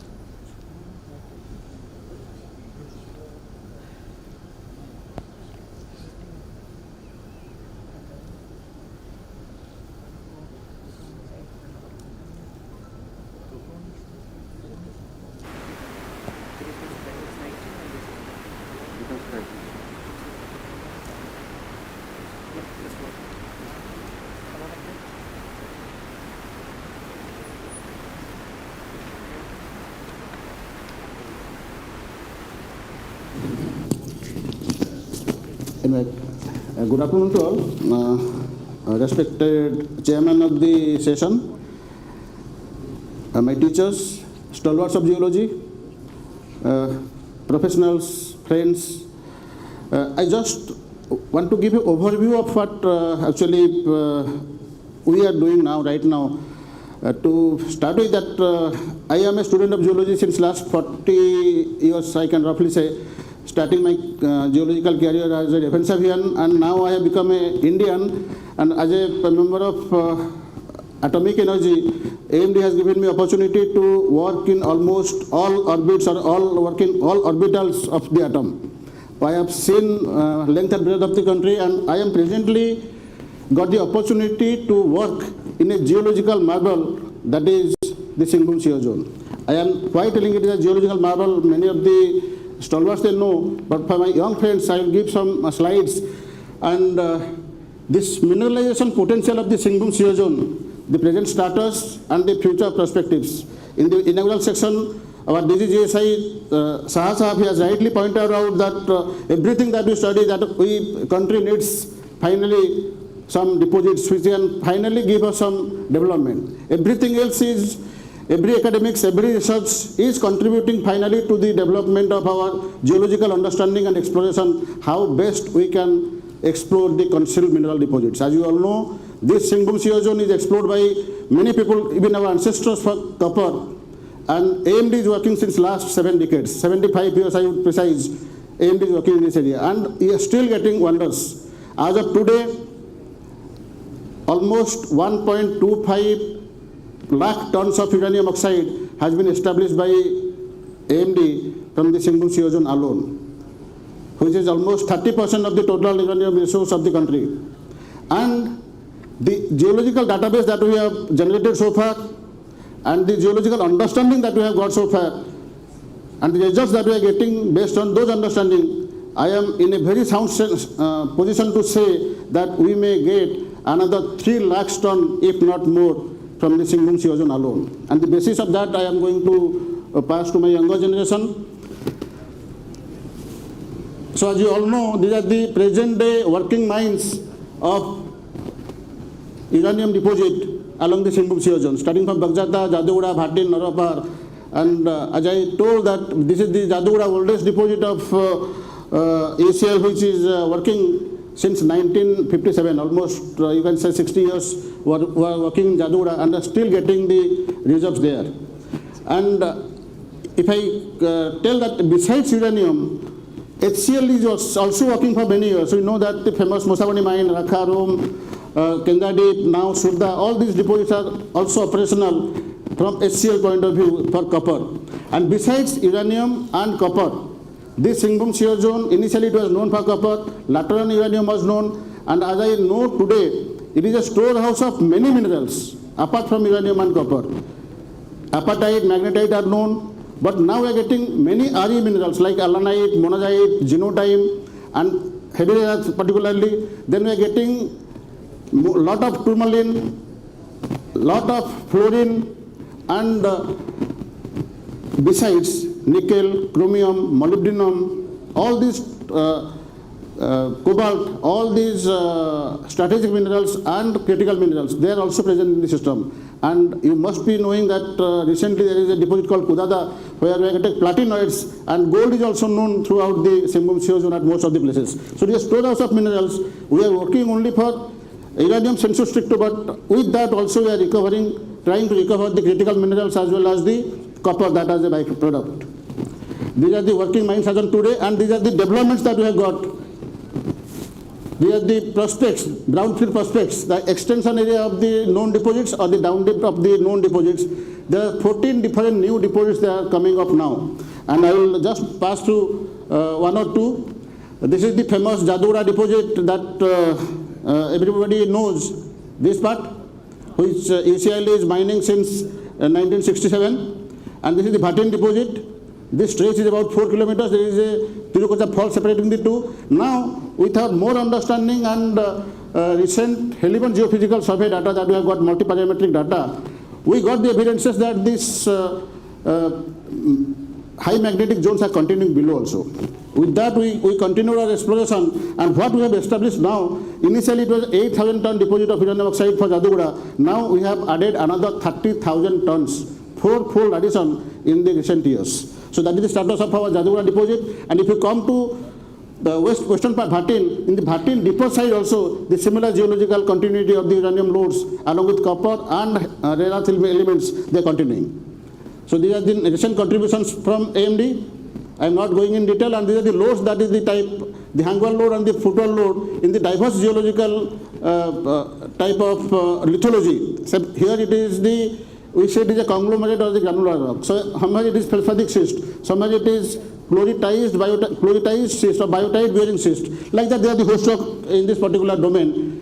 So different host, but similar mineralization at different edges. Anybody who has an idea of Singhbum Shear Zone, they know that the mineralization is having different clusters. It is from 1.7 billion years or 1.76 billion years to roughly 1.44 billion years. And we are having some reactivation edges also. I am not going into much details. What I just want to say, besides this uranium, copper, we are having chromium, copper, nickel, molybdenum, and RE. This RE component is very important. And in this recent deposit, there is a deposit called, this is the type of deposit model that we are getting. Ore body is established over a strike length, you can say about 2 kilometer deposit at 1.2 meter cutoff O2 grade. And the down dip along the myelonitic foliation, it is continuing for about 3 kilometers. Strike is less, deep continuity is very high, very, very high, and it's still continuing. We have got the constraint of depot drilling, but because you cannot mine the depot areas with the small, low tonnage, low grade ores, but the deposit is continuing. We know many things. Many authors have given many models for this typical association, typical assemblage of host, but nothing stands if you see in totality. Every author has worked in a particular domain and they have concluded. But AMD, since we are working since many years, we are very shortly we are going to give the geological fraternity a model which will be a revolution, I would say. So I am not disclosing that right now because I am not authorized to, but this is the new finding that of AMD that is coming shortly. And as it was uranium occurrences or the uranium copper or uranium other metal association that we are getting, it is predominantly along three modes, along the myelonitic foliation or with apatite magnetite veins or as inclusions within the chloride and biotite. So these are the chloride and biotite or the feldspars. They are of different generations. They are not one generation. They are not the metamorphic chloride or metamorphic biotite. They are hydrothermally introduced or metasomatized sort of rocks with high amount of tourmaline and clinozoisite, zoisite. We are having very high amount of typical assemblies like kyanite we are getting domatite, we are getting lazulite, pidgeonite, which are typical assemblies. It is not known euxenite, then this branderite, even some samples have identified a spinel group of minerals as well as perovskite. So all these things together are trying to give a model in future that I am not discussing. There is another deposit, Kondaluka, which is also it is almost a 10,000 deposit now. And along with uranium, we are having very high amount of LRE as well as HRE bearing genotime. Very high amount of genotime is present in the system. So these are the recent findings of AMD, that is the contribution that is from our side. We are trying our best, and I must thank the organizers for giving me the time and space to stand before all of you, because Presidency has given AMD many good officers, James I would rather say, and they are performing so high that I have a very strong respect towards this university. There is mode of occurrence of different type of minerals that I said, that the molybdenite is very peculiar assemblages, and the rhenium content of this molybdenite is very high. I will not go into much details because time is not short. The upcoming areas we are getting plenty. Means the challenge before us is that to find high grade deposits, and this deposit is masked by the intrusion of lot of granites. Those granites have in fact given us lesser grade. Anyway, I am concluding now. And I just make one appeal to all my young generation students that whenever you happen to come with your professors to study the geological domain of Singhbum CO zone, please visit AMD office. We just intimation you, please come over there. We'll show the recent developments and you'll show the borehole core, because the professors show you only the outcrops. AMD is the only organization which has drilled almost more than 10,000 meters in this particular domain. So I am giving plenty of core, you can see for yourself. So it is an appeal to all the students, please come and visit our drill sites with intimation prior. Thank you. Thank you, Professor Dash. So let us break for lunch. You must be all very hungry. So we had a very interesting session with much new data on Singhbum. And I thank all the speakers for their excellent presentations. Thank you, everyone. Thanks to the session chairs and the speakers for this wonderful session. Now, I would like to request Professor Shankar Bose to deliver the mementos to the session chairs and the keynote speaker. I would like Professor Joydeep Mukhopadhyay to please come on the dais. And after this, we will gather just outside the auditorium for the lunch break, a quick lunch break, and we will try to be back here maybe within an hour. 45 minutes. So 45 minutes, it's 2:30 now. So by 3:15, we'll be back here for our session 2. Okay. Professor Joydeep Mukhopadhyay.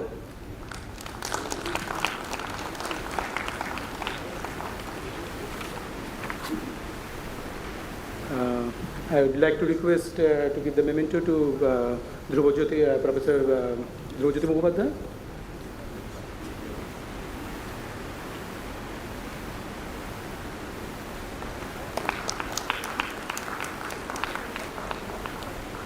I'd like to call Shri S. K. Dash for the memento. Thank you. Okay, let's meet outside for the lunch. Thank you.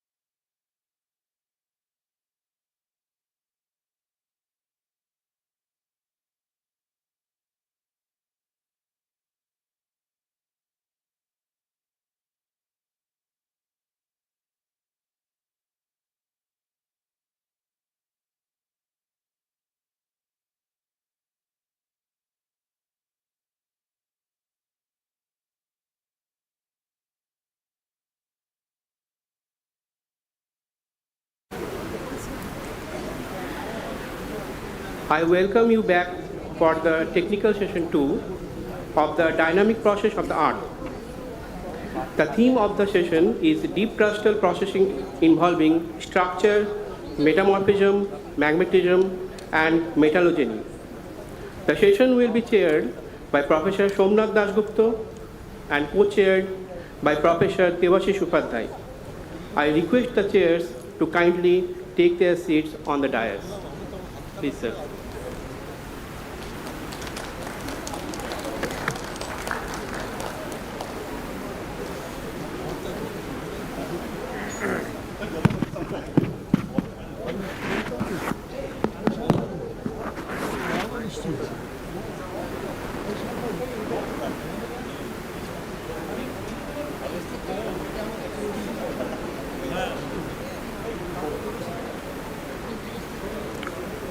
Welcome, sir.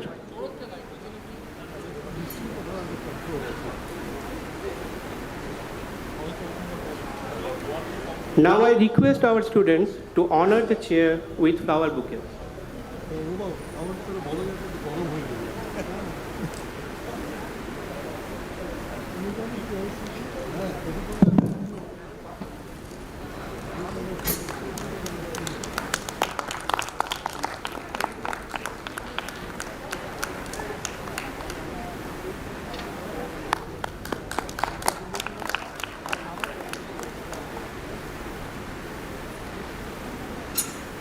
The timing for the keynote is 20 minutes, including question and answers.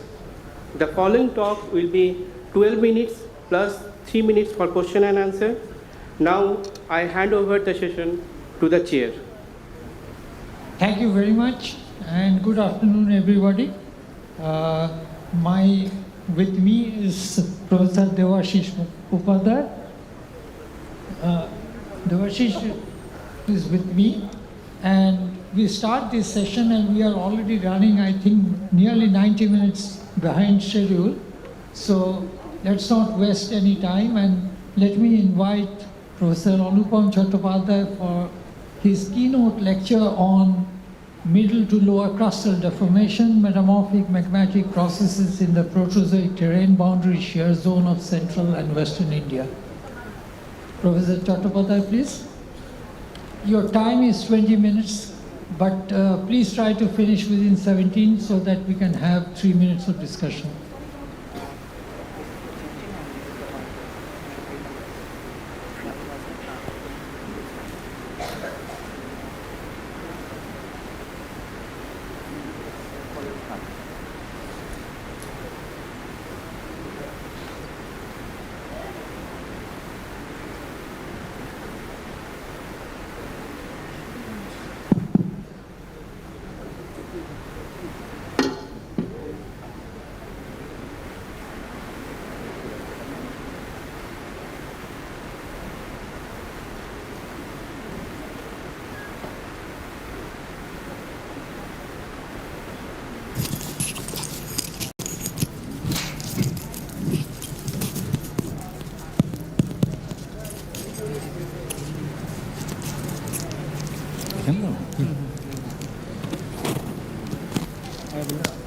Hello, hello. Hello, am I audible?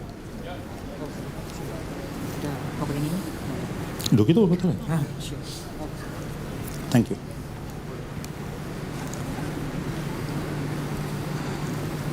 Good afternoon. First, I must express my gratitude to the Presidency University, its coordination team who are organizing this seminar, and especially to Professor Shankar Bose and Professor Gautam Ghosh for inviting me to this August gathering for talking on this particular topic. Of course, I have never met Professor A.K. Saha, but we are all inspired by his work. Although my work is not directly related to his legacy, but I will try to summarize mainly the deformation behavior, but of course with a reference to metamorphism and magmatism, which operate in the deeper crust. So to start with, how to define, I mean, as a structural geologist, how to define the deep crust? What do we mean So as you can see here, that average thickness of the continental crust, as we know, is about 40 kilometer, because it varies from 25 to 70.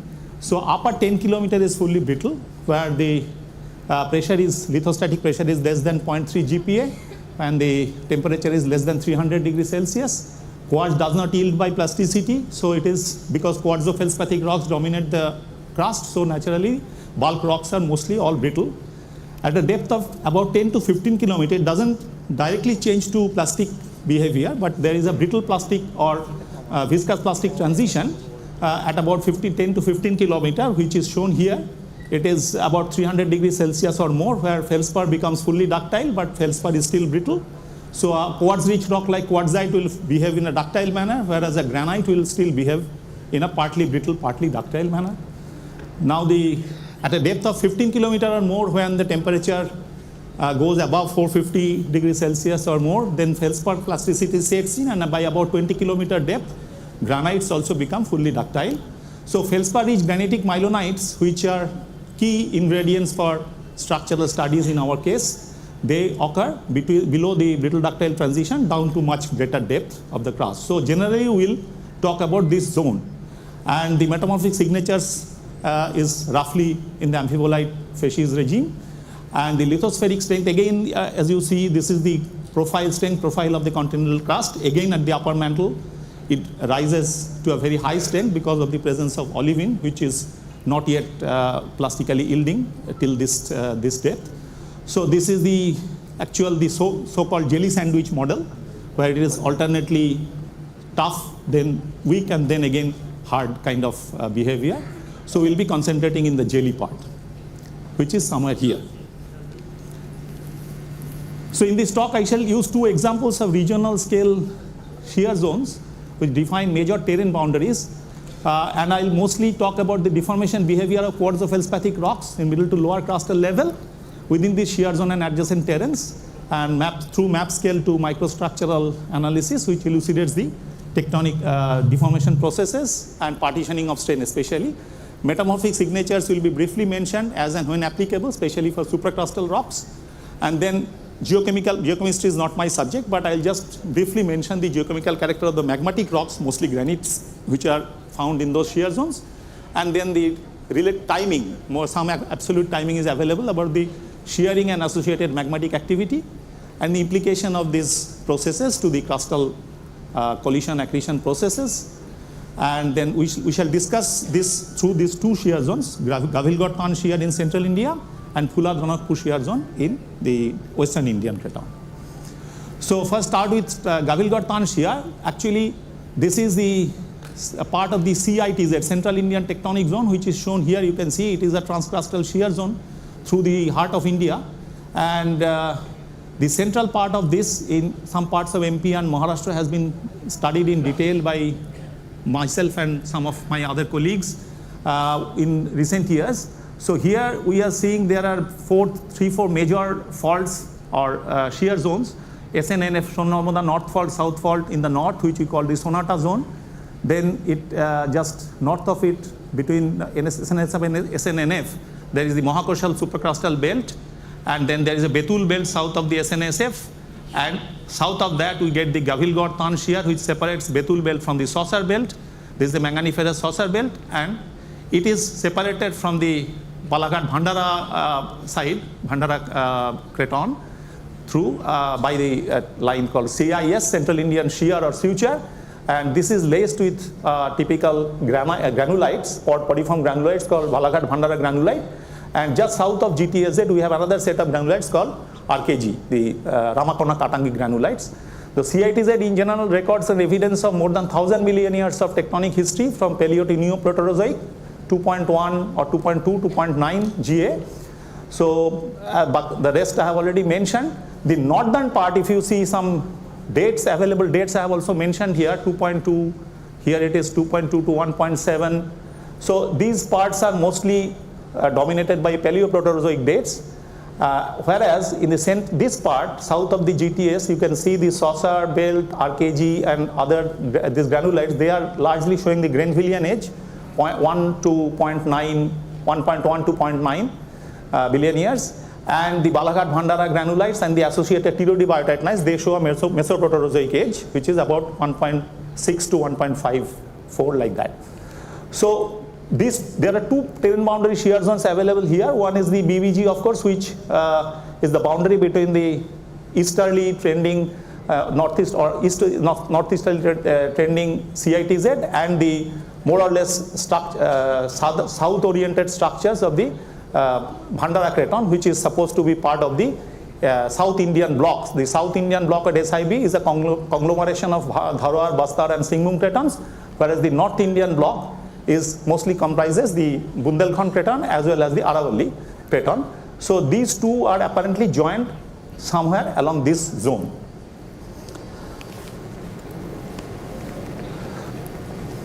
So this is the Gafilgarh Tan shear that we are concentrating on. This is the Google Earth picture. You can see the beautiful bending of the river.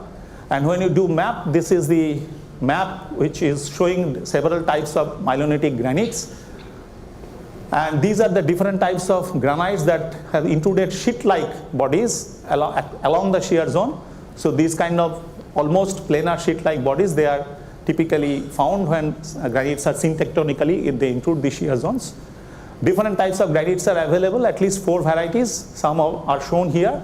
They mutually intrude each other. One is folded, another has intruded it, then again it gets folded. So there is actually, overall, we can say that they are synchronous intrusions, which are more or less at the same time. Different varieties have come up, intruding each other. So this is just a glimpse of the major element geochemistry and some REs.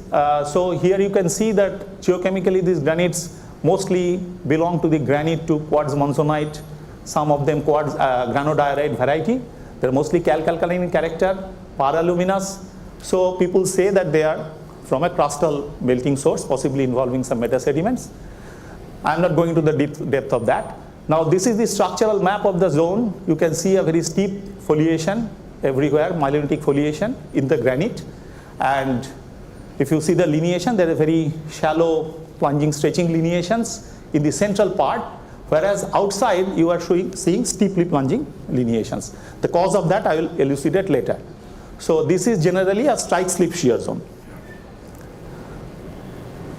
Now these are some photographs of the shear sense indicators, beautiful porphyroclasts of feldspar within the granite.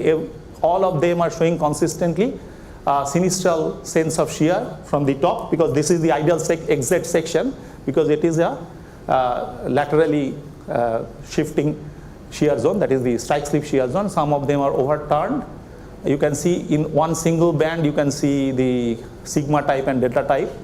These are all beautifully showing the sinistral shear sense.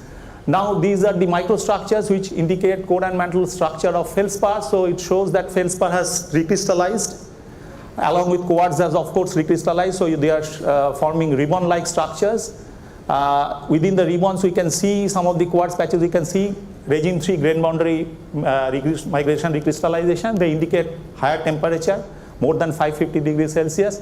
We also see formation of myrmekite lobes around the potash feldspars, and these are also petrogenetic modeling shows that they are mostly formed in an above 450 to 500 degrees Celsius. So overall they are more or less in the depth of about 15 to 20 kilometer, about which I was talking earlier. So to see the flow pattern in detail, we have tried to find out the internal vorticity. As you know, vorticity is a measure of internal flow of the nature of flow of the rocks. So that is generally measured through a number called kinematical vorticity number of Truesdale, which we have used by a particular technique. So as you can see that if the WK, that is the vorticity number, is 0, it is pure shear, that is there is no actual rotation internally, whereas in case of simple shear it is 1, it is a continuous rotation, whereas if it is in between, then there is a different proportions of simple shear and pure shear. So we try to see this, and using kinematical vorticity number analysis by hyperbolic porphyry-class hyperbolic distribution methods. So they are showing that there are different types of vorticities are found. Once here it is very high, and as you go towards the side of the shear zone, they become quite low. So this part is simple shear dominated, much closer to simple shear, whereas this is closer to pure shear, and this actually shows that there are partition transpiration system. So if you can see here, it is something like this, that the oblique convergence has been partitioned into a strike slip zone and a pure shear compression zone, and you can see that here the stretching lineations are nearly vertical, whereas this is much horizontal. So it is something like, what I am perceiving is something like this that we are seeing here. And if you see the models of, say, Tikoff and Green, with increasing shearing, if it is a simple shear zone, in a transpiration zone, then finally all these staging lineation should have been vertical. But in the central part, we are seeing still sub-horizontal lineation. So that means that simple shear has dominated this central part, and the pure shear is dominating the outer part. So the overall transpirational strain has been partitioned strongly between the central part and the outside portion. So we have done some UPB analysis, uranium-lead LA-ICP-MS analysis of the zircons from the granites, and it shows that they are broadly in the range of 1.05 to 0.95, clear, very clear, early Neoproterozoic age, Grenvillian ages. And the adjacent Ramakona-Katangi granulites, which are only 20 kilometers from the GTSZ, they are generally high pressure granulites, as it is written here, garnet podierite granulite, mafic granulite, garnet amphibolite, and felsic migmatite gneiss. They are showing a temperature, a pressure of about 9 to 10 kilobar. Bhomik and others, they have worked here, and that is a typical clockwise path, starting with high peak pressure temperature, followed by isothermal decompression and isobaric cooling. And the monazite geochronology says that their peak metamorphism is at 1.04, and decompression or exhumation of the granulites to mid-crustal level at about 0.9 to 0.94, which matches quite well with that of the saucer group, adjacent saucer group of metasediments further south. So we think that their genetic history is linked, and their possibly decompression of the granulites are related to the, the prograde metamorphism of the saucer rocks has led to release of fluids which may have found the retrogression from the retrograde part of the granulites. And there are several geophysical models which have tried to take them into consideration and made unified models. Double-sided subduction models have been proposed, Pacific type and others, but they do not really match with the, cannot explain all the possible geochronological and geological data that has been generated from this belt. I'll point out to one particular model, that is by Aziz et al. 2017 magnetotelluric survey, where they have shown that out of these two, this is the BBG, Balaghat Bhandar granulite, that is the southern end, and the northern part, this is the Tanshiar, Gavilor Tanshiar, and this is the Ramakona Katangi granulites. Here they are showing that the conductive zone of magnetotelluric survey, they are showing very deep up to the mantle, this kind of conductive zone, whereas this is very restricted only to the upper part. So they are suggesting that the latest collision zone, or where very deep crust mantle boundary is involved during continental collision, that lies within this zone, the GTSZ as well as Ramakona Katangi granulites, because they are very close to each other. This is possibly an earlier suture zone which has been partly exhumed. So this kind of things, taking all this into consideration, one kind of generalized model can be like this, that there has been a northward subduction which created, these are taken from different kind of data. I couldn't discuss all these things here, but it started with, in the Paleoproterozoic, with the formation of Mohakoshal and Betul belt through a northward subduction of the Bastar Craton or SIB under the NIB. Then in the later phase, Bhomik and others, they have suggested that the Tirodi biotite gneiss and the BBG granulites, they have been exhumed and they are formed here at the periphery of the SIB in this time, Mesoproterozoic, through a southward subduction.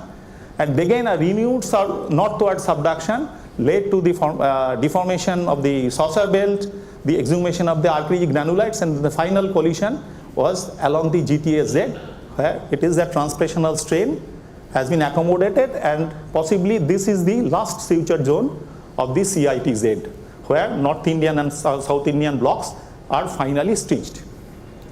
So quickly, this has taken a lot of time, so quickly I look at the other one, the Fulad Ranakpur shear zone. This is in the western part of the Aravalli Delhi fold belt, and you can see the western side is the Marwar Craton, which is dominated by the Erimpura granites and Malani igneous soot and other kinds of things. But the eastern part is the South Delhi fold belt, you know that the Delhi fold belt has two parts. One is in the north, which is called North Delhi fold belt, and the southern part is called the South Delhi fold belt. The South Delhi fold belt normally shows at Granvillian edges about 1 to 0.75. So we have examined this portion. There are a lot of work in Fulad area as well as in the Kui Chitraseni area in the south by earlier workers. We have mostly worked here in the Ranakpur zone, and the area is dominated by calcareous rocks of the Kumbhalgarh and group, and underlain by the arenaceous rocks of the Gogunda group, which are equivalent to Ajabgarh and Alwar of the northern Rajasthan. And they are generally, age of sedimentation has been found out to be 1.2 to 1.0 billion years. And the major part of SDFB shows amphibolite facies condition of metamorphism. The peak PT condition has been determined at different places, like this, 7.7590, 6 to 8 kilobar, 570 to 650, like this. And available radiometric edges show a dominance of Granvillian edges in the northern part, while more late Neoproterozoic edges are found in the southern part. So this is the map that we have produced. One of my students. Yeah, I'll possibly finish in time. So this is a map. One of my students, who is a student of this university, ex-student, Kollan Hatui. We worked here, and this is the map. You can see several types of impure marble and calcareous rocks, which are lying here. In the overall trend is about north-northeast to south-southwest. And these are the different foliation and lineation data. You can see the lineations are steeper in the shear zone, where the Nagpur shear zone, whereas generally they are having steep foliations. These are the axial planar foliation mostly of the F2 rocks. So we have F2 folds. So we have here at least 3 major generations of folds. The early folds are recumbent. The late folds are upright. Even you can see a hook-shaped pattern of the late and early folds together. Now these are the different, I have just made a collage of different metamorphic textures. I cannot discuss all of them. Generally it shows that prograde metamorphism is associated with the first deformation and formation of early isoclinal folds. Then the first retrograde event, 2 retrograde events are found, one in the early D3 event, another is the late D3 event, which are the translational events. Important is that the whole belt, if you take a cross section across the belt, it shows this kind of structure, flower structure, large scale flower structure like thing, where you can see a change in the orientation of the folds. You can also have folded terrain punctuated by steep shear zones, which are also translational in nature. In outcrop scale also sometimes you see flower like structures where granite is occupying the central part of the flower structures, and there are a lot of thrusts associated with it. Geochemically, these are mostly granitoids, and they are showing a general tendency of seam collision to volcanic arc granites. I'm not going into the detail of this. So we have done the ICPMS UPB zircon of some granites, selected granites here. They are showing age of about 850, 2 major age clusters, 995 million year, and then 850 to 820, which we are, sorry. So this is the general model that we have made of the different metamorphic events. So what is that? Summarizing, in the Fulad Ranakpur shear zone we get 3 major zircon age clusters, 995, 850 and 822 to 819. The last 2 ages are related to D2 and D3 events, that is folding, but the earlier folding and transpiration related events. But the earliest 995 million year is possibly predating this, and that is possibly initiation of the subduction collision system, subduction system that started at around that time. And final closure was by 820 million years. So it is a large, at least 200 million year spanning orogeny with a pulsating nature. Partition, transpiration and sin shearing granite plutonism indicate oblique collision. So what we mean by this is that it is this kind of a model. You can see folding and shearing, punctuated domains. So mostly during the oblique collision, sometimes it is getting folded, sometimes they get. Sir, I'll take just 1 minute. I'm just in the last slide. So this is the most of the shear strain has been concentrated in the shear zones. So polarity of subduction is uncertain as in most cases, but what we can see here is that in some models they show westward subduction of most of the around the Delhi fold belt. But problem is it is there only along the eastern zone. The western boundary, which is actually the Fulad-Dhanakpur boundary, that is shown as a passive margin, which doesn't fit the data. But the Kaur et al. And others, Kaur et al., they are showing that there is possibly eastern, they have interpreted an eastoid subduction and exhumation of the Fulad granule ophiolites and the related structures. We are mostly thinking of in this line only. So if you see, finally, this is the last slide, we can see that the SIB and NIB has been joined like this. This is the Marwar Craton, which is also joined to the Aravalli Craton. Now if you see that our findings say that this is the early Grenvillian ages, and this is Grenvillian to middle Neoproterozoic ages. So the finally we can say that if this is the case, then the Greater Indian landmass first formed by joining the NIB and the SIB in around 12.95 thousand to 950 million year, but the Marwar Craton joining with the ADMB could have been as late as 820 or 800 million year roughly.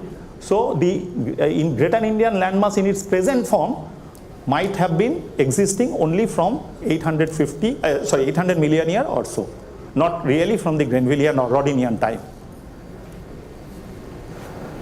Thank you. This is the magnificent Kumbhalgarh fort. Thank you, Anupam. We can take one question quickly, if anybody is interested. Yeah.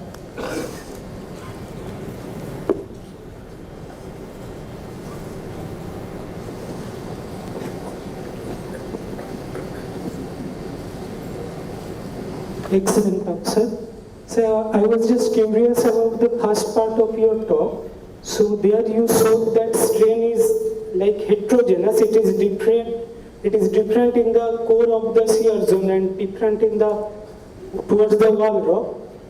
So when you measure the vorticity, which method you used? We use porphyroklast hyperbolic distribution of Simpson and deep power. Okay, so I was just curious because when deformation is occurring, along with deformation, there is also advection of the rock volumes, right? So at one point, the rock volume is at L1. With time, it will be at somewhere L2. At L1, it suffered one kind of deformation. At L2, the vorticity might be different. Yeah, so that kind of, I understand your question, but that kind of time-dependent change in the flow pattern, that could not be traced with this kind of data. For that, we need much more detailed and not only detailed sampling and analysis, but at the same time very detailed geochronological data. And as you know, very high resolution geochronology is difficult in a deformed granite. So that is the problem. We didn't try that. We only tried to see what is the general bulk pattern of flow in the central part and in the outer part. And if we go to the boundary of the shear zone, not only, just like I didn't show all the details, in the central part it is all highly simple shear, because you are seeing all kinds of simple shear deformation features as well as a very shallow stretching lineation, shear related. Whereas in the outside, as I have shown you, the stretching lineations become subvertical and the area is pure shear dominated. In between there are some areas where suddenly the stretching lineation totally vanishes. It becomes an S tectonite. There is no L. So that is possibly the transition zone. So all the details I didn't have time to discuss here. Thank you, sir. Thank you, Anupam. So thank you very much for an excellent talk. Thank you.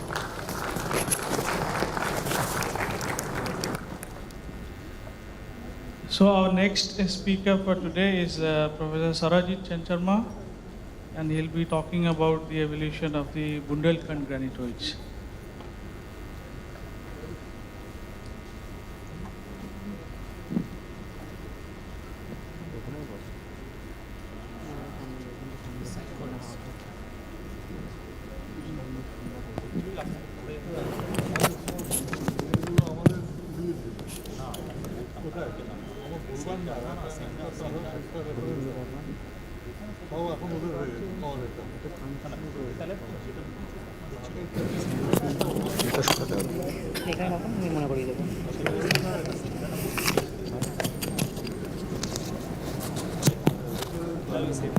This is for left pointer.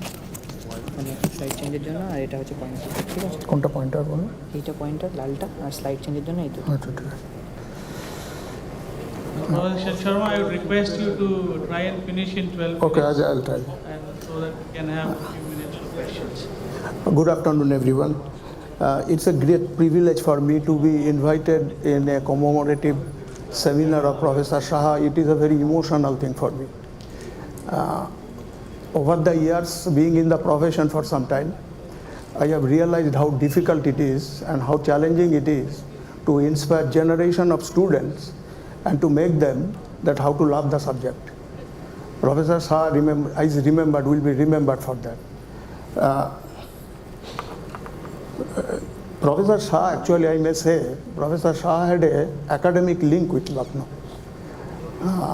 particularly with Professor R.C. Mishra. He had corresponded, he had interacted with Professor R.C. Mishra on Bundelkhand Granitoid time to time, that I am told.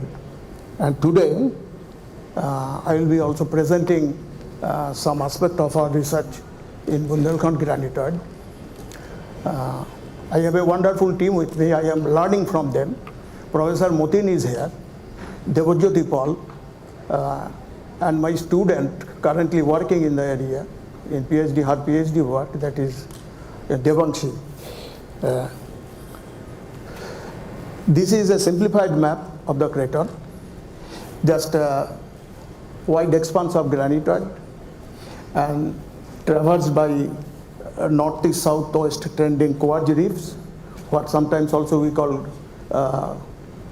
great quartz veins, and northwest southeast mafic intrusive dikes. These are the major lithologies, and some dates are there which I have put in there. Important part is that granite timing is about 26, roughly speaking, to 25, but it has extended little younger also. Mafic dikes of about that age of 2200, etc. And quartz reef is less dated, but the available dates is about 2000 or greater than 2100.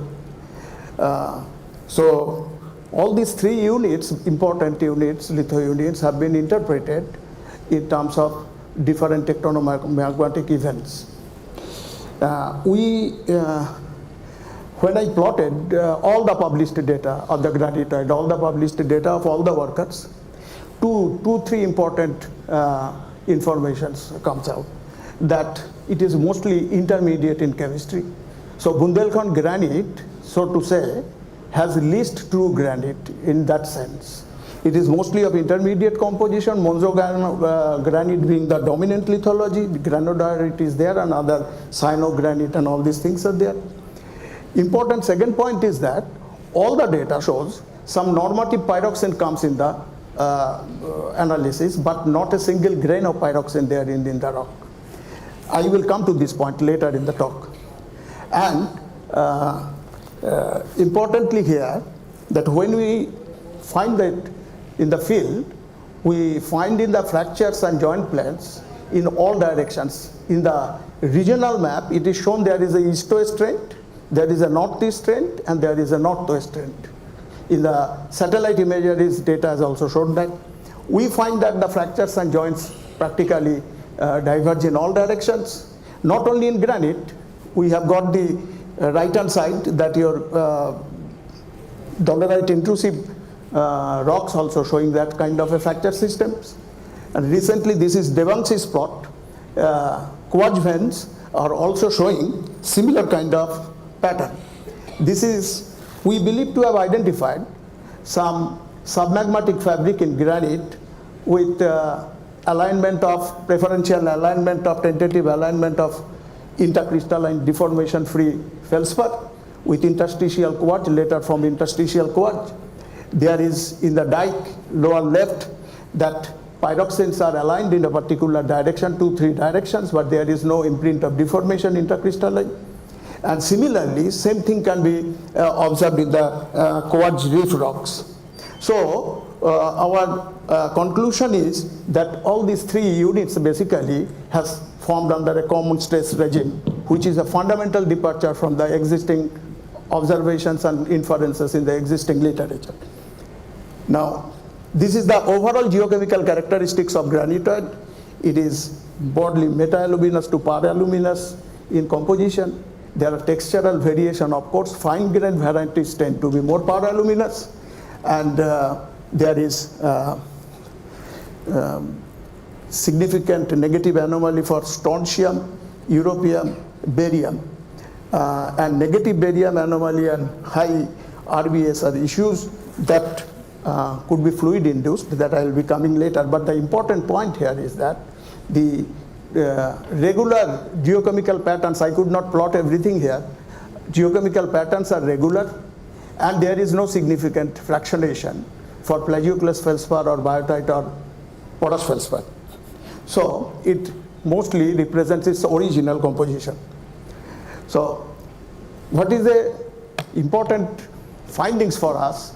And I am a bit surprised also that our earlier literature, we did not find this information, but it is ubiquitous. That is your cross-cutting, mafic veins cutting across the granites.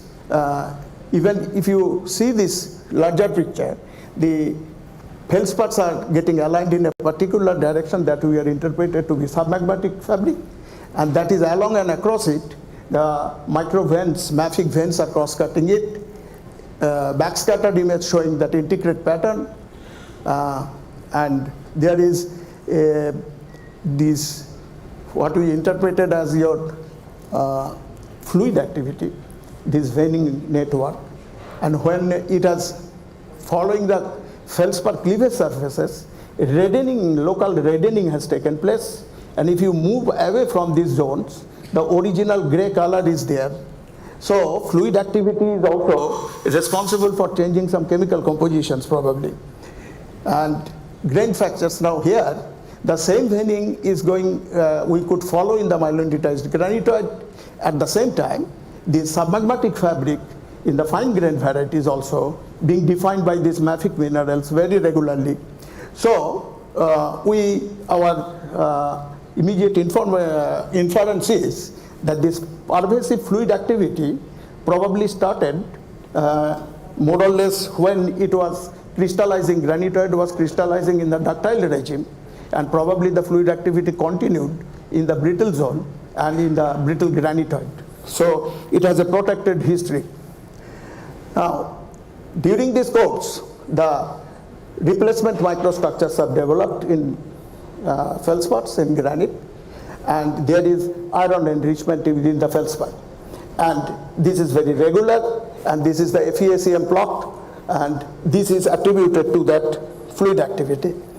Now, this mafic vein composition looks like chlorite under microscope, but it is not exactly chlorite. I have checked and compared with the chlorite data, but it has an overlapping FeO-MgO ratio with tholitic picrite, mantle-derived tholitic picrite, olivine tholitic rocks, and it has a low MgSi ratio, and it has a very importantly that it has a overlapping value for MgSi for the aqueous fluid equilibrated with peridotite at 1100 or 1200 degrees centigrade temperature.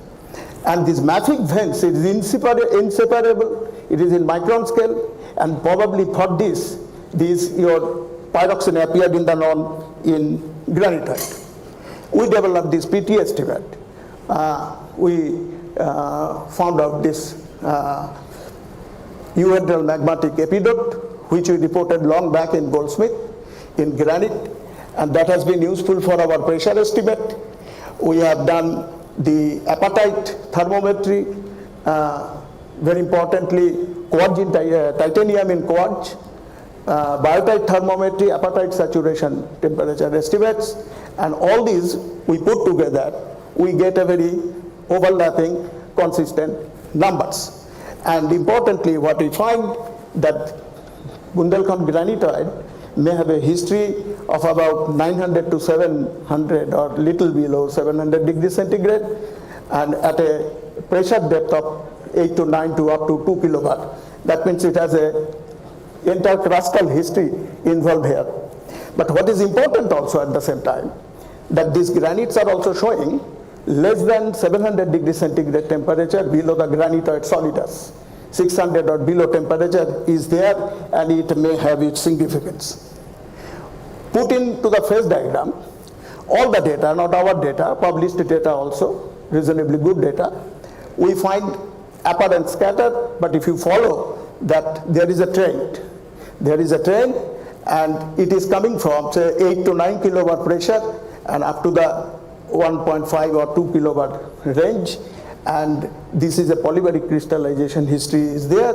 We find that it is a transcrustal evolution indication, and fluid present deeper crustal condition at crust mantle depth is the this model is preferred. Now, this sustains for the sustenance of this entire system, large silicic system or silicic to intermediate system, mafic recharge was key.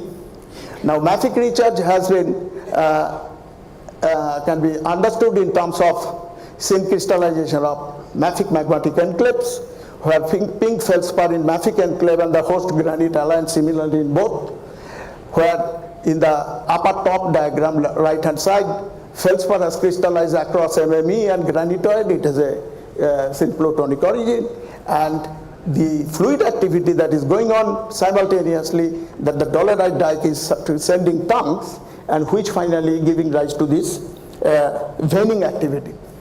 We try to understand geochemically here.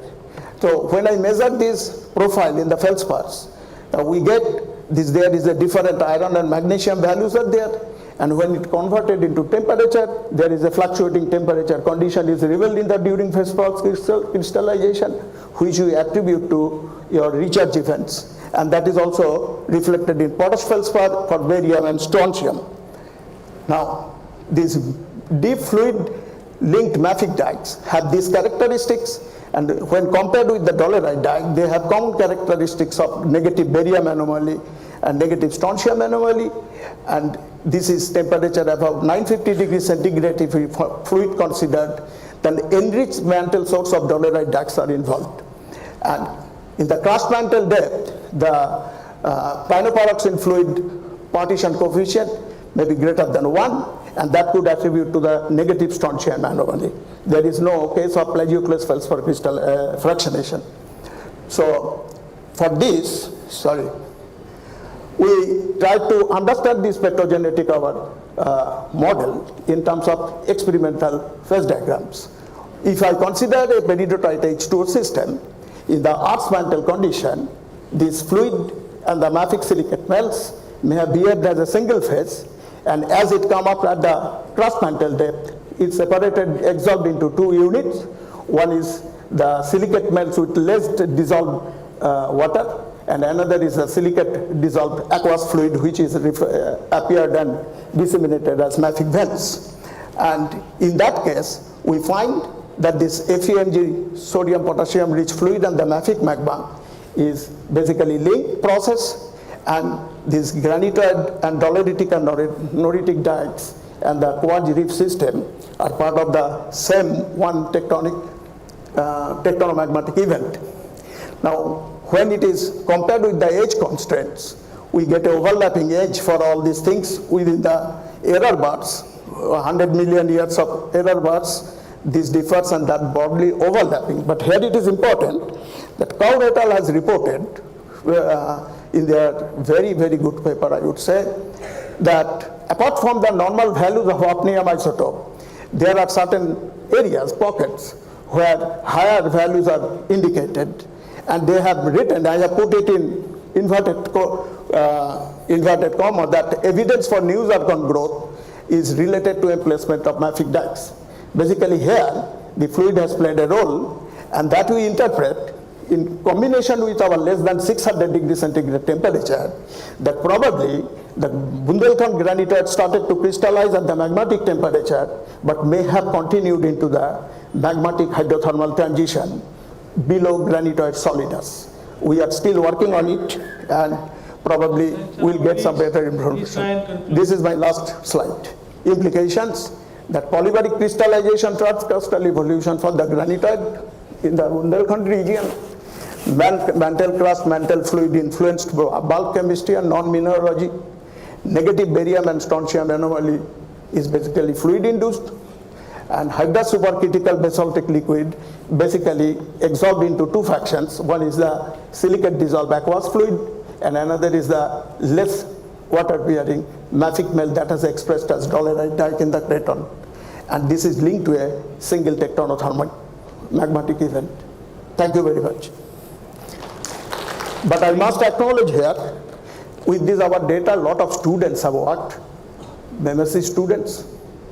Everybody's name is not there. And Okay, so we have all those people who have worked in field. Thank you very much. Thank you. So we have time for a question.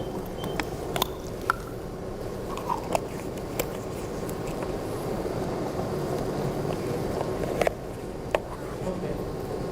No questions, and we move ahead. Thank you. Thank you. Thank you. Very much.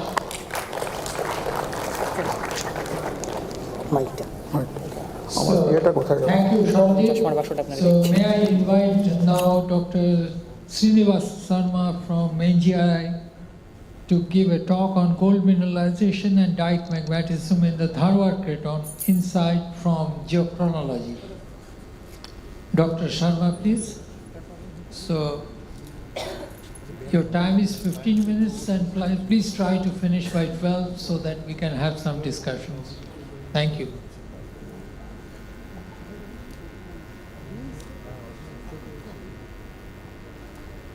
Please fly. Okay.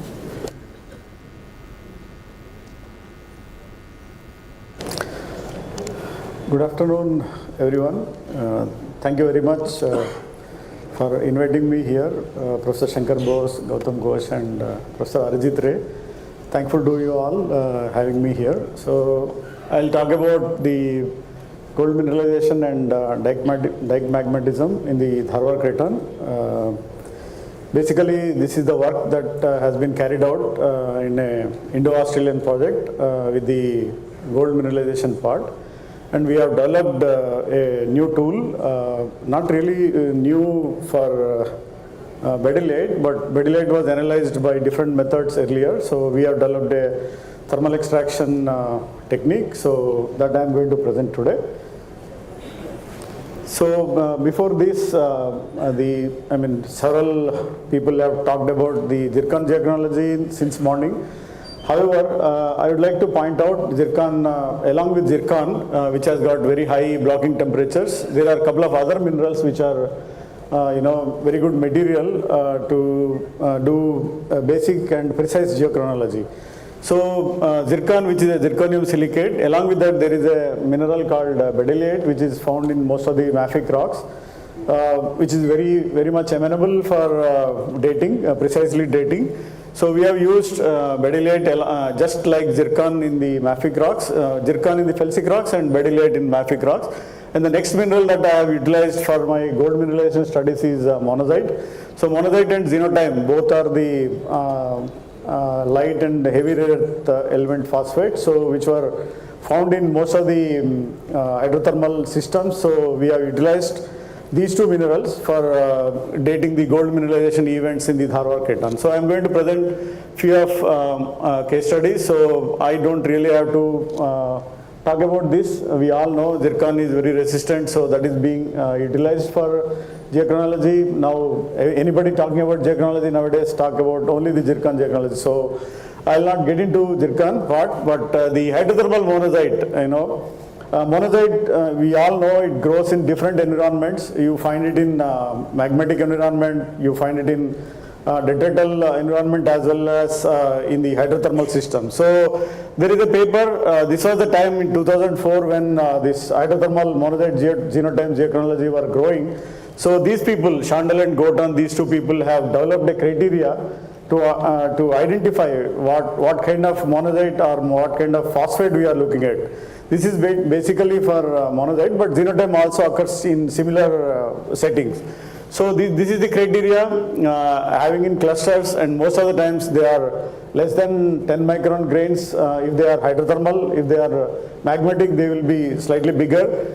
And it grows along with sulfides and oxides. So whenever we are talking about hydrothermal minerals, mostly in gold deposits, we have different kinds of sulfides, pyrite, arsenopyrite. So if monazite is growing along with or if you are able to establish the paragenetic sequence, if the monazite has grown along with these hydrothermal minerals, that is the ore minerals, then we can certainly say that it is paragenetically grown along with the gold mineralization. So we have identified like that by looking at several thin sections, 30-40 thin sections to identify some of these datable minerals. And then the very other characteristic feature is the thorium concentration in the monazite or xenotime. Generally, the magmatic monazite has got 3 to 5 weight% of thorium, whereas in hydrothermal monazite it is less than 1% most of the time. So this is one typical characteristic to identify hydrothermal monazite. So then this particular point has been utilized to age date the gold mineralized zones. So these are the minerals before we started the work. These are the minerals we were targeting at. Zircon for to constrain the age of the host rocks, and these monazites, hydrothermal phosphates, basically to identify them in the alteration assemblage to directly date the gold mineralization events.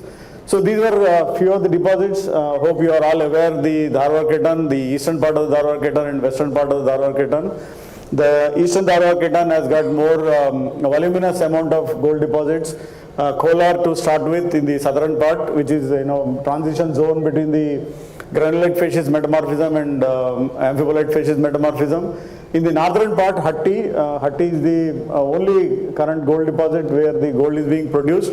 So we have selected Hatti as because it is a running mine, so where we can sample better. And these two deposits, one from Gadag and one from Ajanhalli. Gadag is in the northern fringes of Chitradurga greenstone sequence, Ajanhalli, which is a BIF hosted kind of gold mineralization. So these three deposits were dated with our studies. So to start with Hatti, this is the Hatti gold deposit where the loads are associated along with this shear zone. There are few other loads, however they are not being mined as yet, but Hatti, this is the proper mine which is being utilized, which is being mined now. And then there are a couple of other satellite deposits, one in Ooty, which is mined as an open cast mine, another one at Hirabudini. So these three mines are currently operational in Hatti greenstone sequence. So this is the disposition of loads in the Hatti gold deposit. There are several loads, at least 8 loads, which are being mined at different depths.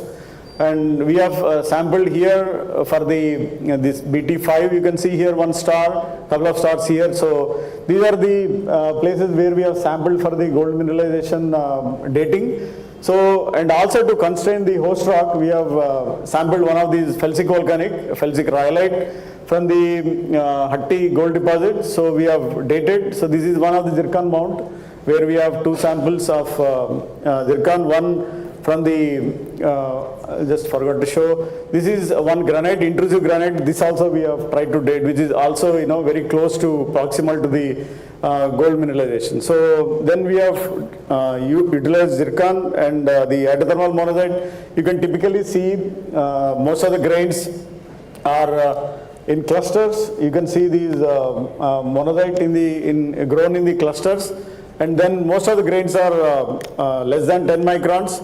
Whereas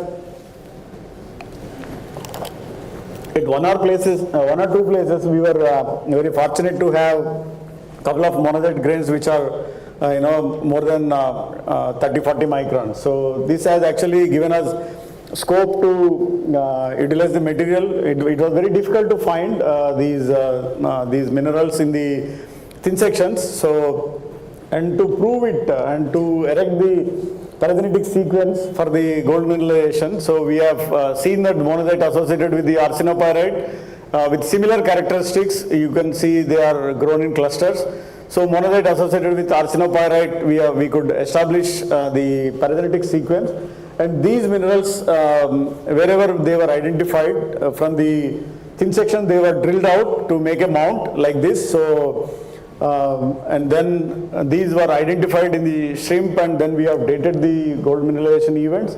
So these are some of the Concordia plots for the Hatti rhyolite, which is dated at 2587, and the Granitoid age, which is 2545, and then we have dated the monazite. So very many spots on this particular grain, but we have dated other grains as well, not to bias only from this big grain.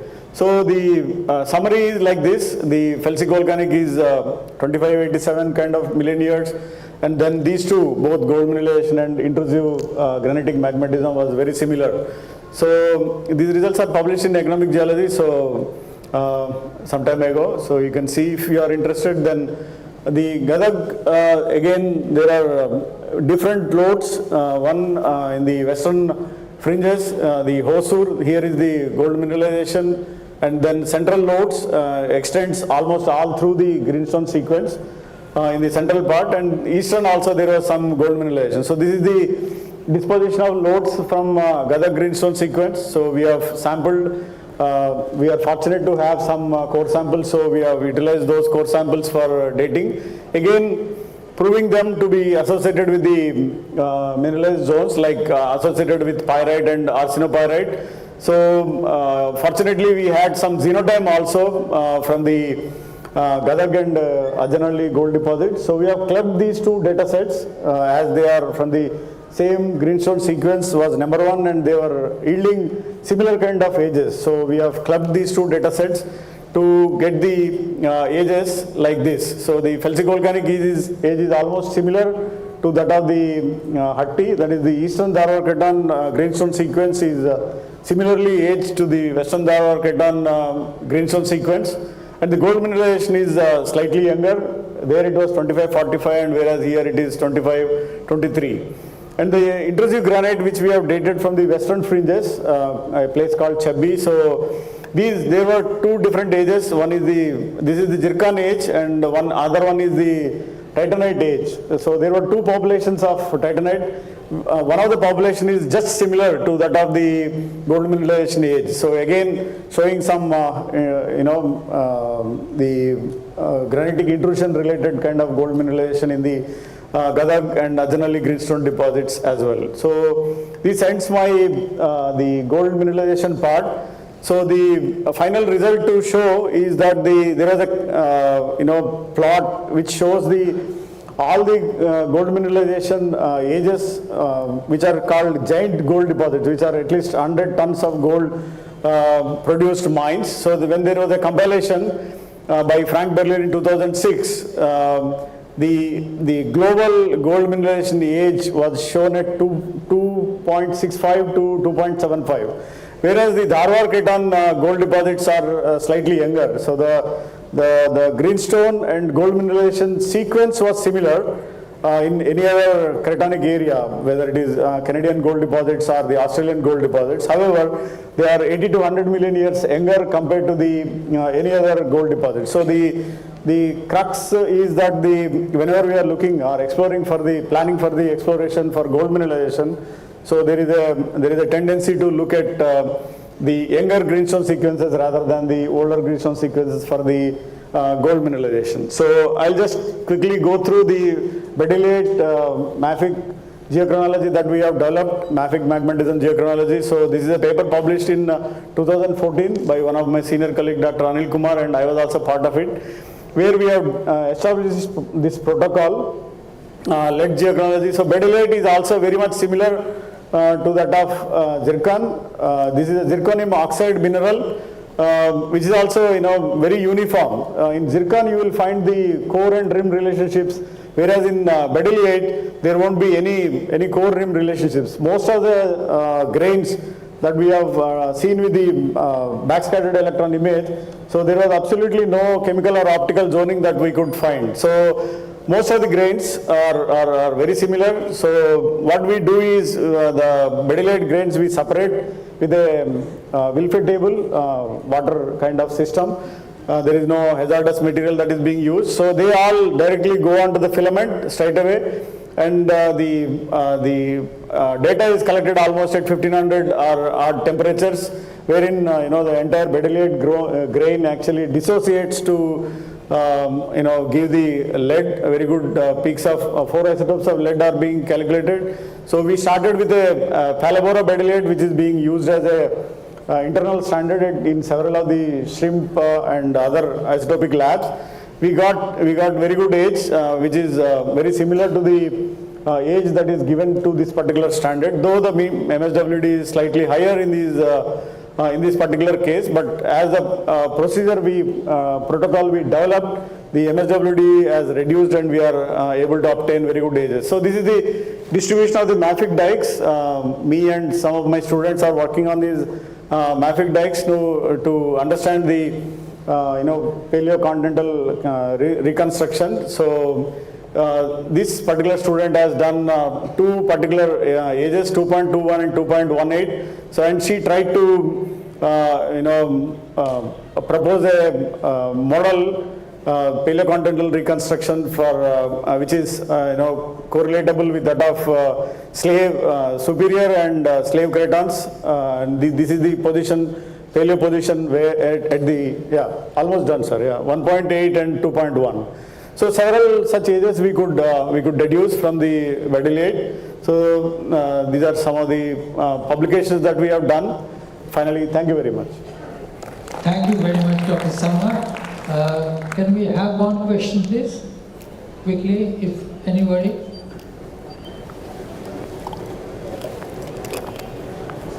No. Okay. Thank you very much, Dr. Saha, for your excellent talk. Thank you, sir. So our next talk is on Precambrian crustal evolution of the southern granulite terrain, and it's my pleasure to invite Dr. J.K. Thompson.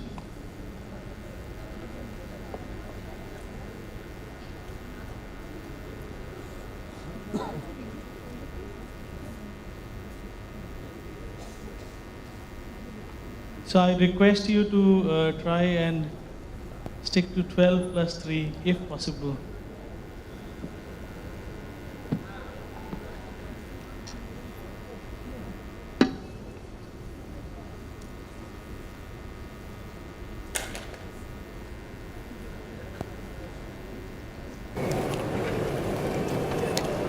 Good afternoon all.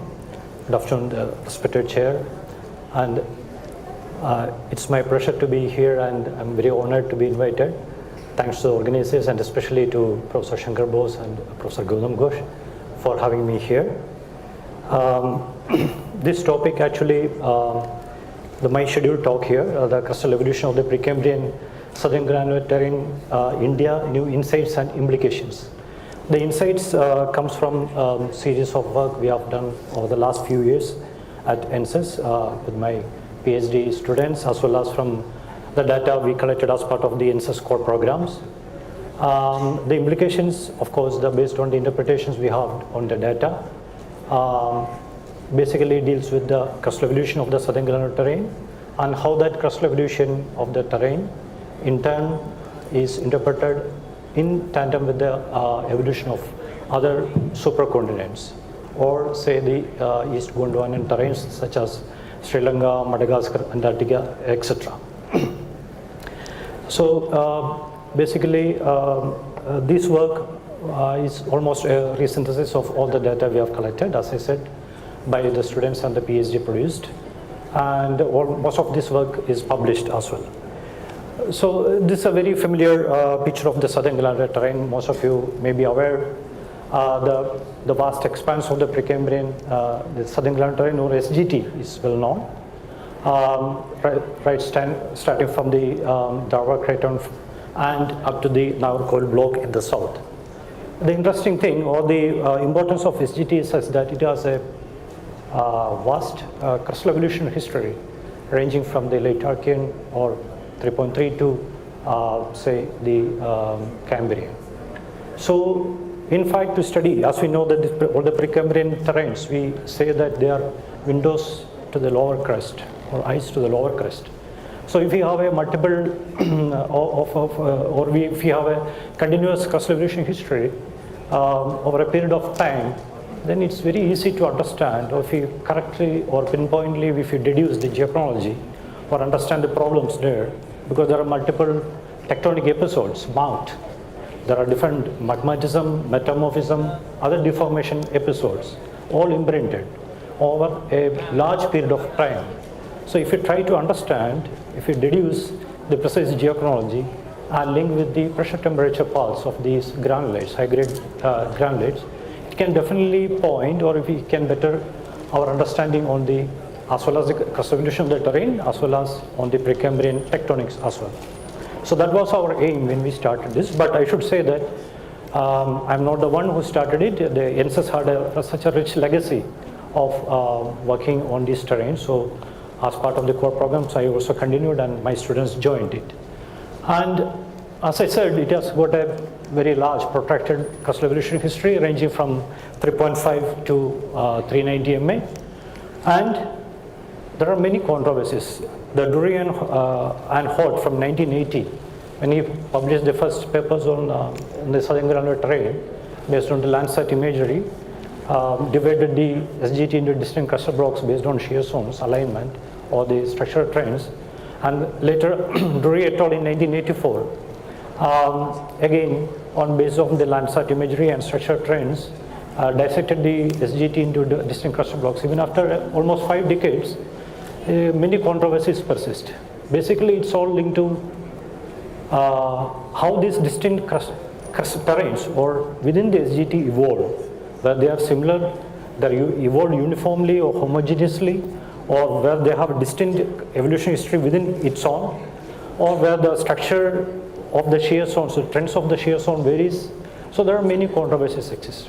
Hundreds of papers have come out of SGT. If you have a casual glance in the literature itself, or science directory if you take, you can see many groups working. I know that some groups from Presidency as well work on this terrain. And so even after all these 5 decades, there are some fundamental questions still remain unresolved. Momita Talukdar in 2022 in Earth Science Reviews has given a very concise and a very precise compilation of all these problems. We can just go through that to understand all these problems as well. So to say, the SGT is divided basically into two based on the age of metamorphism and the age of the basement rocks.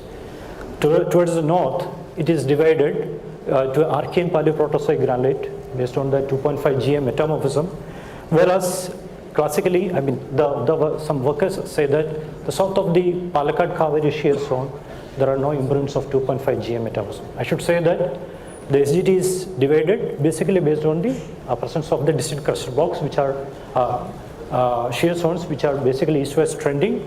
And towards the north, we have the, most of these greens are the Charnakite Enterobite massifs or Charnakite Granite massifs. And to the north of this Palakkad-Kaveri shear zone, we have the late Archean Charnakite massifs such as Nilgiri, Biligiri Rangan, Shevaroi, Kudlimalai. And the south of the Palakkad-Kaveri, we have the Vashanad Hills, Cardamom Hills, and then again in the Nagarkoil. So all these terrains has got distinct evolution history. So my problem is just twofold. I'm not going to make a very detailed presentation on the geology or anything, just to try to understand two fundamental things. Where the Archean crust, as some workers say, is restricted only till Palakkad-Kaveri shear zone, which they say it's a suture zone, which is, as they argue, it's a trace of the old Mozambique Ocean corrosion. So it's formed at the terminal stage of the East Gondwana or East African orogeny at the terminal stage of the East Gondwana. Or where this Archean crust in the north continues south of the Palakkad-Kaveri shear zone, where it extends. But still, again, there were many workers, for example, Ghosh in 2004, after that Plavsa in 2012, then Brand et al. In 2014, they argued that there is an extension of Archean crust south of this Palakkad-Kaveri shear or suture zone. But till where? They told that the shear zone extended up to a newly identified shear zone known as Karur, Kambam, Painav, Thrissur shear zone. But again, Brand et al. Told that no, it's still further extent where it is still divided into two.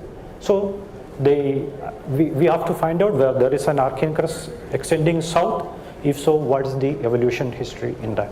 So if there is an Archean, if the terrain extends south of Palakkad Kaveri, then what's its relation with other Gondwanan terrains? So the Brand et al. In 2014, he argued that no, Palakkad Kaveri shear zone is not the suture. Instead, we have a suture at the Moyar Bhavani, much north, Moyar Bhavani Kaveri suture zone. He termed it suture zone. So basically, there are two fundamental, as I said, there are two fundamental questions: where is the suture lies? But because the suture is designated based on the age of metamorphism, whether it is present towards the north or whether it is extending towards the south. And also, SGT is important in such that it figures very prominently in all supercontinental cycles because it is at the center point of the East Gondwana. So without SGT, we cannot correlate. So it figures the most in almost all the Gondwana reconstructions, and also Colombia, Rodinia, Gondwana, all. The SGT shares an evolution history. So to understand the evolution history or the crustal evolution of SGT is as important as when we try to interpret in terms of the other supercontinent assembly, and also the orogenies such as Greenville, Kunga, and Malagasy orogenies, which happened during that time at a different point of time. So as I said, there is a final assembly of SGT. There are two contrasting models, whether it is Neoproterozoic or a Paleoproterozoic suture. And Collins et al. In 2014, and as I mentioned, Brand et al. In 2014, they gave two contrasting arguments.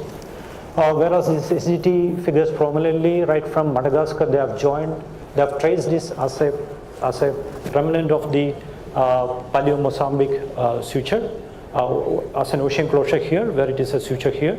But Brand, he had said that no, the SGT assembled at around 1.9 GA, or it's an alternate model, was proposed Paleoproterozoic. So basically, our idea was to very precisely or closely sample a terrain which is the Madre block or the center part of the SGT, which is as important that lies that almost all the we get all the remnants of all the tectonic episodes are preserved in this part, in the Madre block. But again, as I mentioned earlier, the Madre block was divided into two: Karur, Kambam, Paina, Thrissur, shear zone, as Ghosh et al. Told in 2004. And then Plausa again said that there is an isotopic boundary which again separates still south, and Brand et al. Told that no, it's divided north-south, where there is a western domain, western Madre domain, and the eastern Madre domain. Western Madre domain has much more arcane ancestry than the eastern Madre domain. So we collected samples from all the lithologies like granites, chanakites, other basement gneisses, granitoids, alkaline intrusives, and we did uranium-lead geochronology as well as hafnium. Hafnium, as in the forenoon section we heard from Professor Mugabade the importance of hafnium in tandem with uranium-lead geochronology to understand the crustal evolution or crustal growth of a terrain. So also this Madre block is important because the Brand et al. Proposed that we have a lot of sporadic occurrences of high MgAl granulites or suffering granulites here, which denotes the UHT metamorphism in the area. So we also worked on that and tried to understand the what's the peak temperature experienced in the SGT at that time. So the Kambam UHT belt, the sporadic occurrences of all these high MgAl granulates which occurred along these high MgAl granulates. So they host multiple mineral associations with the peak temperature at 1120 degrees centigrade and 11 to 14 kilobar. And from these suffering granulates, the zircons, we got Paleoproterozoic metamorphic event, which is much south of the Palakkad Kaveri shear zone. So this is one of the evidence we have said that there's a Paleoproterozoic or crust extending southward. And also we analyzed the same rutile and apatite in the samples, and which denoted differential cooling and exhumation in the terrain. So we say that from the monazite age data, which gave 590 to 570, and then we got 530 MA ages, we say that The Madurai block is an example of a long-lived UHT origin with a differential exhumation. And to trace the crustal evolution, I said, along with the zircon, UPB, and hafnium, we got multiple magmatic and metamorphic episodes. Like there are 4 magmatic episodes we could get it from Neoarchean to early Paleoproterozoic, Triassian to Orosirian, and late Tonian and Ediacaran Cambrian, and 2 major metamorphic pulses at Cryogenian Ediacaran and Ediacaran Cambrian, which is the most pervasive event, which all are linked to the different supercontinent assembly as well.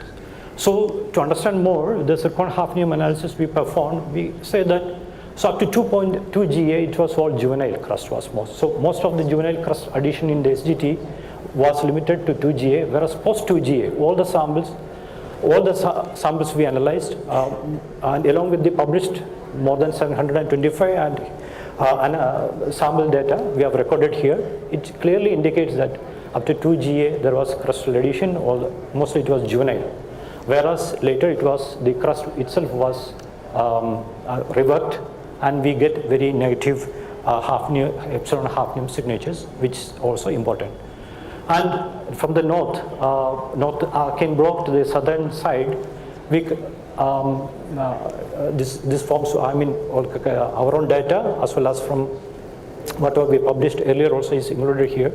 So right from 3.5 GA to the northern Granulite block to the south, we got the entire picture we could deduce from the different accessory minerals, zircon, monazite, titanite, rutile, apatite, brittle, all we could do in situ LA ICP-MS analysis, and we could deduce the exhumation, I mean the magmatic, metamorphic, and differential cooling and exhumation history of the terrain. And so we say that the SGT, it is clearly told that there is a Paleoproterozoic. We could find out that there is a Paleoproterozoic metamorphic component south of the Palakkad-Kaveri shear zone, and it is also linked that there is a lot of juvenile crustal addition happened. I request you to please. Yes, sir. This is the last slide. So we get in the net crustal addition or the juvenile magmatic addition was mostly, we can get even in the south of Palakkad-Kaveri shear zone, which means that there is no future in, or we refute that proposal that there is a Neoproterozoic future in SGT, whereas we say that all the crustal blocks in SGT assembled at one time of that is prior to 1.9 GA, and it existed as a single block, and it was accreted along the Moyer-Bhavani suture zone at 1.9 GA. So that's a conclusion we could make after this. Thank you. So a quick question from somebody.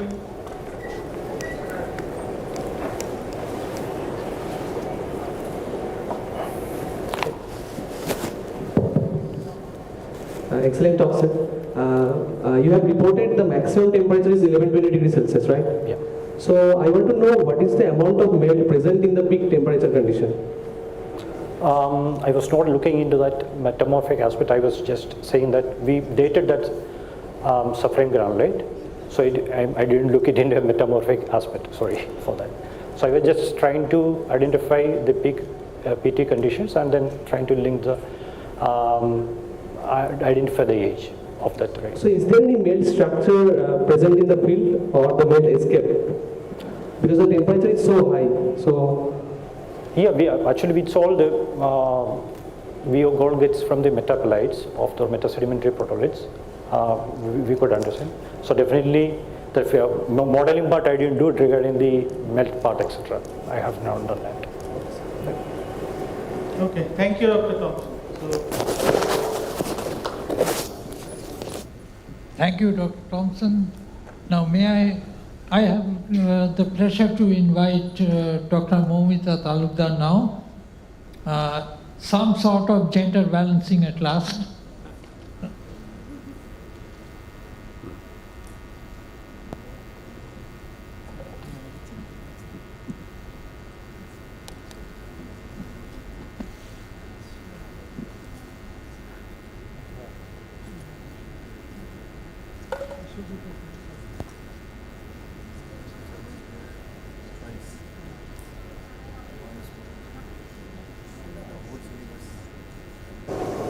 Hello? Yeah.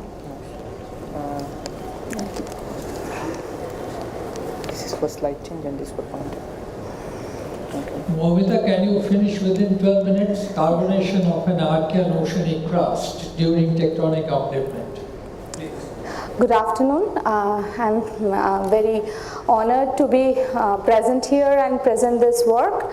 And I would thank you, Dr. Thompson. He has given a good introduction to the area where I'll be talking on.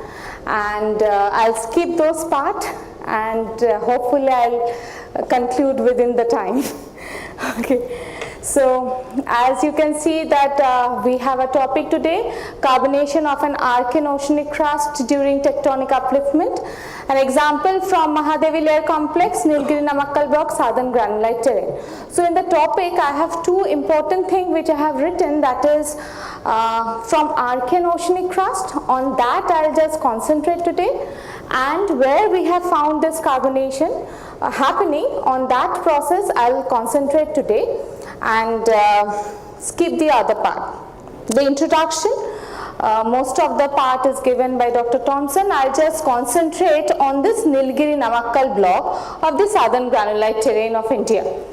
Okay, in this Nilgiri Namakkal block, as we have heard that sometimes, most times it is considered to be the continuation of Dharwar. Some authors, they think they are not continuation of Dharwar and so on, but not that. On the part where the topic tells that it is an oceanic crust. First, let's talk about that. So here in this whole region, we see that we have granitic, magmatic clan of rocks which are now metamorphosed, and they form the country rocks today. Most of the whole terrain present that.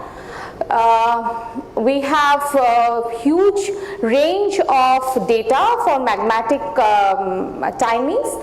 So they are from Archean, and also they are reported from Proterozoic, 800 MA and 500 MA and so on. But in this Nilgiri Namakkal block, where we find typically the layered mafic complexes. As you can see here, the Mahadevi layer complex, and this is the extended part around this, which lies within the Nilgiri Namakkal block. Here you have a Sitampundi layer complex, we have Bhavani layer complex with Devanun layer complex, and small complexes, many more. So what do we have there is the BIF present along with mafic, ultramafic layers. So presence of BIF indicate that since it is known study that it is mostly precipitated in the shallow marine conditions, so it is more obvious that these areas are the remnant oceanic crust. Now, what is the timing? So briefly, I would say that here we have huge range of data, geochronological data, but mostly it is seen that the granitic rocks which is present here is mostly from 2.5 billion years, and the mafic layer complexes which is present as enclaves within this granitic clan of rocks. Now, since they are enclaves, we directly cannot get the zircon from mafic rocks. So what we interpret from the field data and the mapping, that these are enclaves, so they are older to it, and the granitic magmatism took place after it, and that's why we, and yes, there are some whole rock data, obvious, and few, one or two zircon data also available from tagiogranites and all.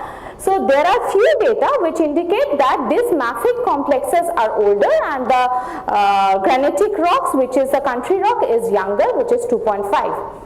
So with this, I'll stop now. There are many more stories over here, which I'll continue little bit later on. But before that, I'll continue from here with the mafic layer complexes and the granitic rocks. So here in the Mahadevi layer complexes and the Devanu layer complexes, we find the mafic ultramafic rocks, felsic gneisses, few anorthosites, and meta-BIF.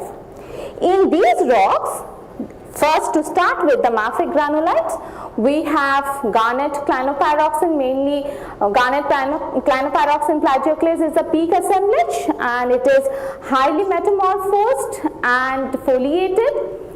In many times the foliation is very crude, where the composition of garnet or the assemblage, the garnet is very high in amount, that in those places the foliation is not very prominent. So that is present within the layer itself, that there are changes in the assemblage, changes in the composition, and you have the modal abundance difference. Okay. So you have few younger veins where you have amphibole and quartz. In those veins related to the same age or synchronous, we found some scapulite development in those areas. These are patchy and you have quartz associated most of the time, sometimes it is not associated.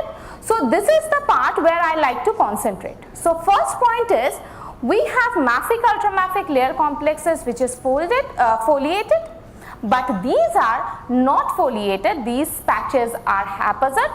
These are present as haphazard patches, even veins. As you can see the pictures, under microscope we see that these scapulites are replacing plagioclase. They don't take the strain, they are formed in a static condition, the first three pictures. And amphibole shows a similar texture where it is replacing the clinopyroxenes. It is almost found in the rim and the cleavage area, but in most of the time scapulite is always associated with amphibole, but many a times amphibole is not always associated with scapulite. So amphibole formation is almost present everywhere. In all the terrains, means all the rock types it is present, in the mafic, in the ultramafic, in the granitic rocks, everywhere this hydration process is very prominent. But this carbonation process for the formation of scapulite is not very prominent. It is found in very skeptic areas, will show in the map. Okay. The later phase where we found another carbonation process, that is the calcite formation. We found veins cross-cutting the scapulite itself, so that means the calcite has formed much later on after the scapulite formation. So we did some textural modeling, but what we kept in mind that since the scapulite has replaced the plagioclase, almost pseudomorphically it has replaced, and the amphibole has replaced the clinopyroxene, pseudomorphed it. So we have taken one thing constant, that is the volume.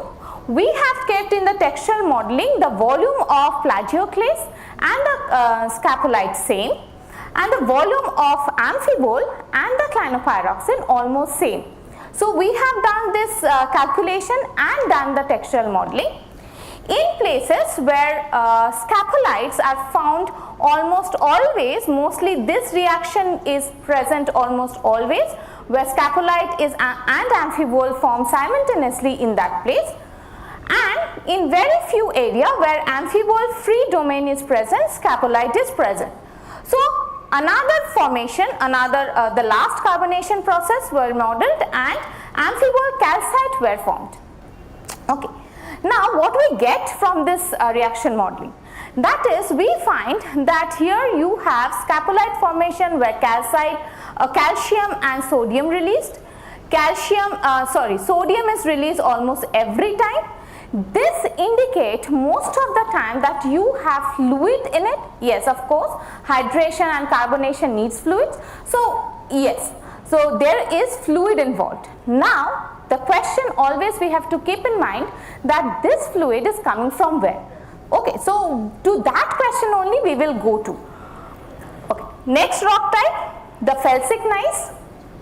We have two varieties mostly. In the thin section we will understand the first two on the top. We have mostly the association of biotite, and we have orthopyroxene, clinopyroxene amount is very less. And the next two assemblage means next two pictures show the clinopyroxene amphibole. Orthopyroxene is very less, but orthopyroxene, clinopyroxene and amphibole is present at the retrograded phase. So in the top two, biotite is the retrograde phase, and in the bottom two, amphibole is the retrograde phase. Okay, so hydration is solved. One biotite forms, another one amphibole forms. Here, many a times we get to see that anchorite is replacing the biotite. So that incorporates the thing that biotite, that means the hydration is earlier and the carbonation is later on. So we get that information. Next, in the bottom picture, we see scapolite formation, and in here we found some pyrite inclusion within the scapolite. So in many ore forming processes in this Khan area, we find many a times that sulfide is always associated with carbonate, and we find this kind of association present, but in this case we could not do the sulfur isotope and trace the fluid, because you can see from here that these drops are very tiny, the drops within the scapolite. They are so tiny that we are unable to do the isotope study, so hence we could not do that study further. Next, if we go to the meta-BIF, we have clinopyroxene, orthopyroxene as a peak assemblage. In the retrograde phase, we find apatite is been hydrated to dufrenite. The magnetite is carbonate or carbonation happened to siderite, and few times we found few brunerite, which is not shown here since I have concentrated only in Mahadevi layer complex in and around area, but in other places we found some brunerite forming where it has replaced this CPX. The textural modeling shows that here again we have some Mn coming out, the Ca coming out, and siderite has to give some quartz, which we found few quartz domain over here also, and Ca coming out, and also this could be in the process of fluid metasomatism. Otherwise we cannot get this kind of textures. Even the texture also will tell you through the fractures, forming veins and replacing. So all these textures also tell that it has to be a late stage without deformation and fluid activity. Going to the scapolite, since we cannot do many things with dufrenite or pyrites are very scanty, and we do not have much of carbonate mineral assemblage. It's very small. We did try to do something with the scapolite. In our study, I have given for the students specially, I have given the composition of different varieties of scapolites. Here, in our study, meionite percentage, that means how much we have the meionite, we can calculate that with the terms of Ca and Na exchange. Okay, so meionite percentage we got up till 76 to 72% in mafic granulite and around 67% in average in the felsic gneiss. So when we plotted that in the equivalent anorthite component, since it is replacing the plagioclase, so we found good relationship between the X anorthite and equivalent anorthite in scapolite. So as compiled by Hamisi in Hamisi 2023, we found that he has compiled all the scapolite data from different varieties of area, geological area. They have found that this kind of meionite percentage is mostly associated with the high grade scapolite mineral stabilization. So that is what we also found, that our grade is mostly amphibolite and amphibolite grade only. We did not see chloride formation much, it is very scanty. So we also corroborate with the same findings, but we could not do this data that which sulfur species is associated or which sulfur isotope is associated, so we could not do that study. Going to the pressure temperature condition, when did it happen? I will not go into much details, but the peak assemblage was found out to be 745, 750 in different rock types, and the retrogression took place in 643, 560 in those temperature condition. Next, the pressure condition would be the peak assemblage was found to be 11 to 12, almost 12 kilobar, and the retrograde phase was formed near about 6 to 7 kilobar. So if we compile most of the area we found the peak assemblage over here in 12 kilobar and 750 degrees centigrade, and we had a isothermal decompression, then we had a cooling path.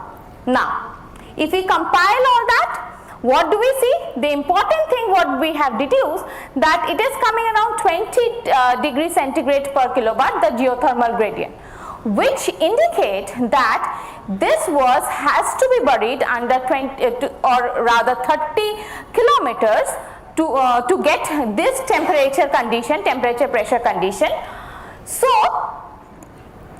we have, at least for the peak metamorphic assemblage, we have to have a 30 kilometers height above that particular rock. Next, when we have seen the compilation by Brown et al., in this age group, or rather I'll just put it on, in this age group near 2.5 GA, which is the metamorphic age of that particular peak metamorphism, it is around the breakdowns of supercontinent 2.4 GA, 2.47 or so. So in that age, we have found 20 degrees centigrade per kilometer. That geothermal gradient is not common, which indicate a collisional setup. And we found the PT path which is almost matching to the collisional setup. So what can we deduce? The tectonic settings where we have found the peak was around collisional setup, then it has to exhume, and during that exhumation the hydration and the carbonation process has taken place. Now, seeing the extent of this, in the whole region it is very scanty. These stars only indicate where we found the carbonation process or the minerals with carbonates, but in other area it is so very scanty, and it is found only in small scale veins only, no fluid front, or from where we will get the fluid of the carbonate. That is the question we need to address. So when did it happen and from where did we get this? If we now have the sequence that in the first magmatism occur, Archean crust has formed around 3.3 to 2.5 GA, then felsic magmatism, then a peak metamorphic assemblage, then we have a sedimentation, alkaline magmatism, and a metamorphism at 500 GA, then a granitic magmatism. Now, which condition we get the carbonation process? That is the huge question. But for my theory, since the extent of carbonation is very less, I think personally that studying this area, that this hydration process and this carbonation process is only due to exhumation process, and from the metamorphic condition which prevailed in 2.4 GA, the continuation of that only we had the exhumation. Since the upper part, which is the sedimentation and the younger metamorphism, could not get the fluid inside, and fluid will not go in the backward towards deeper crust, so we think that this is only due to exhumation. Yeah, this is only the last slide. So that's all. That's what we conclude, and thank you. Thank you, Momita. So we can have a quick question.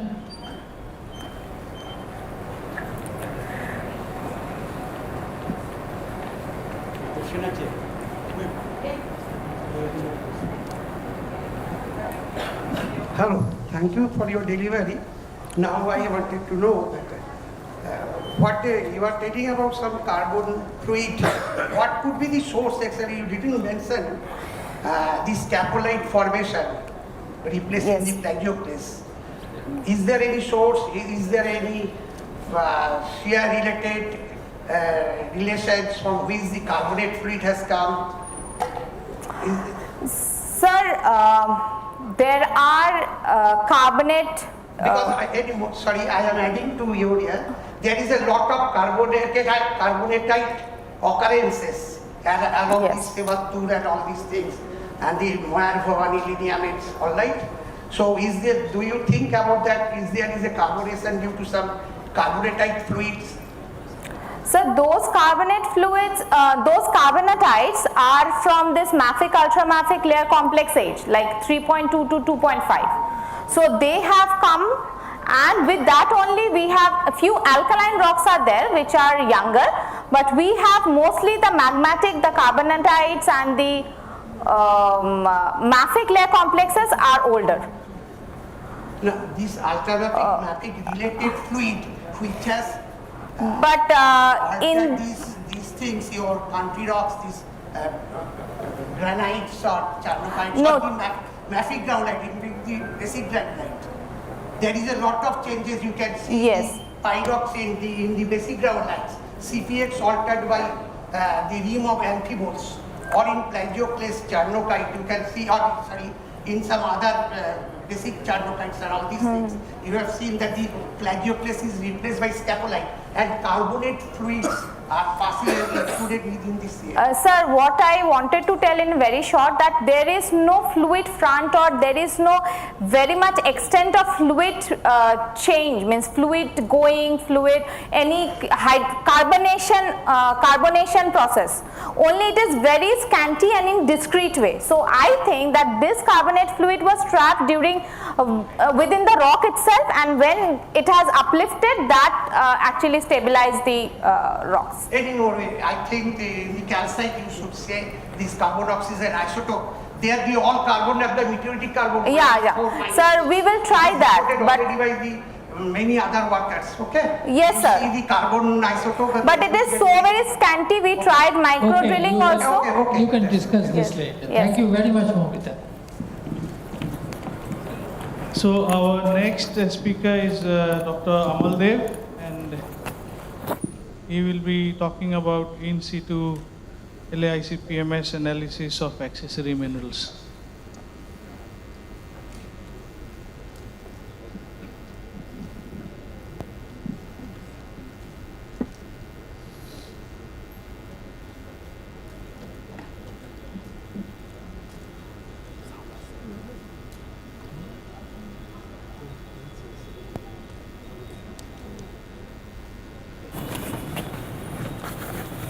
You can put it in here. Here? Yes. It will be fine. No, fine. Yeah. I'm good. Just check the sound. Hello. Hello. I think so this is the pointer for the slouching and this for pointing. Oh, okay. The red. Okay. Thank you. Good afternoon to all of you. So I'd like to thank the organizers of the conference of Presidency University, especially Dr. Bose and Dr. Ghosh for giving me an opportunity to present something. So the day was very hot in the sense of heated discussions on Precambrian crustal evolution, Archean plate tectonics, and many aspects of geology, geochronology, and metamorphic petrology. So I'm going to talk about something different, kind of applicable in the aspect of what we have discussed in the whole day, but kind of looking into that thing in a different way. So the title of my talk is on in situ laser ablation multi-collector CPMS, traditional and non-traditional isotopes, geochemistry of accessory minerals, retrospectives and perspectives. So accessory minerals, as you know, although I use the term accessory minerals, it's kind of slightly different. I'm going to discuss about other minerals also. So they have been an inevitable component of many kind of rocks in the continental crust, or that comes from the deep earth. So that has the potential to record multiple geological processes that operates all the time, metamorphism, magmatism, cooling, exhumation, many kind of processes. So the accessory minerals were primarily targeted for the purpose of dating. We call it the uranium-led dating primarily, although there are other systems like the potassium, argon, rubidium, strontium, samarium, neodymium. You got multiple systems, but mostly targeted for the application of uranium-lead, as they are more robust and get precisely constrained the exact timing of the process what we target on. So what process we could trace out of this is normally based on the closure temperature. So the close alignment of the closure temperature with the process you look for basically help you to understand what is the timing of a specific process, and closely it can be related to what are you looking for. So the advancement has gone to the next level by combining other kind of isotopes with the uranium-lead agents like rubidium, strontium, samarium, neodymium, lutetium, hafnium for multiple accessory phases, even certain non-traditional isotopes like oxygen and all, that could tell you that process, that could pinpoint what is the nature of the process operated. So it helps in combining two things, the time as well as the process. So that could definitely tell you how this has been operated throughout the time. So looking into it, how it has been done.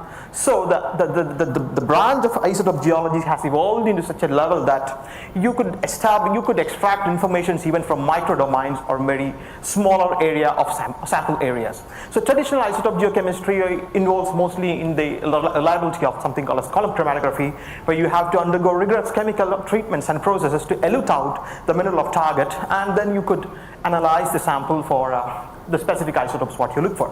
But the advancements in laser ablation has turned out the things in a different dimension, where you see this kind of complex sonings, the ability of accessory minerals to record multiple processes in the context of age as well as isotope signatures. So in this such kind of complex minerals or different generations of minerals, even very smaller domains, we could not fully rely on the technique of column chromatography, as there are techniques like micro drilling, but more expensive as well as time consuming.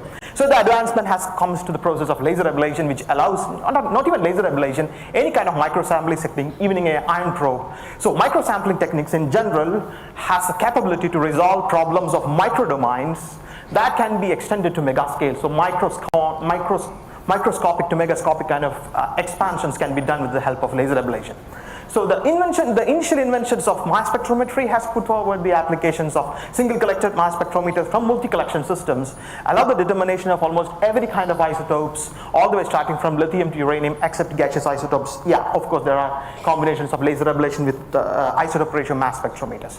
So this combination of laser ablation with multi-collector systems can precisely helps us to understand what is the isotopic evolution of different mineral systems, and which helps to correlate isotope ages and processes in a more reliable scale.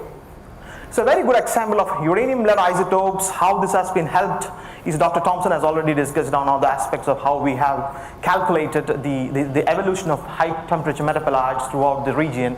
So we could date multiple accessories like titanides, zircons, monazites, rutile, apatite, and titanite. We could track the whole time temperature evolution of a whole origin for a period of almost 100 years. So this is good stuff. I would say this is good stuff. But the one problem with this, relying only on uranium-lead age is that you could trace the time, but you could not trace the whole exact process that operates on that specific time period. So this is a hafnium isotope data. Dr. Upadhyaya already had a wonderful talk on how hafnium isotopes can be used to resolve crustal scale processes. So this is a uranium-lead age spectrum of certain rock types what we collected from South India. You could see that the crustal evolution patterns, we got ages all the way from 2500, 700 to 2 GA, then we got a gap here, then we got from 1 GA to 500 millenare. So if you just rely on the uranium lead age, what you're going to get is that, yeah, there are some certain age processes. But when it combined with the hafnium isotopes, we could find out the pattern of crustal growth. Where was the juvenile addition? Where was the reworking and remelting of all the crust? So in a gist, what we could do is that combining ages with hafnium isotopes or any kind of isotopes will be more useful.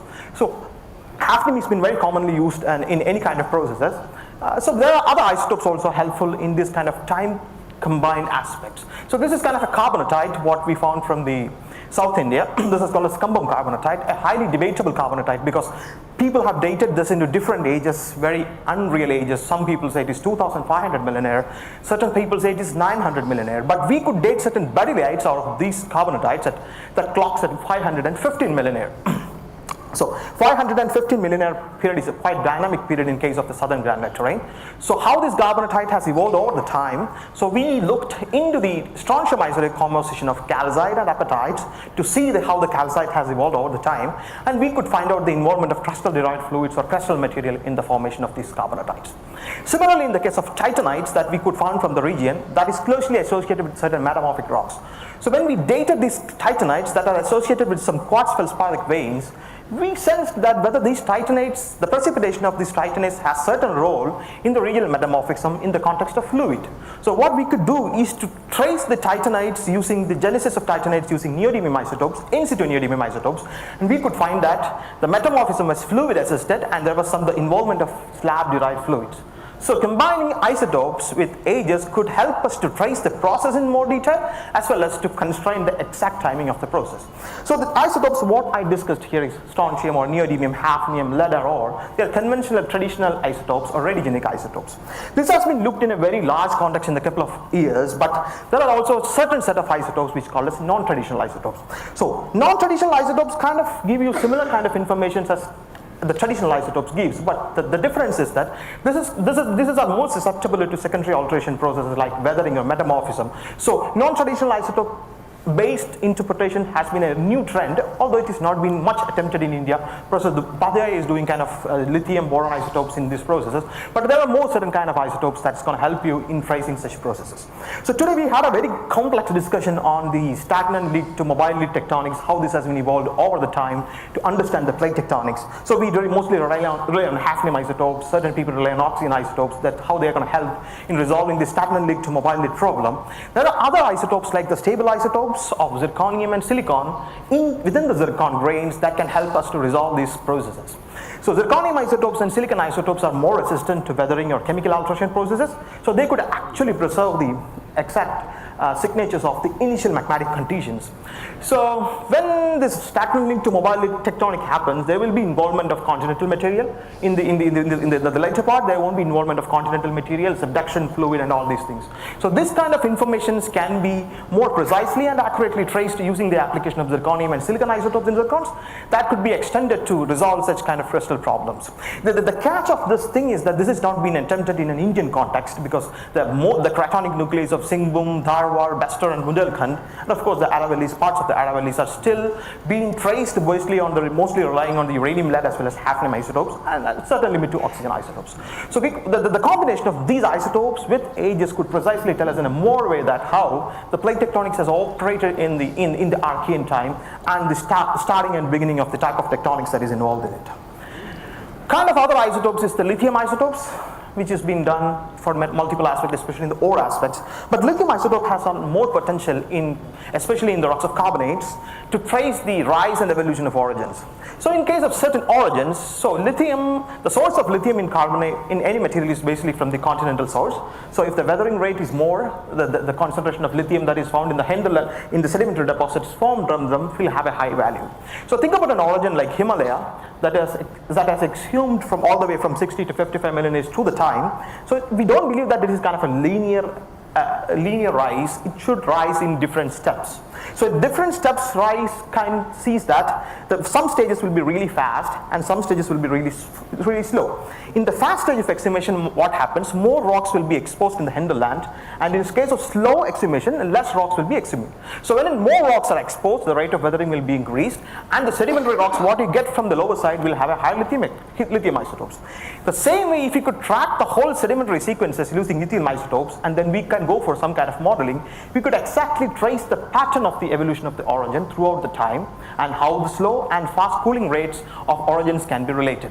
This is not quite limited to the Himalayas, like any escarpments which has a carbonate platform kind of in the preservations on the lower side could be traced for this kind of processes. So this is also kind of a very innovative topic that can be attempted in Indian subcontinent for the evolution of escarpments like Western Ghats, Eastern Ghats and the mountain ranges like Himalayas. So the final mode is the boron isotopes, which has been something which has been very extensively explored in the Indian context. Professor Upadhyay is doing it in a very good way.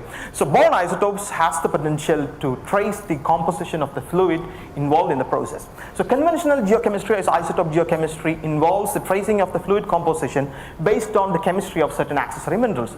But boron has more significance as because the stable isotope values of boron from different phases or specific minerals, especially kind of 2 million kind of minerals, can be related to the natural reservoir values and could exactly tell you what is the exact composition of the fluid involved in the modification of this process.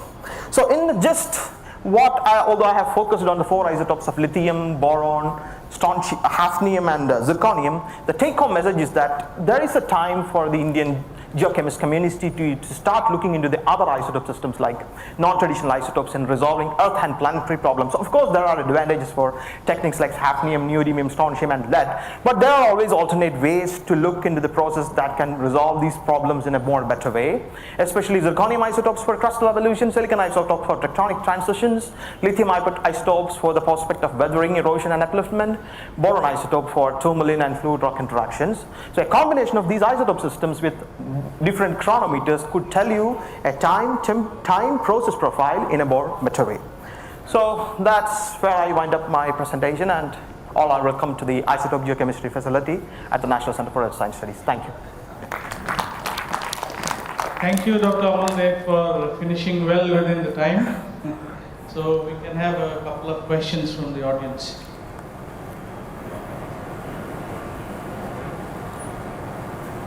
So we have one. Good afternoon, Dr. Dev. In your title, you mentioned in situ. Could you explain a bit about that? It's kind of a basic thing. Okay. So you consider a mineral zircon in a rock. Okay.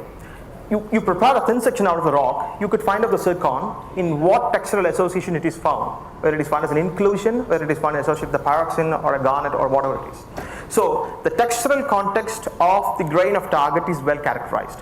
So in situ technique, what we do is that we target on a textural location of the grain and analyze in a specific spot.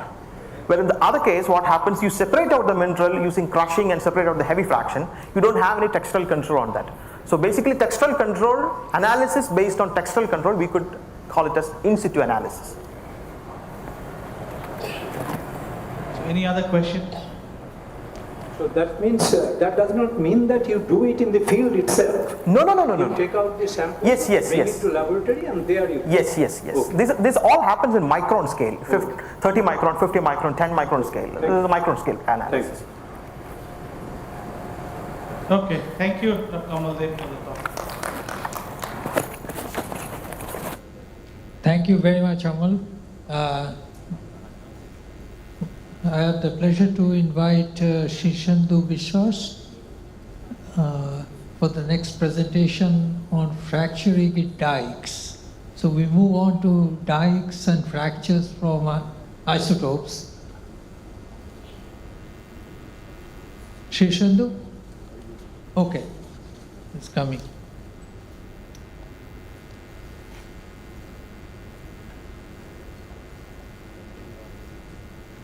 So Shishandu, try to finish within 12 minutes so that we can have some discussions.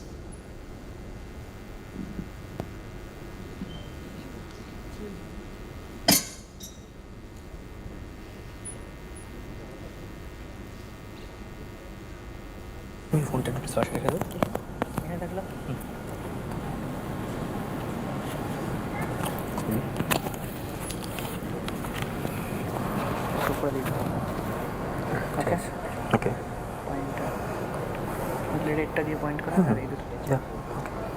আমি এখানেও change করে নিতে পারি তো? Okay, am I audible?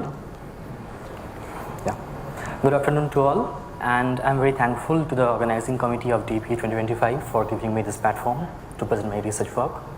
With that, I will move on to the topic which is on screen now. You can see it's on veins, dikes and fracture networks. It's a saga of brittle tectonics from the Archean Chitraduga belt of Western Java, Craton, India. So before starting on, I would like to address why brittle tectonics first. See from an economic point of view first. Fractures is the bracket term which encompasses all forms of brittle deformation, and they primarily occur within the upper crustal regime and act as vital pathways for fluid flow, which has a tremendous control on mineralization potential, also on hydrocarbon potentials and things like that.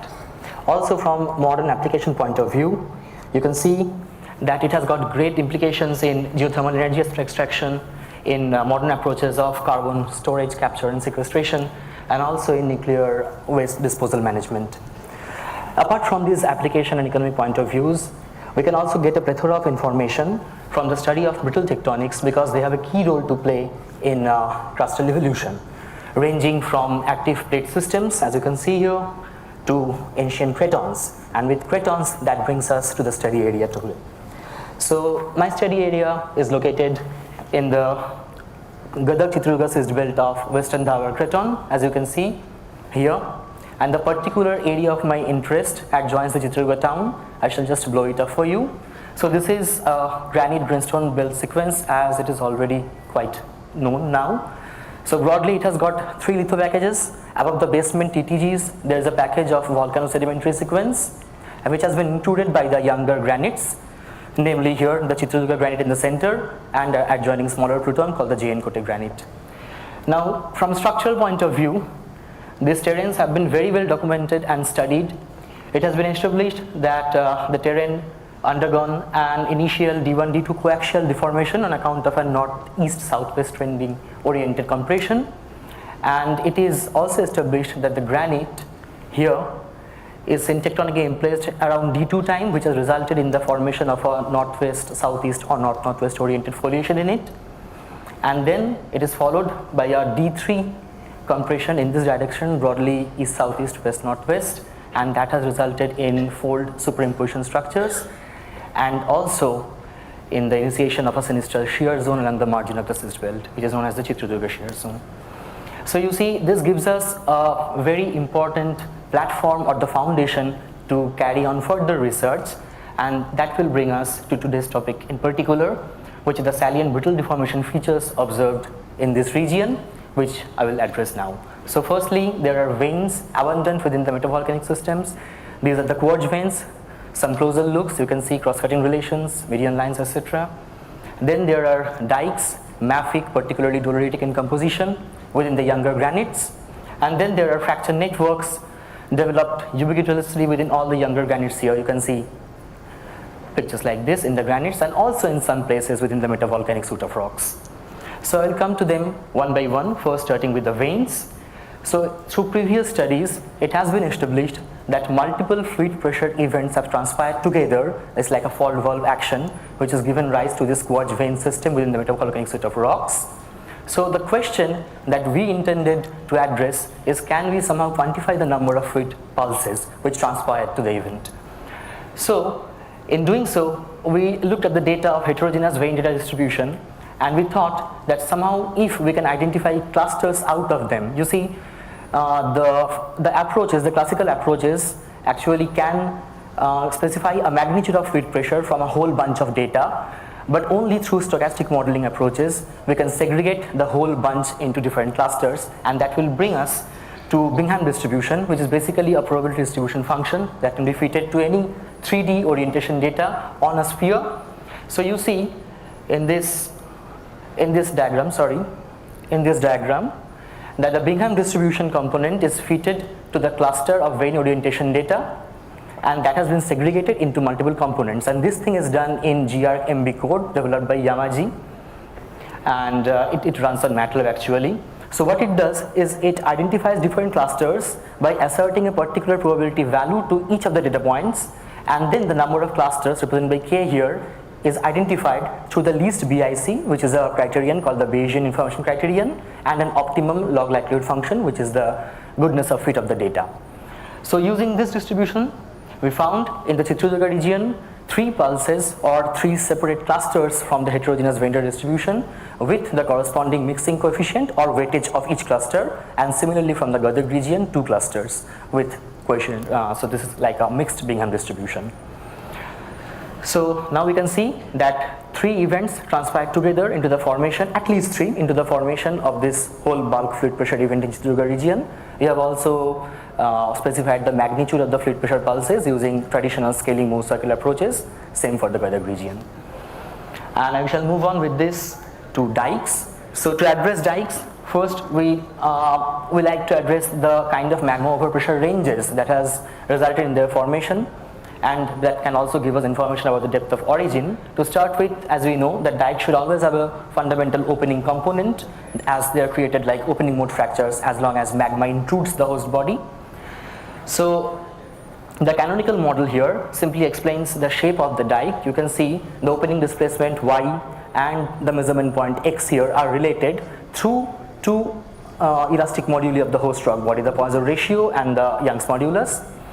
So, and it is also related to the P here, which is basically the tensile strength resulting in its formation. So if you simply replace P by PO, which is the magmatic overpressure resulting in their formation, the equation remains the same, and simply rearranging it gives us the form of an ellipse where the semi-minor axis B is represented by this term. And we can rearrange that, and that lets us to quantify the magmatic overpressure PO. What we need is the elastic moduli and the B and V, which is the dimension of the dike, the thickness and the length. Once we get the PO, we can have an estimate of the depth of intrusion or the depth from which the dike is coming through this relation. So what do we need? We need the elastic moduli and we need complete dike dimensions. The first thing is okay, we can get it. As for the second thing, in the field, in practical scenarios, what we get mostly are partial dike exposures, either with one exposed tip, that is also a matter of pure chance, and this is the abundant occurrence, partially exposed dikes. So what to do in that case? So that is the problem which we needed to solve. And we took up the approach, a mathematical one, to solve these problems. So in the first case, where at least one tip is visible in the outcrop itself, we placed the coordinate system here, and then we took incremental measurements of dike width at a fixed specific interval, and that gives us measurements on the dike margin. Then we use these measurements, we take a couple of points, combination of a couple of points, and every such combination are asserted to get upon the you see this is the equation of the ellipse in this form, and if we get at least two values, we can solve for A and B. And as for the second thing, where none of the tips are exposed, we take the data in a similar manner, starting from the left hand side starting point of the dike, and here we use differential equations of the ellipse because we don't have an origin to start with, and here are three unknown variables, A, B and K also. So we double differentiate, we come up to this place, and you can see that we need y dash and y double dash, which are basically the slope at any particular point and the rate of change of slope at that particular point, as you can see here. And once we have those discrete derivatives, we can use them in the differential equations to come upon the solutions. Using this, we have validated this data with published data, and then using these procedures, we have calculated range of magmatic overpressures and depth of origin from the Chitradurga region, particularly in the Chitradurga granite. You can see two bunch of data here, one a lower pressure range, lower depth, and the other higher one. And I would just like to inform you that these methods have been here put into a web page, and it is free for academic use now. If you want to use it, you are very welcome to use it. So apart from the ideal opening mode of fractures, we have also observed dike outcrop features like this, which are kind of curvy, there are offsets, there are continuous and discontinuous national segments. And to explain these things, we looked into mixed mode emplacement of dikes under conditions of mixed mode loading. You see this is a pure mode 1 opening, and then here is mode 1-2 juxtaposition and mode 1-3. So this is the picture which we get. This is the sequence of dike evolution from depth to the surface as the stress axes are rotated. So this is the progressive dike evolution sequence starting from a pure ideal mode 1 crack up to here. I will not go into the details due to time constraint, but you can see that this kind of features are very well developed in the field, and using these systematics we have proposed an evolutionary model for dike emplacement within the Chitradurga granite, and we suggest that they initiated as opening mode cracks under this D2 deformation phase, and as D3 initiated, they suffered a sinistral shearing resulting in continuous or discontinuous segmentation. So I will now move on to the fracture networks. We are all familiar with fractures. We can have a bunch of fractures here, multiple sets, cross-cutting, abating or isolated, which ultimately gives rise to a network as a whole, different sets, different events leading to a network. But the thing is, these two networks kind of similar in their geometry, but there are obvious differences in terms of their connectivity. You see, this connectivity cannot be accounted for by geometry alone because it is a topological property of the network. And by topology we mean such properties of a system which remains unchanged under continuous transformation or deformation in geological terms. So how is topology permanent to fracture network characterization? You see this kind of networks, this is mostly connected, this is not connected at all, and this is connected by a single line. So how do we quantify this connectivity? For that we need to take a node and branch topology approach, where connections are attributed a particular name like isolated nodes for unconnectedness, single connected, abating and cross-cutting X nodes. So these nodes will allow, and you can see that these node properties do not change on continuous transformation, therefore they are topological properties. And based on these properties, we can have a quantifiable parameter for connections of the system, connections per line or branch, even number of lines obviously. So using these approaches, a network can be quantified in terms of its connectivity, and you see that for two networks which are quite similar in terms of their geometry, their connectivity properties can be drastically different. So with this approach, we have studied the fracture networks developed within Chitradurga granite and Jain-Kote granite.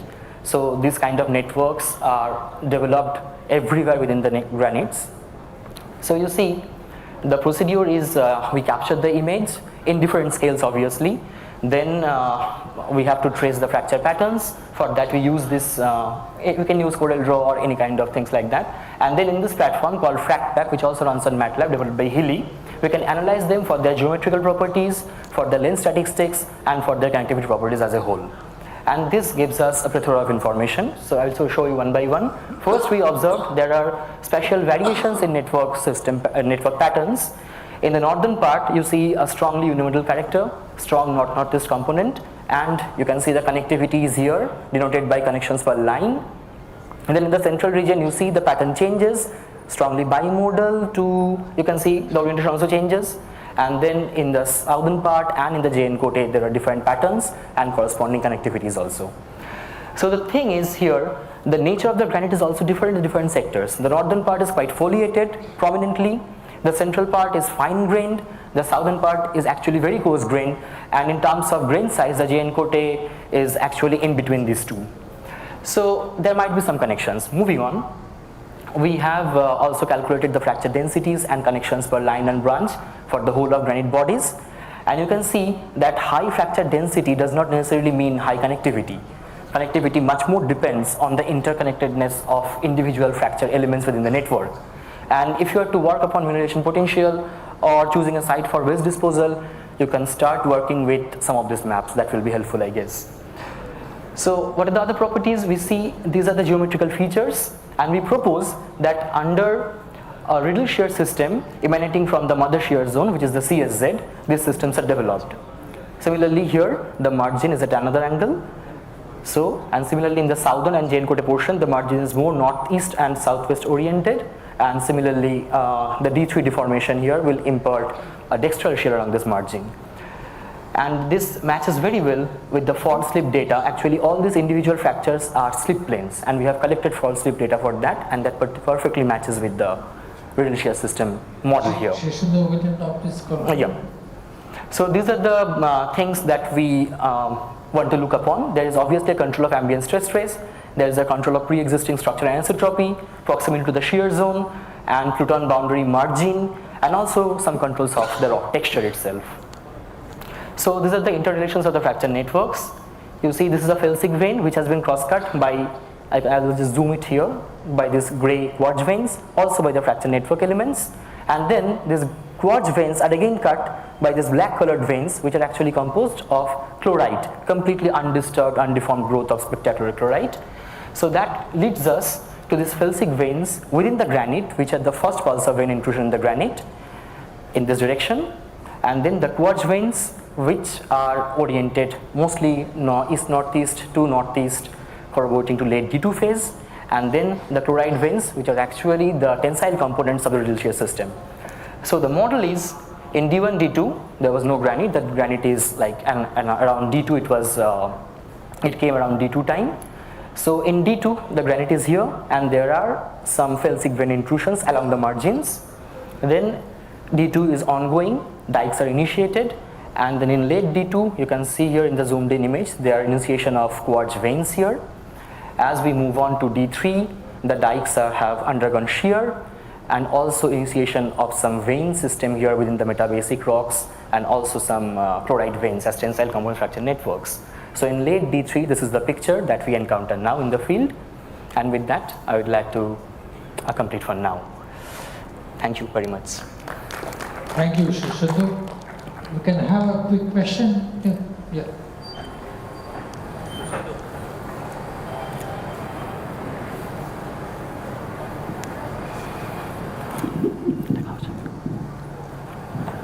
Congratulations for a good talk. Thank you, sir. My question is that you are for partially exposed dikes, you are using a lot of assumptions, using the differential equations, taking some models. Why don't you directly use the established relationships are there between maximum aperture versus displacement in fracture mechanics? You can use that itself. Yes, that can be used definitely, sir. But this is also one approach which is very helpful in case where we get partial exposures. That would have been more statistical because there are a lot of data. Of course, I am not doubting your model, but that would have been that can be always used as a support also. Okay, and another point is, just another point to make is that the connectivity of fractures, which the models that you are showing, obviously you are following the Sanderson-Nixon models, etc. But most of them, bulk of them are basically two-dimensional connectivity. Yes, yes, absolutely. How are you taking care of the third dimension? Because the magma over pressure and magmatic connection will be obviously based on the third dimensional connectivity. For the magma part, for the dike part, is a separate study. In that part, I am not following Sanderson-Nixon. For the fracture network study, for the networks that have developed particularly with the younger granites, I am following a two-dimensional approach because I am recording the data on outcrop surfaces only. I have some data of fault slip which can be used if in future we want to probe deeper, but as for now, I am trying to get the whole picture from the 2D outcrop surfaces, and this will suffice as of now. So that doesn't include any third dimension? As of now, no. Okay, thanks. Thank you, sir. Thank you, Shishindu. Thank you very much. Our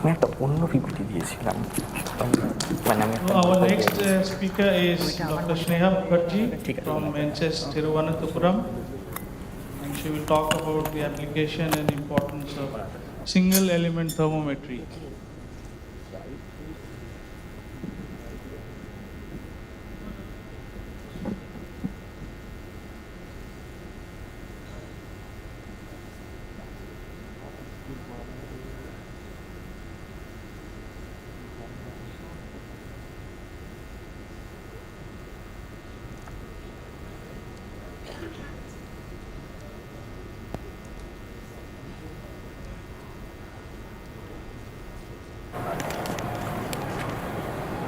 এইটা দিয়ে point করার জন্য এই দুটো দিয়ে exchange ওকে আচ্ছা সাউন্ডটাকে check করে নেব Am I audible?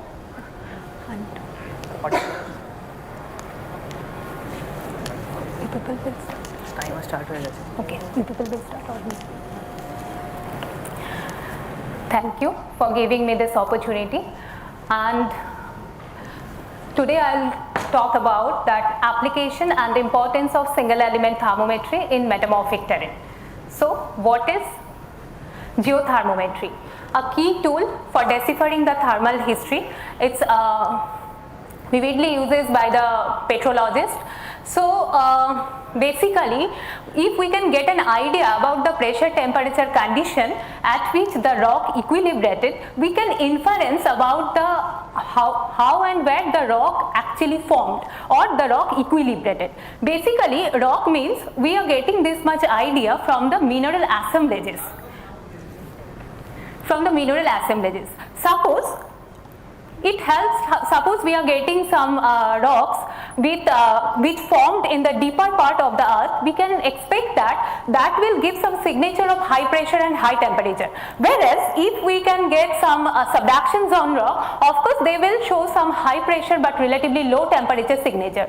So thermometry can help us determine the rock genesis as well as it can interpret the tectonic setting. So a good thermometer always will be like that. It will be independent from the pressure. Basically the thermometer, particular mineral assemblages, that will not be dependent on the particular pressure. So how this evolution, this concept of thermometry came and how it is evolved to single element thermometry, that I will try to discuss within few lines. So first, initially, especially petrologists used to get the temperature idea from the mineral assemblages following the metamorphic phases formulas from Escola 1950. But what are the limitations of that thing? That temperature was lacked that quantitative precision, and also that was not giving the absolute temperature. It was giving a range of the temperature, and also it is dependent on the pressure condition. Then people started to use this solver's thermometry. Like this, these all are different kinds of solver's thermometry that basically temperature dependent miscibility gap of the solid solution. People used to do this solid solution to get the metamorphic temperatures. But in this case, the limitations are mainly depends on the, this is mainly depending on the mineral composition and also stiffness of the solvers. So, after that, we started to do that exchange thermometers. So mainly exchange thermometer works on the mineral equilibrium based thermometry or the exchange between two elements in a two different mineral. Suppose like within garnet and biotite, that FeMg substitution we used to take, and after getting the quantitative data from this garnet biotite, we used to deduce the temperature of this particular assemblages. That was the thing for this exchange thermometer. Still people are using this thermometry, and it is very important nowadays for metamorphic petrologists. But the limitations, here also we face some limitation, that is in this case every mineral assemblages we must know that it should get some equilibrium, but always these assemblages may not meet that equilibrium in that metamorphic, I mean in the particular temperature they formed. And also another thing is pressure variation. Pressure variation also important factor that controls these mineral assemblages. And another thing that multi-phase system. So as we are considering a mineral assemblages, so it is a multi-phase system. So careful calibration is very much required for this thing. But after getting this data also, this much of exchange thermometers are there, if we can get some of these thermometers within a particular rock and assemblages, and we can get we can derive from temperature from all the assemblages, and we can plot like this. So many thermometers data we are plotting, and it is all are giving not a particular temperature, it is giving a zone of temperature. So judging the precision, accuracy and the inconsistencies between that pressure temperature result, arising the major problem using these all kind of exchange thermometers. And another thing that more end mineral members were considered, so the scatter of the result also used to be greater. And whether all the relevant elements in the phases being measured equilibrated at single pressure temperature condition, and even they did, whether they were preserved from the peak condition, that was also a question. So in this diagram, if we can plot all the things, we can see it is scattered in a vivid way, and after from there also from statistical analysis we can get a best fit circle here. But which of the many equilibria are most reliable? From that thing only, the new idea that single element thermometer came. Single element thermometer means it's a trace element based thermometry, and it's completely depending on the machine, that electron probe, particularly development of electron probe microanalyzer, and from there mainly we are getting the element partitioning of a single mineral. From there we are deriving that single trace element concentration, and from there only we are using that single element thermometry. So these are the few single element thermometers that we can, right now we are using that titanium in quartz, which basically measures the titanium solubility in quartz, that titanium in zircon and zircon in rutile, measures zircon solubility in rutile, and titanium in K feldspar measures again the titanium solubility in K feldspar.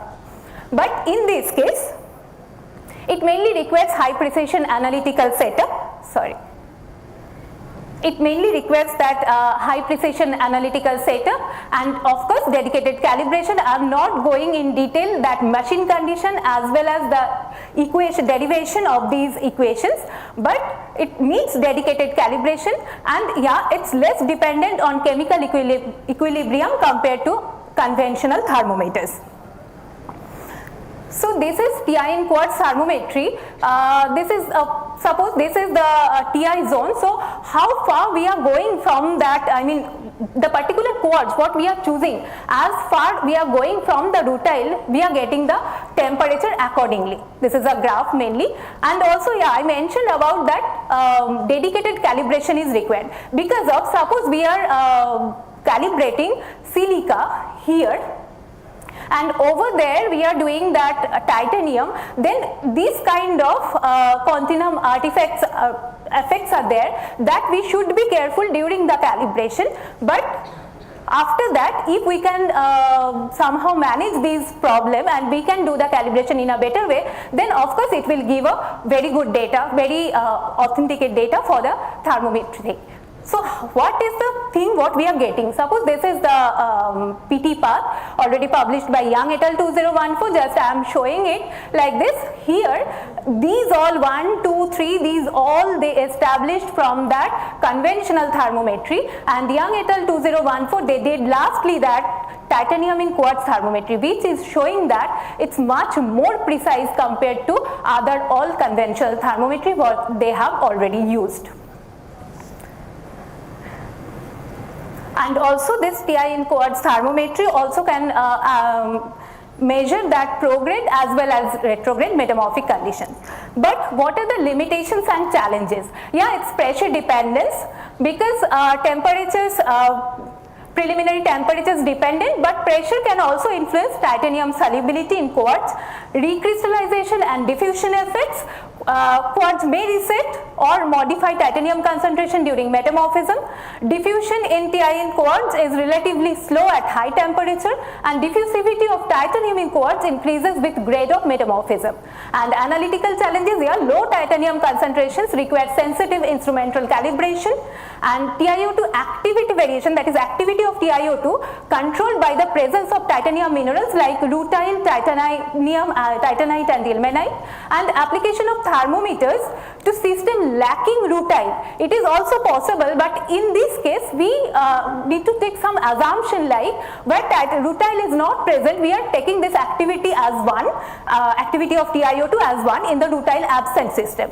And temperature overestimate, yeah, it is also possible when we are doing the analysis and when quartz is very close to the very rich titanium bearing mineral, suppose that ilmenite or rutile, in that case we should be careful about the position where we are, the particular area we are choosing for the analysis. And based on the calculated uncertainties in slope and intercept, the thermometer is estimated to the accurate within 5 degrees Celsius. So application in metamorphic rock, it is very simple and it is stable in a wide area, so it can be usable in a various, varied pressure temperature zone, and temperature estimates are very precise for quartz precipitated at temperature less than 500 degrees Celsius, so it is better to use in a temperature range. For example, temperature uncertainties of plus minus 2 degrees Celsius can be achieved. And after doing this calibration, we already checked our data with already established thermometer, already established temperature zone, from where through that conventional thermometry already temperature is established. Like this is the pseudo section, it is from Bose et al. 2022. Here they mention that this is the peak metamorphic zone, and this temperature what they have deduced by conventional thermometry from this rutile titanium in quartz, from this area basically where rutile is present here, and this titanium in quartz zone, it is giving that 980 degrees Celsius as the peak temperature. So it is very close to what they have established from their conventional thermometry.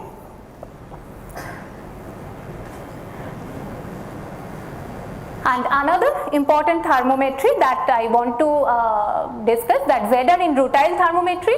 Here also, because ZR in rutile thermometer is very much important for the field of UHT metamorphism, because this is giving that ZR concentration in rutile. If we can, this is the plot where degrees, temperature versus ZR present in ppm. So these line, it is showing that ZR concentration in rutile is calculated from average of each sample together, and the lower line, it is showing that maximum concentration of zircon in rutile of each sample used for calibration. But to these two sets are giving that these are the least square feet for dependence of the zircon concentration of rutile with temperature, and temperature error is giving that plus minus only 50 degrees Celsius. But the thing is, this zircon in rutile thermometry requires assemblage of rutile plus zircon plus quartz for covering a large PT range, and also it used to cover that bluefish, sticklogite, amphibolite and granulite phases. The temperature effect of zircon incorporation in rutile is very much sensitive enough. We should be careful on that, and despite of this frequency assumed immobility of zircon in metamorphic rock system, a close approach to equilibrium has been observed for zircon distribution between zircon and rutile. This finding of course encouraged the search for further geothermometers that are based on immobile trace elements. Here also I want to show some results, like these are the rutile and this is the zircon. So in this way, if these zircons are measured, here also these brighter parts are zircon and this is the rutile, here also this one is the zircon, and the same established pseudo section we are using here, and here also we are getting the temperature. Dr. Mukherjee, please try to conclude in the next minute. Sure, sir. 1100 degrees Celsius. So we got the same temperature exactly what is already established by the conventional thermometry. And rutile thermometry is based on that assumption that assemblage rutile zircon quartz coexisted, and within that domain only it will work in a better way, and rutile exsolution have to avoid since it is unlikely that they coexisted with quartz and zircon, and also a lack of coexisting quartz leads the zircon, higher zircon, it can give that temperature much more higher, and a significant fractionation significant fraction of inclusion rutiles in UHT granulites can be re-equilibrated. Therefore, it is important to analyze a sufficient number of grains.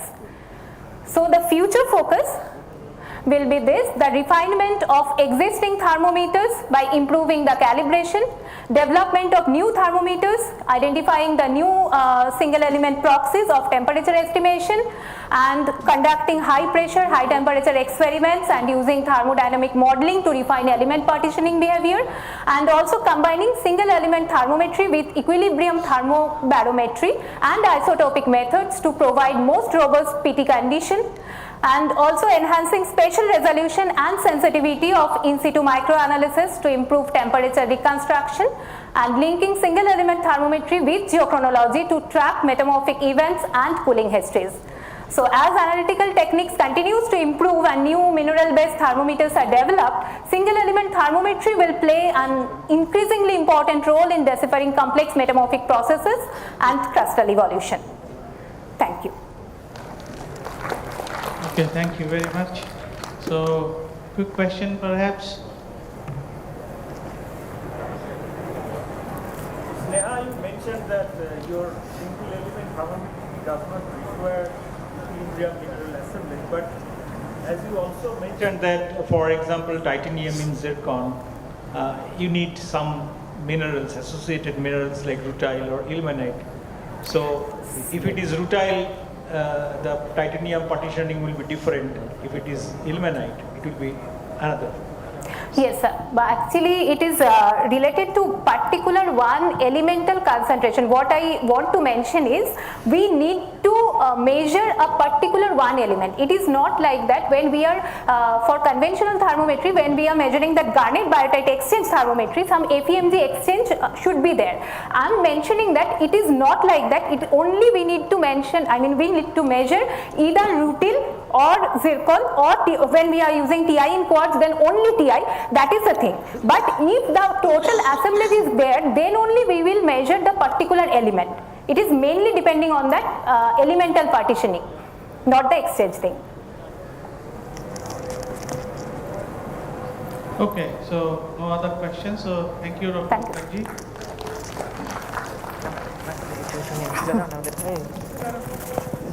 Okay, thanks, Neha. So we move on to the Himalayas now. May I invite Shubham Bose to talk on Oligocene, Miocene, mid-crustal extrusion mechanisms across the Himalayan metamorphic core and the Tethyan Himalayan sequence.